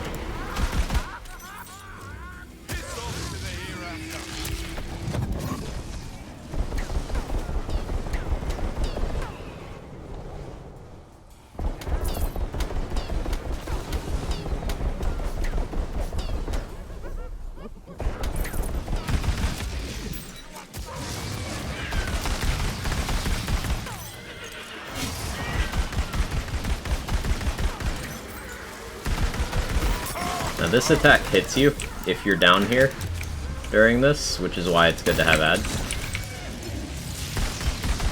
So unless you have enough healing to heal through that attack pretty much always hits. I know people have trouble with that one. But if you have ads, it's fine. What gun is that? This is the Pookie's Chew Toy. Rebel Yell. Pookie's Chew Toy. Can the blue loot melee roll with Echo? I don't know what hilt mods. Reckless Monster says always Rampage. I believe it. That's sad. Rampage sucks. 11 p.m. here. Gonna keep the stream going. Adopt a horizontal state of being. I appreciate you stopping by before watching your eyelids for a bit, Rohit. Thank you. All classes passed. 120 credits are done. Let's go, Taco. Proud of you. Good shit. Goblin's Bane's always Echo. That's very nice.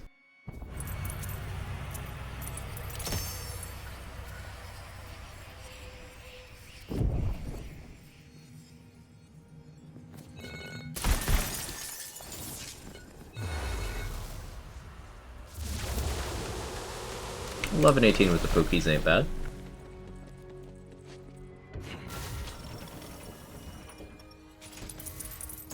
Yeah, I was gonna do more of the Giga Chad run, but I've resigned myself. We're just doing more chambers.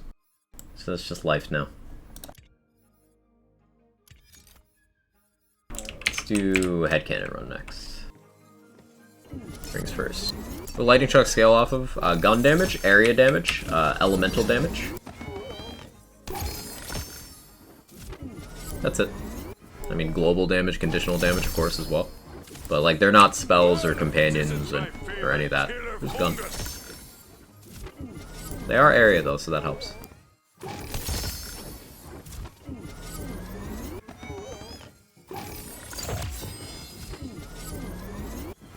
No more Chadzerker. It's not over, it's just probably don't have time for it today. I only have 46 minutes left of my scheduled stream time today. And I'm just in a mood to do this.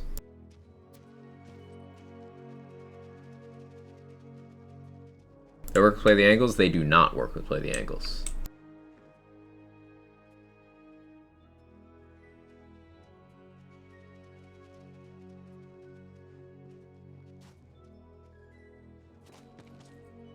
Okay. Yeah, Sinju. It'll come back.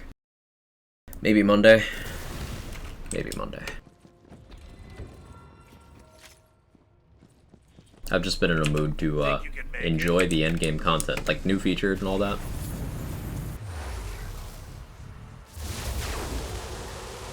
Okay, this is a headcanon run.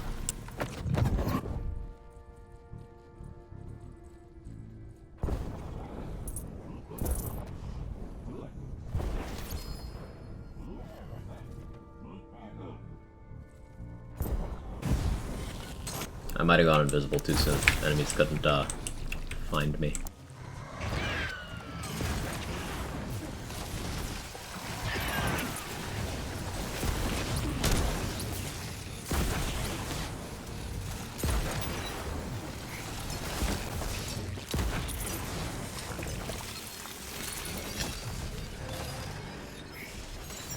Let's get casting and blasting. It's clean.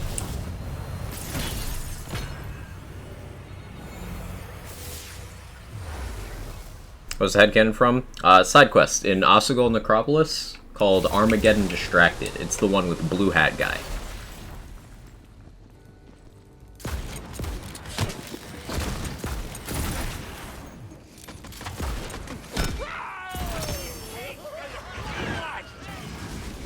Talons of the Tempest.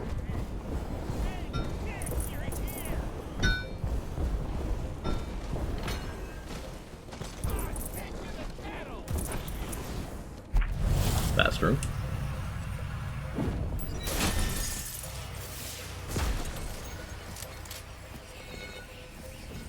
Laser hand could warrant a buff. It's really fun.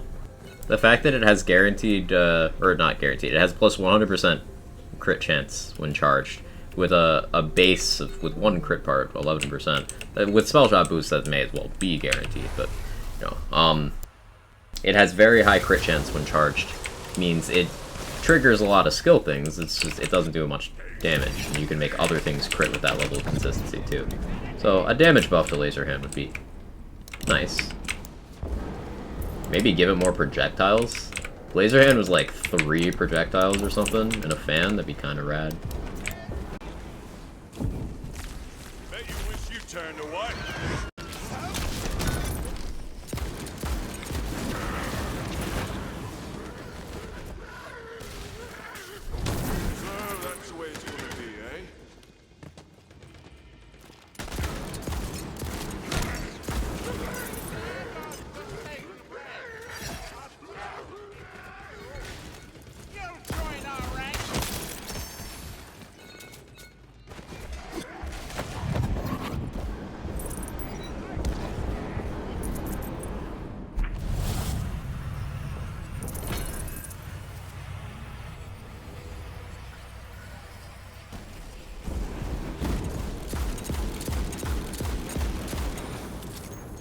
yellow raid boss.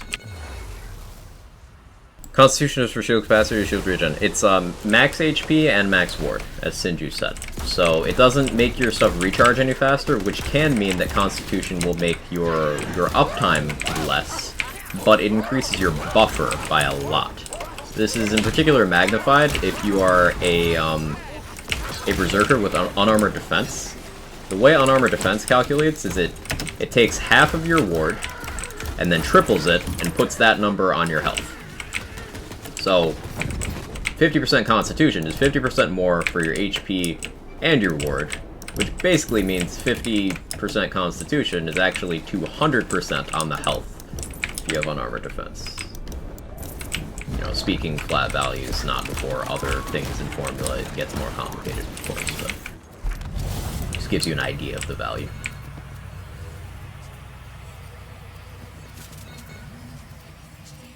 And in particular, in this spec, I'm using Constitution to help me maintain this enchantment. This enchantment, while health is full, gain 25% gun damage, 25% crit damage. This gives neither gun damage nor crit damage. It gives two separate instances of conditional damage that checks for these two events to apply to. Basically, in simpler terms, this is half of a Cursed Wit in terms of what damage type it gives. Max value Cursed Wit, this is half of that. So I want to keep my health full. So the more ward I have, the more damage I can take before it gets to my health. So that's why I use some Constitution in this spec. Running Glass Cannon, I sometimes regen shields, don't have ward, regen passers, mage armor, confused with why that happens. When you get a death save, you get some wards back. If you're using a Bonyface's Soul, that gun restores wards on Chuck. If you're using a Harbinger Amulet, that restores some ward when you use your action skill. Could be any of those things.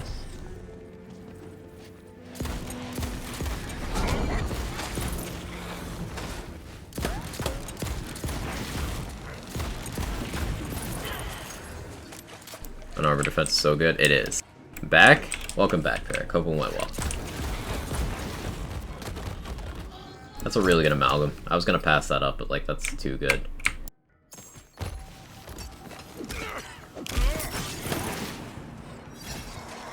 Elemental Eagle!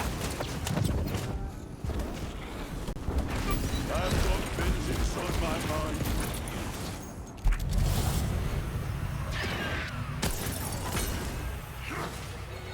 Well, how's your farm coming along? It's going well. We're using lots of different guns. Just having a good time.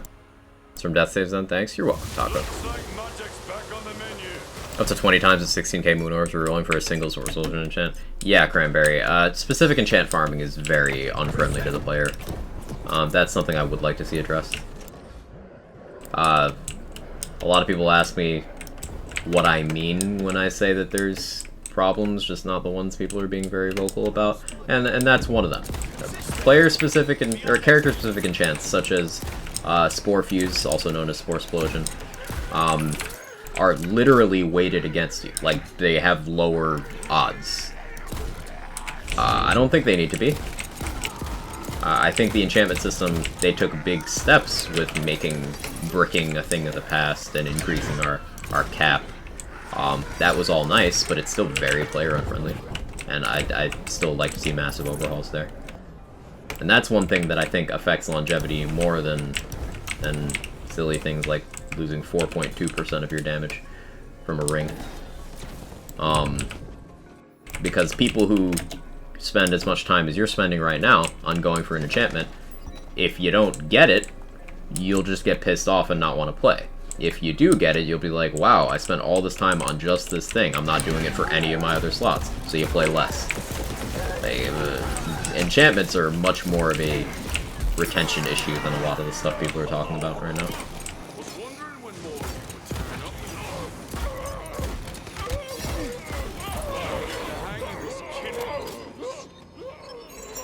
Sorry for all the questions. Nothing to be sorry about, Taco. Like, this community, one of the reasons I started streaming is to spread good info. So, like, you asking questions, you were doing it in the right place. Never feel bad about that, okay? Just what I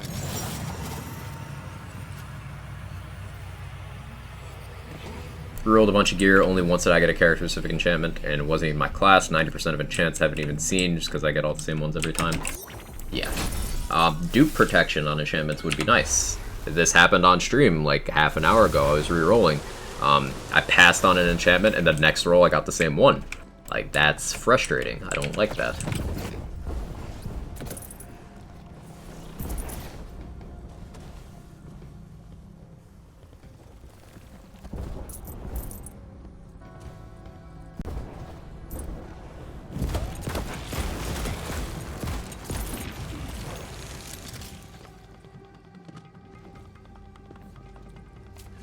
I think I wish this community asked more questions. I do. Pico's absolutely right. Because, having dialogues about the mechanics of things, and like, someone asking, hey, you said this, why do you feel that way? I love explaining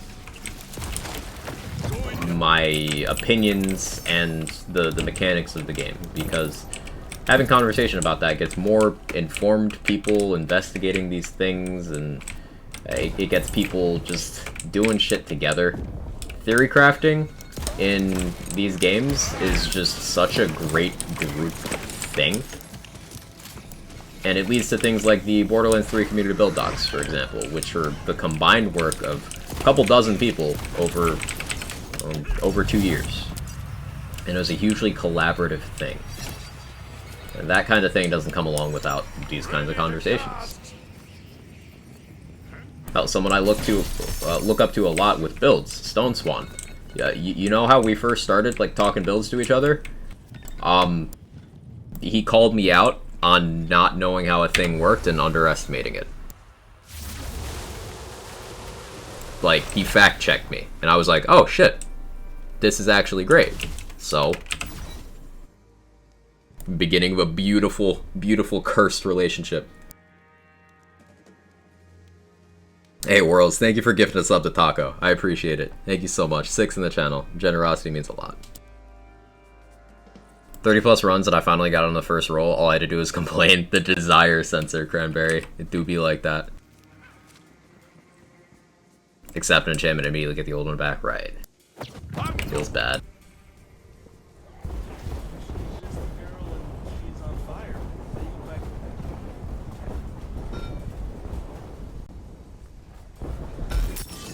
God damn it, Nightmare. I thought you weren't doing the attack because you didn't do it in that order.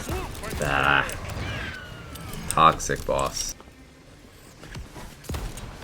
Toxic. This is streamer abuse.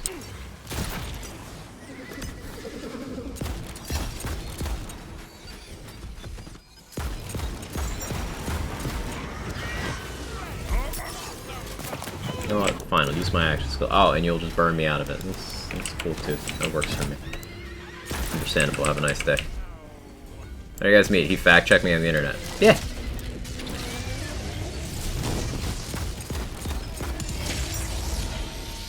Oh, a lot of the people who I look to for theory crafting stuff, it stems from disagreements. Or, like, times that they taught me something that I didn't know. Like, for example, Prismatic. Like, we disagree on a lot of the theory of how these games should, like, go. And he's made me reevaluate several of my stances on several things over the years now. I first started watching Lazy, and he was one of the first people playing these kinds of games that I watched and was like, huh, I want to get this knowledgeable. And that's how I got into theory crafting this franchise.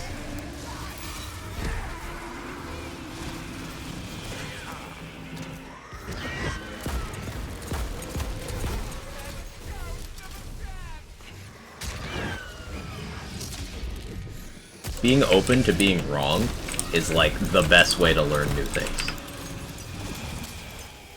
As soon as you decide that you're more correct than anything or anyone else, you've closed the door.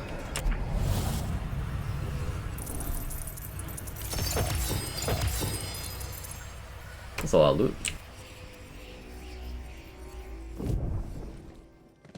Probably be a good while before something like this would happen. I think a fine solution would be cycling every enchant once before rolling into dupes. Yeah, there's not that many. So there's not that many in the pool, Tyrex. So I think that could be a solution. It wouldn't be perfect, you know, and I know you don't think it would be, but it'd be better. It would definitely be an improvement, which is what we're brainstorming, so good suggestion. Okay, this is annoying.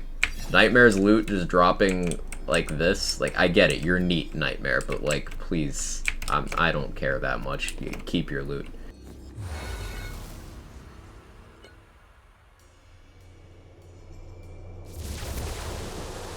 Asking questions is always better than willful ignorance. That's a good way of putting it, Ember. Yeah.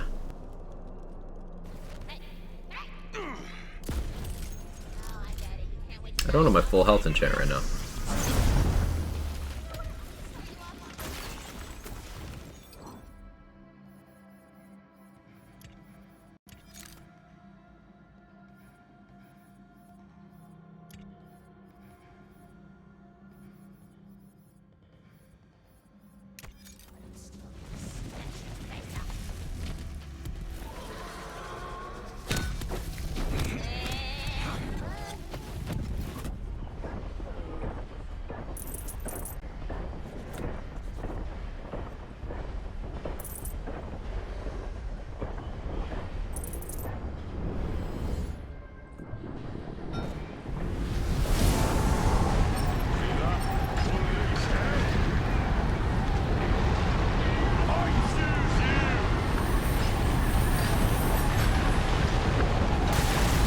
Fuck you, Bunny. You don't get to do that shit to me.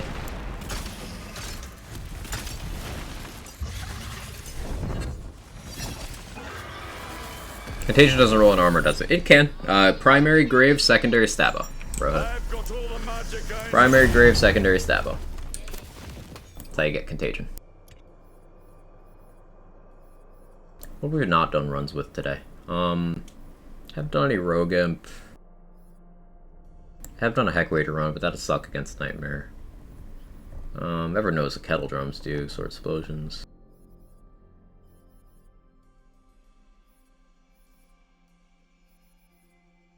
Don't quite have Fragment Rain where I want it to be. This isn't a ×2 White Rider. Maybe I mess with Anchor more. Donking.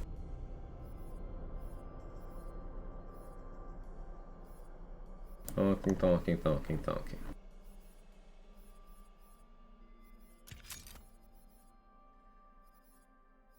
Yeah, we'll do Anchor.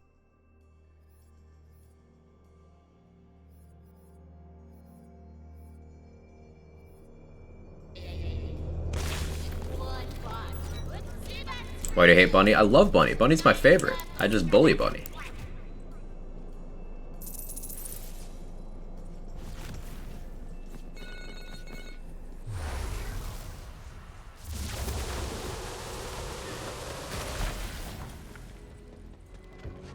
Yeah, about an extra 600 crystals from just doing Bunny. Profitable. Haven't gotten a Primordial Hawken yet. It'll happen.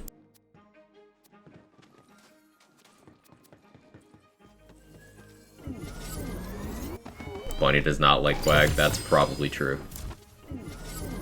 Probably the case.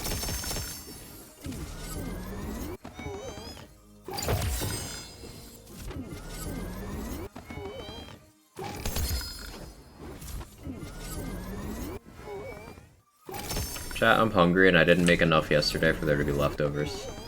Fuck yesterday, me. That guy's a dick.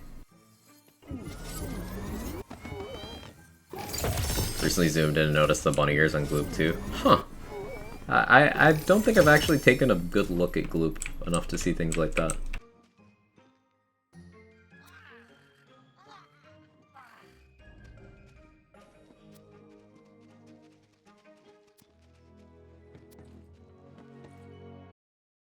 Hi, hungry. I'm Taco.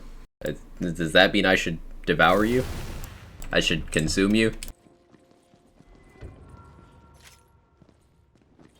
Because you said you're Taco.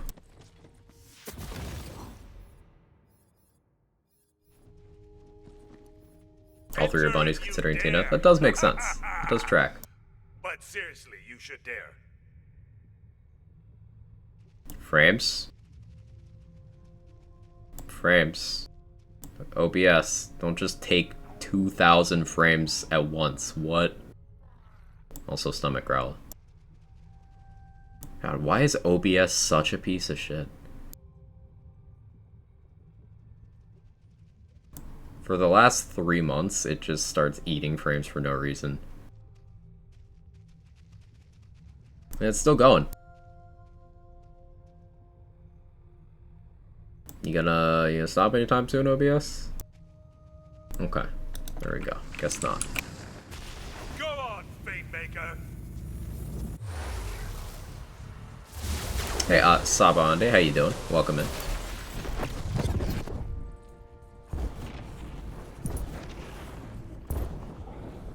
Okay, headcanon for room 1. We'll start anchor in room 2. Au revoir, goodbye, and take care, homies. Have a good one, Sinju. Thanks for hanging out. You're making me look at you. And I hope you get to do your house plans. You're looking for trouble. Soon. Found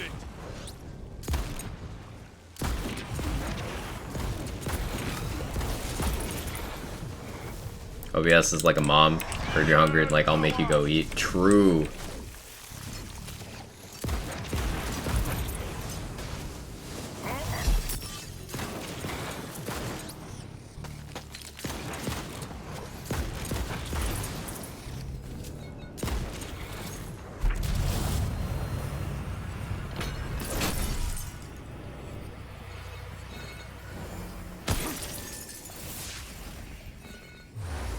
Okay, now we anchor.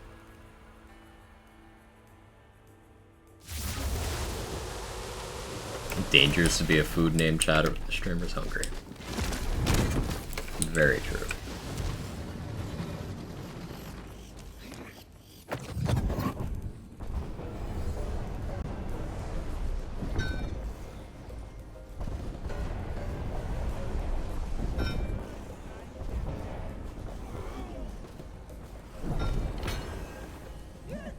Definitely not bad. Anchor kind of slaps cheeks. The sound is also amazing.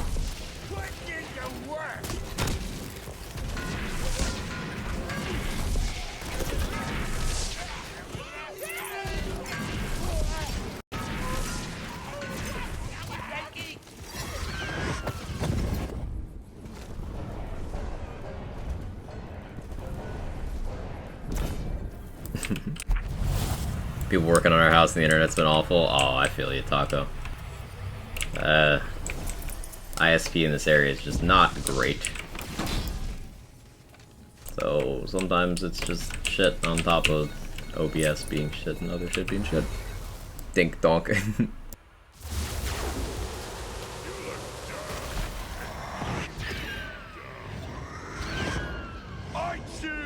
Yeah, I definitely want to build around this anchor more. Universal Soldier might be the play to bypass that rather lengthy reload. Definitely want to keep using this amp hilt. Maybe don't want to blow myself up like that.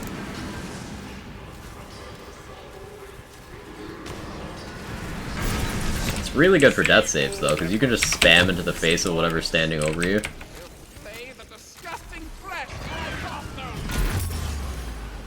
I need to not be that close. Skill issue. Anchor seems decent, lacks damage. It doesn't lack damage at all. 2.2k base at volatile? That's like good damage. Like, what are you comparing it to?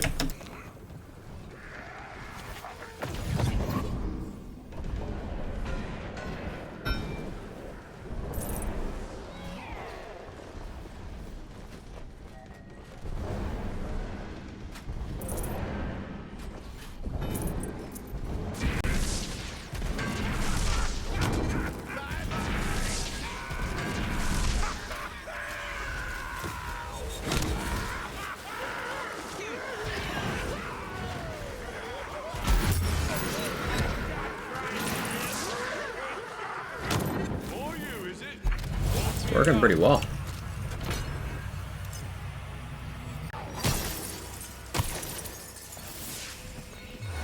I need more launcher SCs. Okay, I actually have launcher ammo for this. I want to use it on the boss, so I guess we last race until the boss one.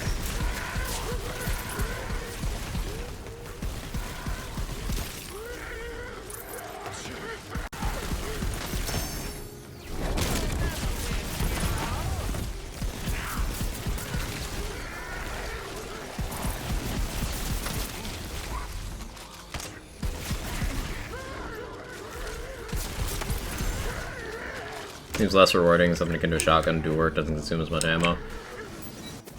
Well, I mean, the anchor consumes 1 ammo per shot. My lacerates consumes 1 ammo per shot. Like, that's equal. It's just this gun is really, really good. So comparing this gun to this gun, not really fair. I advise looking at it within its category. Now, the big thing that launchers have is they're almost all splash, which a lot of guns don't have. For example, most black powder guns don't have splash. It's elemental, it's got a high dot value.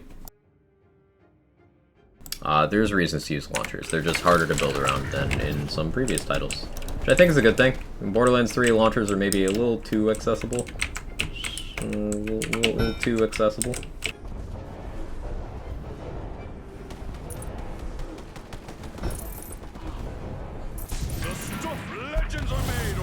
Did pretty well.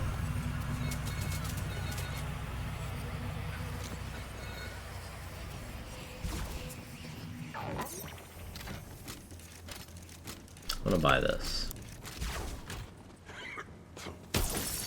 Shotgun ammo pool is way larger comparatively. Right. And then compare shotgun ammo pool to pistol ammo pool, and then shotguns start looking pretty silly.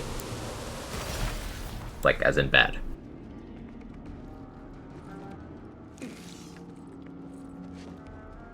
Enemies don't seem to take much damage for shot, like you're already out of ammo for 2 rooms. Yeah, launchers, they've definitely tuned in a way in this game where you're not supposed to use them for long. Like an emergency scenario thing. And a setup like this, I can use it to start dot chains, and I've got play the angles to give it a little extra mobbing power.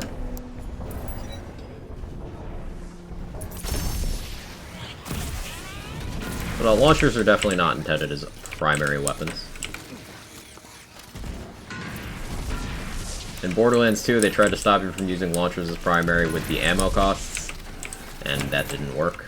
In Borderlands 3, they just didn't try to stop you at all. And then in this game, they're trying to stop you.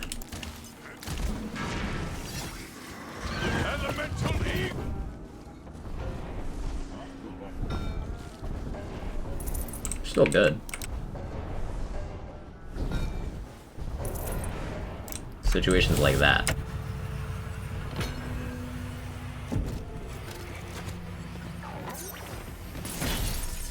Apologies for the early bail. Really beat. Shall stay longer tomorrow, provided my clients give me some room to breathe. Never a problem, bro. If I'm glad to have you stop in while you got the time and the energy. You get some rest. You get a long day. I appreciate you. This launcher feels like it should hit way harder per shot than other weapon classes. Some pistols seem to put up more damage to me, at least.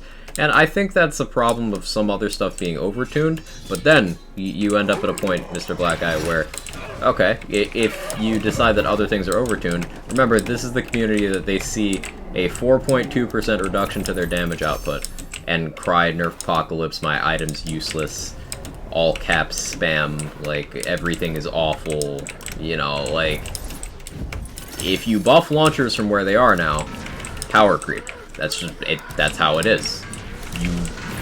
It's a slippery slope that I do not want this game to descend down. Anyone who played Borderlands 3 knows what I'm talking about when they started buffing items by triple-digit values, and then it never stopped.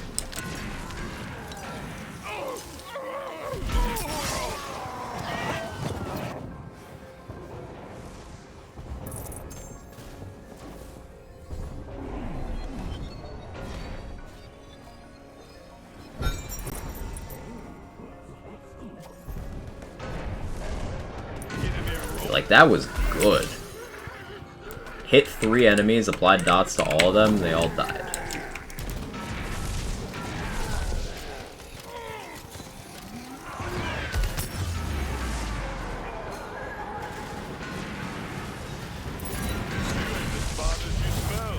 Cannonball or multi-shot with ammo regen is interesting. You just need one ammo to send a bunch down range. Right, you just need to get one shot back somehow. If there were more dense enemies that shot at you, then yeah, you could just rely on, say, a ShamY and letting enemies shoot you. But most people just do ShamY and stickies. That's a way of doing it. This quest reward, Revote's Amulet Adventure do. It has guaranteed luck rolls. That's its unique thing. So much like the Bradluck, except unlike the Bradluck, Revote's does not have any downsides. So Bradluck is worse than either a Revote's or just having a double luck roll on any other amulet that could support that.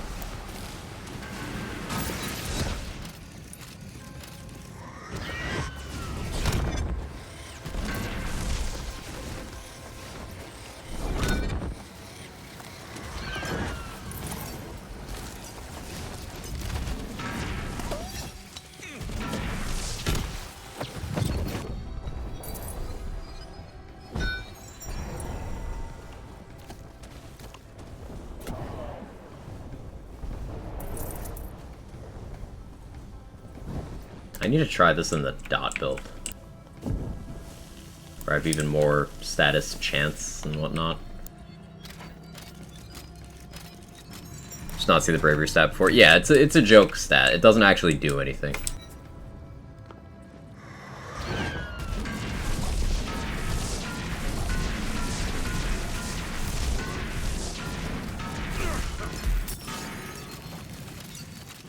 Tis just a meme. I've got all.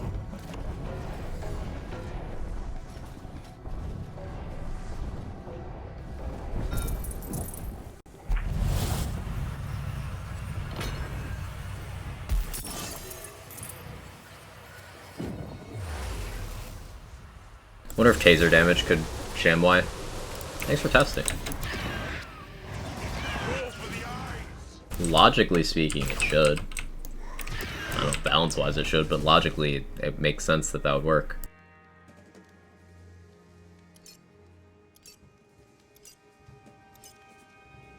Makes you feel more confident in fighting larger enemies, though. Math can't take that away from me.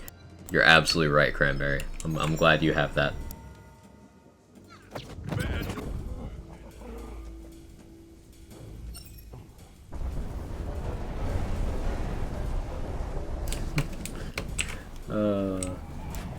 I didn't have amp, so that didn't do much. Oh, god damn it, I should have waited longer.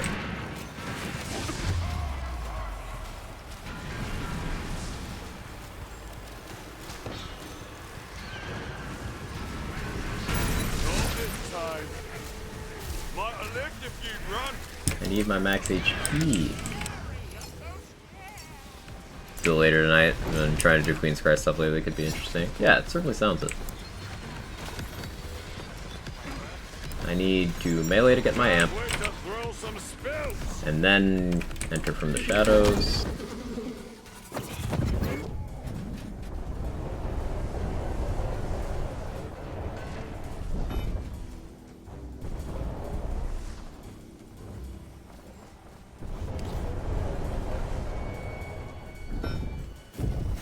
Nightmare had no idea where I was there. From the shadows totally works. The storm takes flight.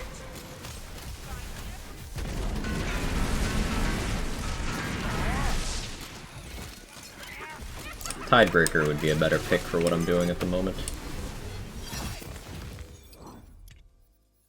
I don't want to give up that enchantment though. I gotta reroll this Tidebreaker then. Forgot I dropped my other one.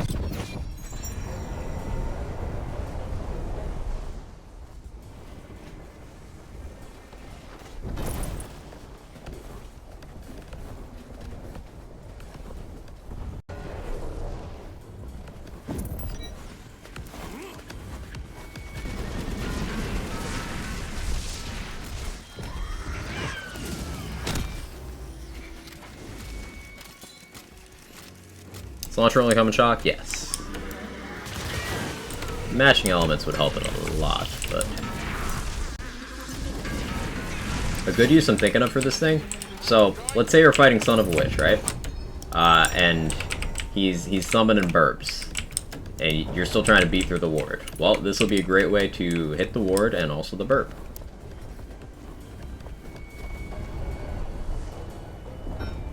While you have ammo. I no longer have that.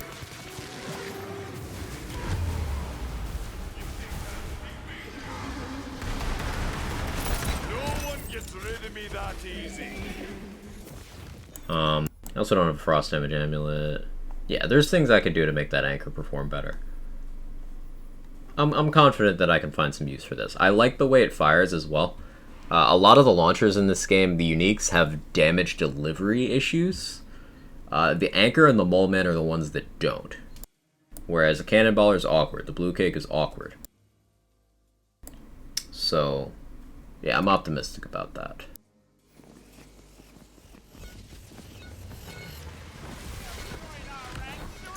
See this maybe working ammo regen build the sawmill. Problem with that, Aaron, is launchers have a massive ammo regen penalty.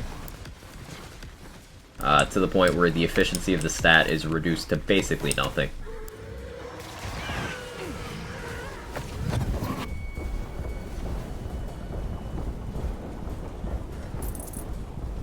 So I would just not really be getting ammo back at a fast enough rate to actually shoot it.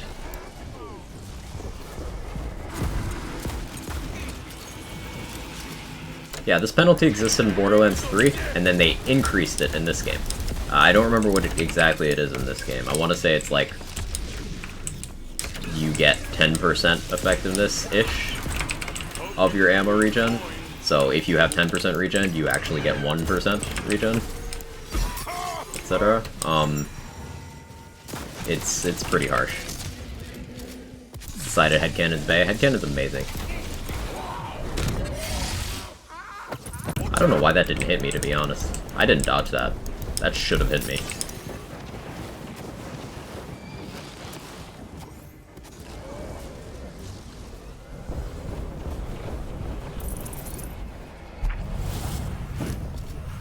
Sad? Yeah.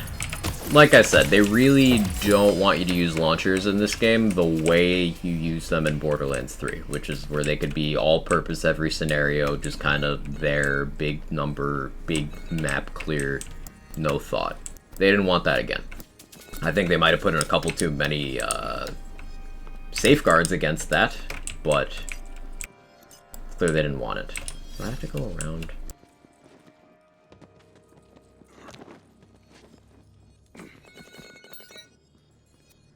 Blood bag. That was not worth the time.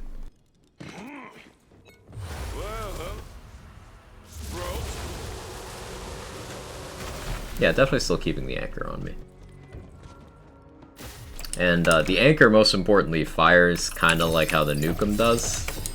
And a very fun build that Theory Crafters really enjoyed before it was ripped from us was the Nukem with Amara's indiscriminate skill. Didn't need to mitigate the ammo.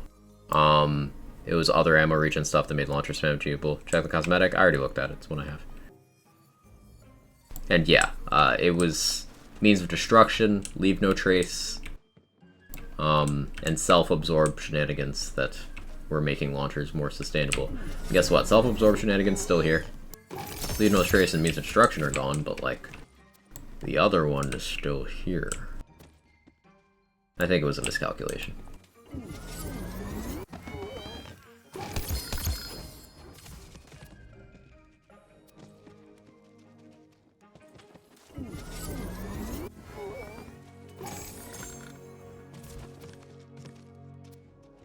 Colliding eruption, that's the knockback kind.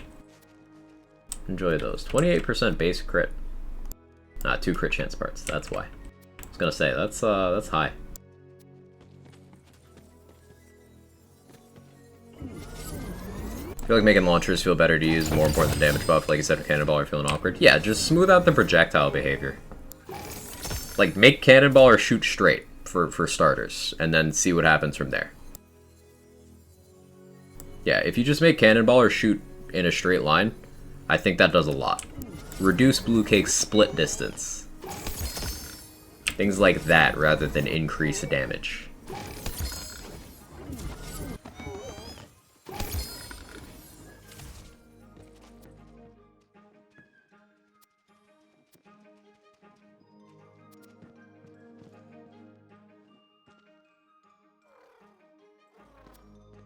Because I don't want the BL3 culture of shoot rocket launcher at your feet to clear map. I don't want that again. That was incredibly toxic.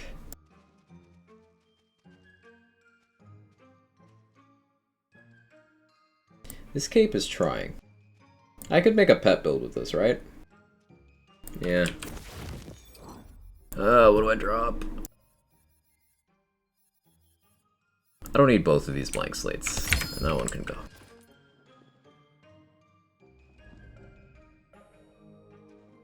It's also a deathless with 2 in Contagion. Can I use that for anything? Not really. It's cool though.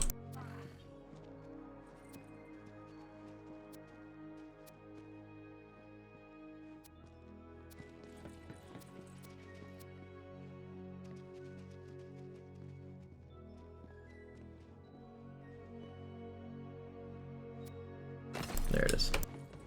Use the blank slate for anything. You can make a case for blank slate on builds where class power is not relevant. So for example, Lazy has a spell shot Spore Warden build where he doesn't reload, so he doesn't get a significant amount of spell weaving stacks. He could cast spells more, but often just doesn't. So spell shot power is minimal. And then in that setup, Spore Warden power does nothing because Play the Angles is currently bugged and does not benefit from Spore power. So he can basically use whatever armor he wants. Now, Blank Slate with ability level +2 and 40% all damage, which is where? Yeah, this one.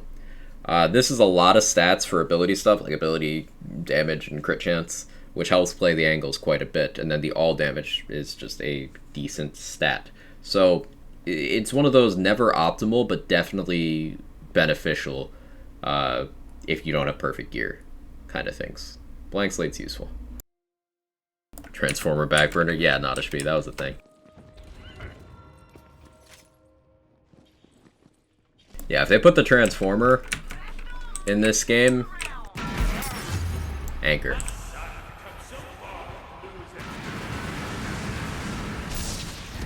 Because you'll be absorbing your shots too. And just run around, anchor things in the face. Yeah, that sounds scary. Anyway.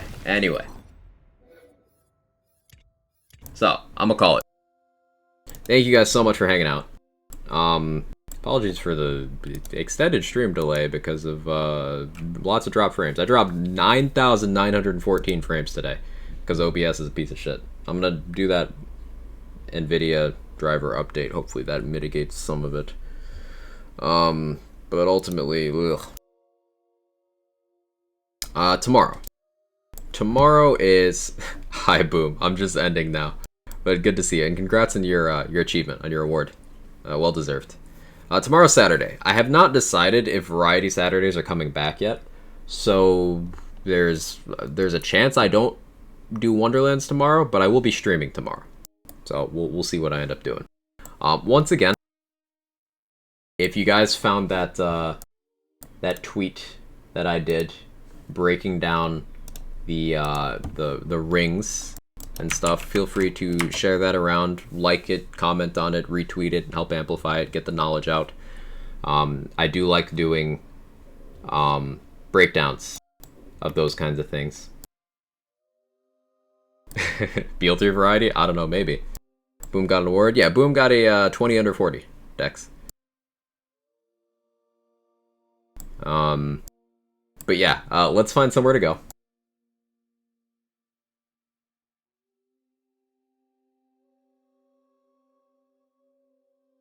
Dame's playing Bioshock 2, Epic's on Borderlands 2, Alex on Wonderlands, Lazy's doing his thing, K6 is on BL3, I think he's doing a Rack Attack playthrough, right? Lazy's farming for Great Bows. So, like, we gotta go there. Great Bow Supremacy. Don't lie to yourself with Wonderlands or nothing like Nerve. Probably Wonderlands. But I do want to bring back Variety Saturdays. So let's go say hi to Lazy.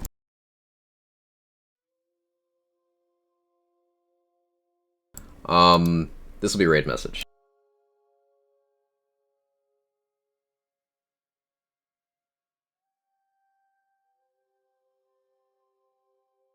Mid bow. You know, there's a great bow, there's a good bow, and then there's the mid bow.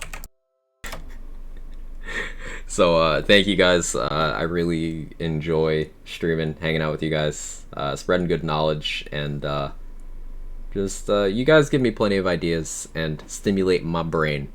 So, I really enjoy what I do, and you guys are the reason for that. So thank you. Catch you over with Lazy's stream. And thank you again. Just good vibes, good vibes. I'm proud of us as a community. Good force of positivity in the face of a lot of negative people. Oh, well, let's try to stay that way, yeah?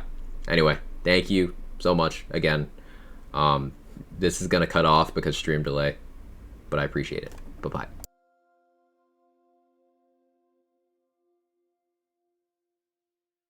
How black powder shotguns having ricochet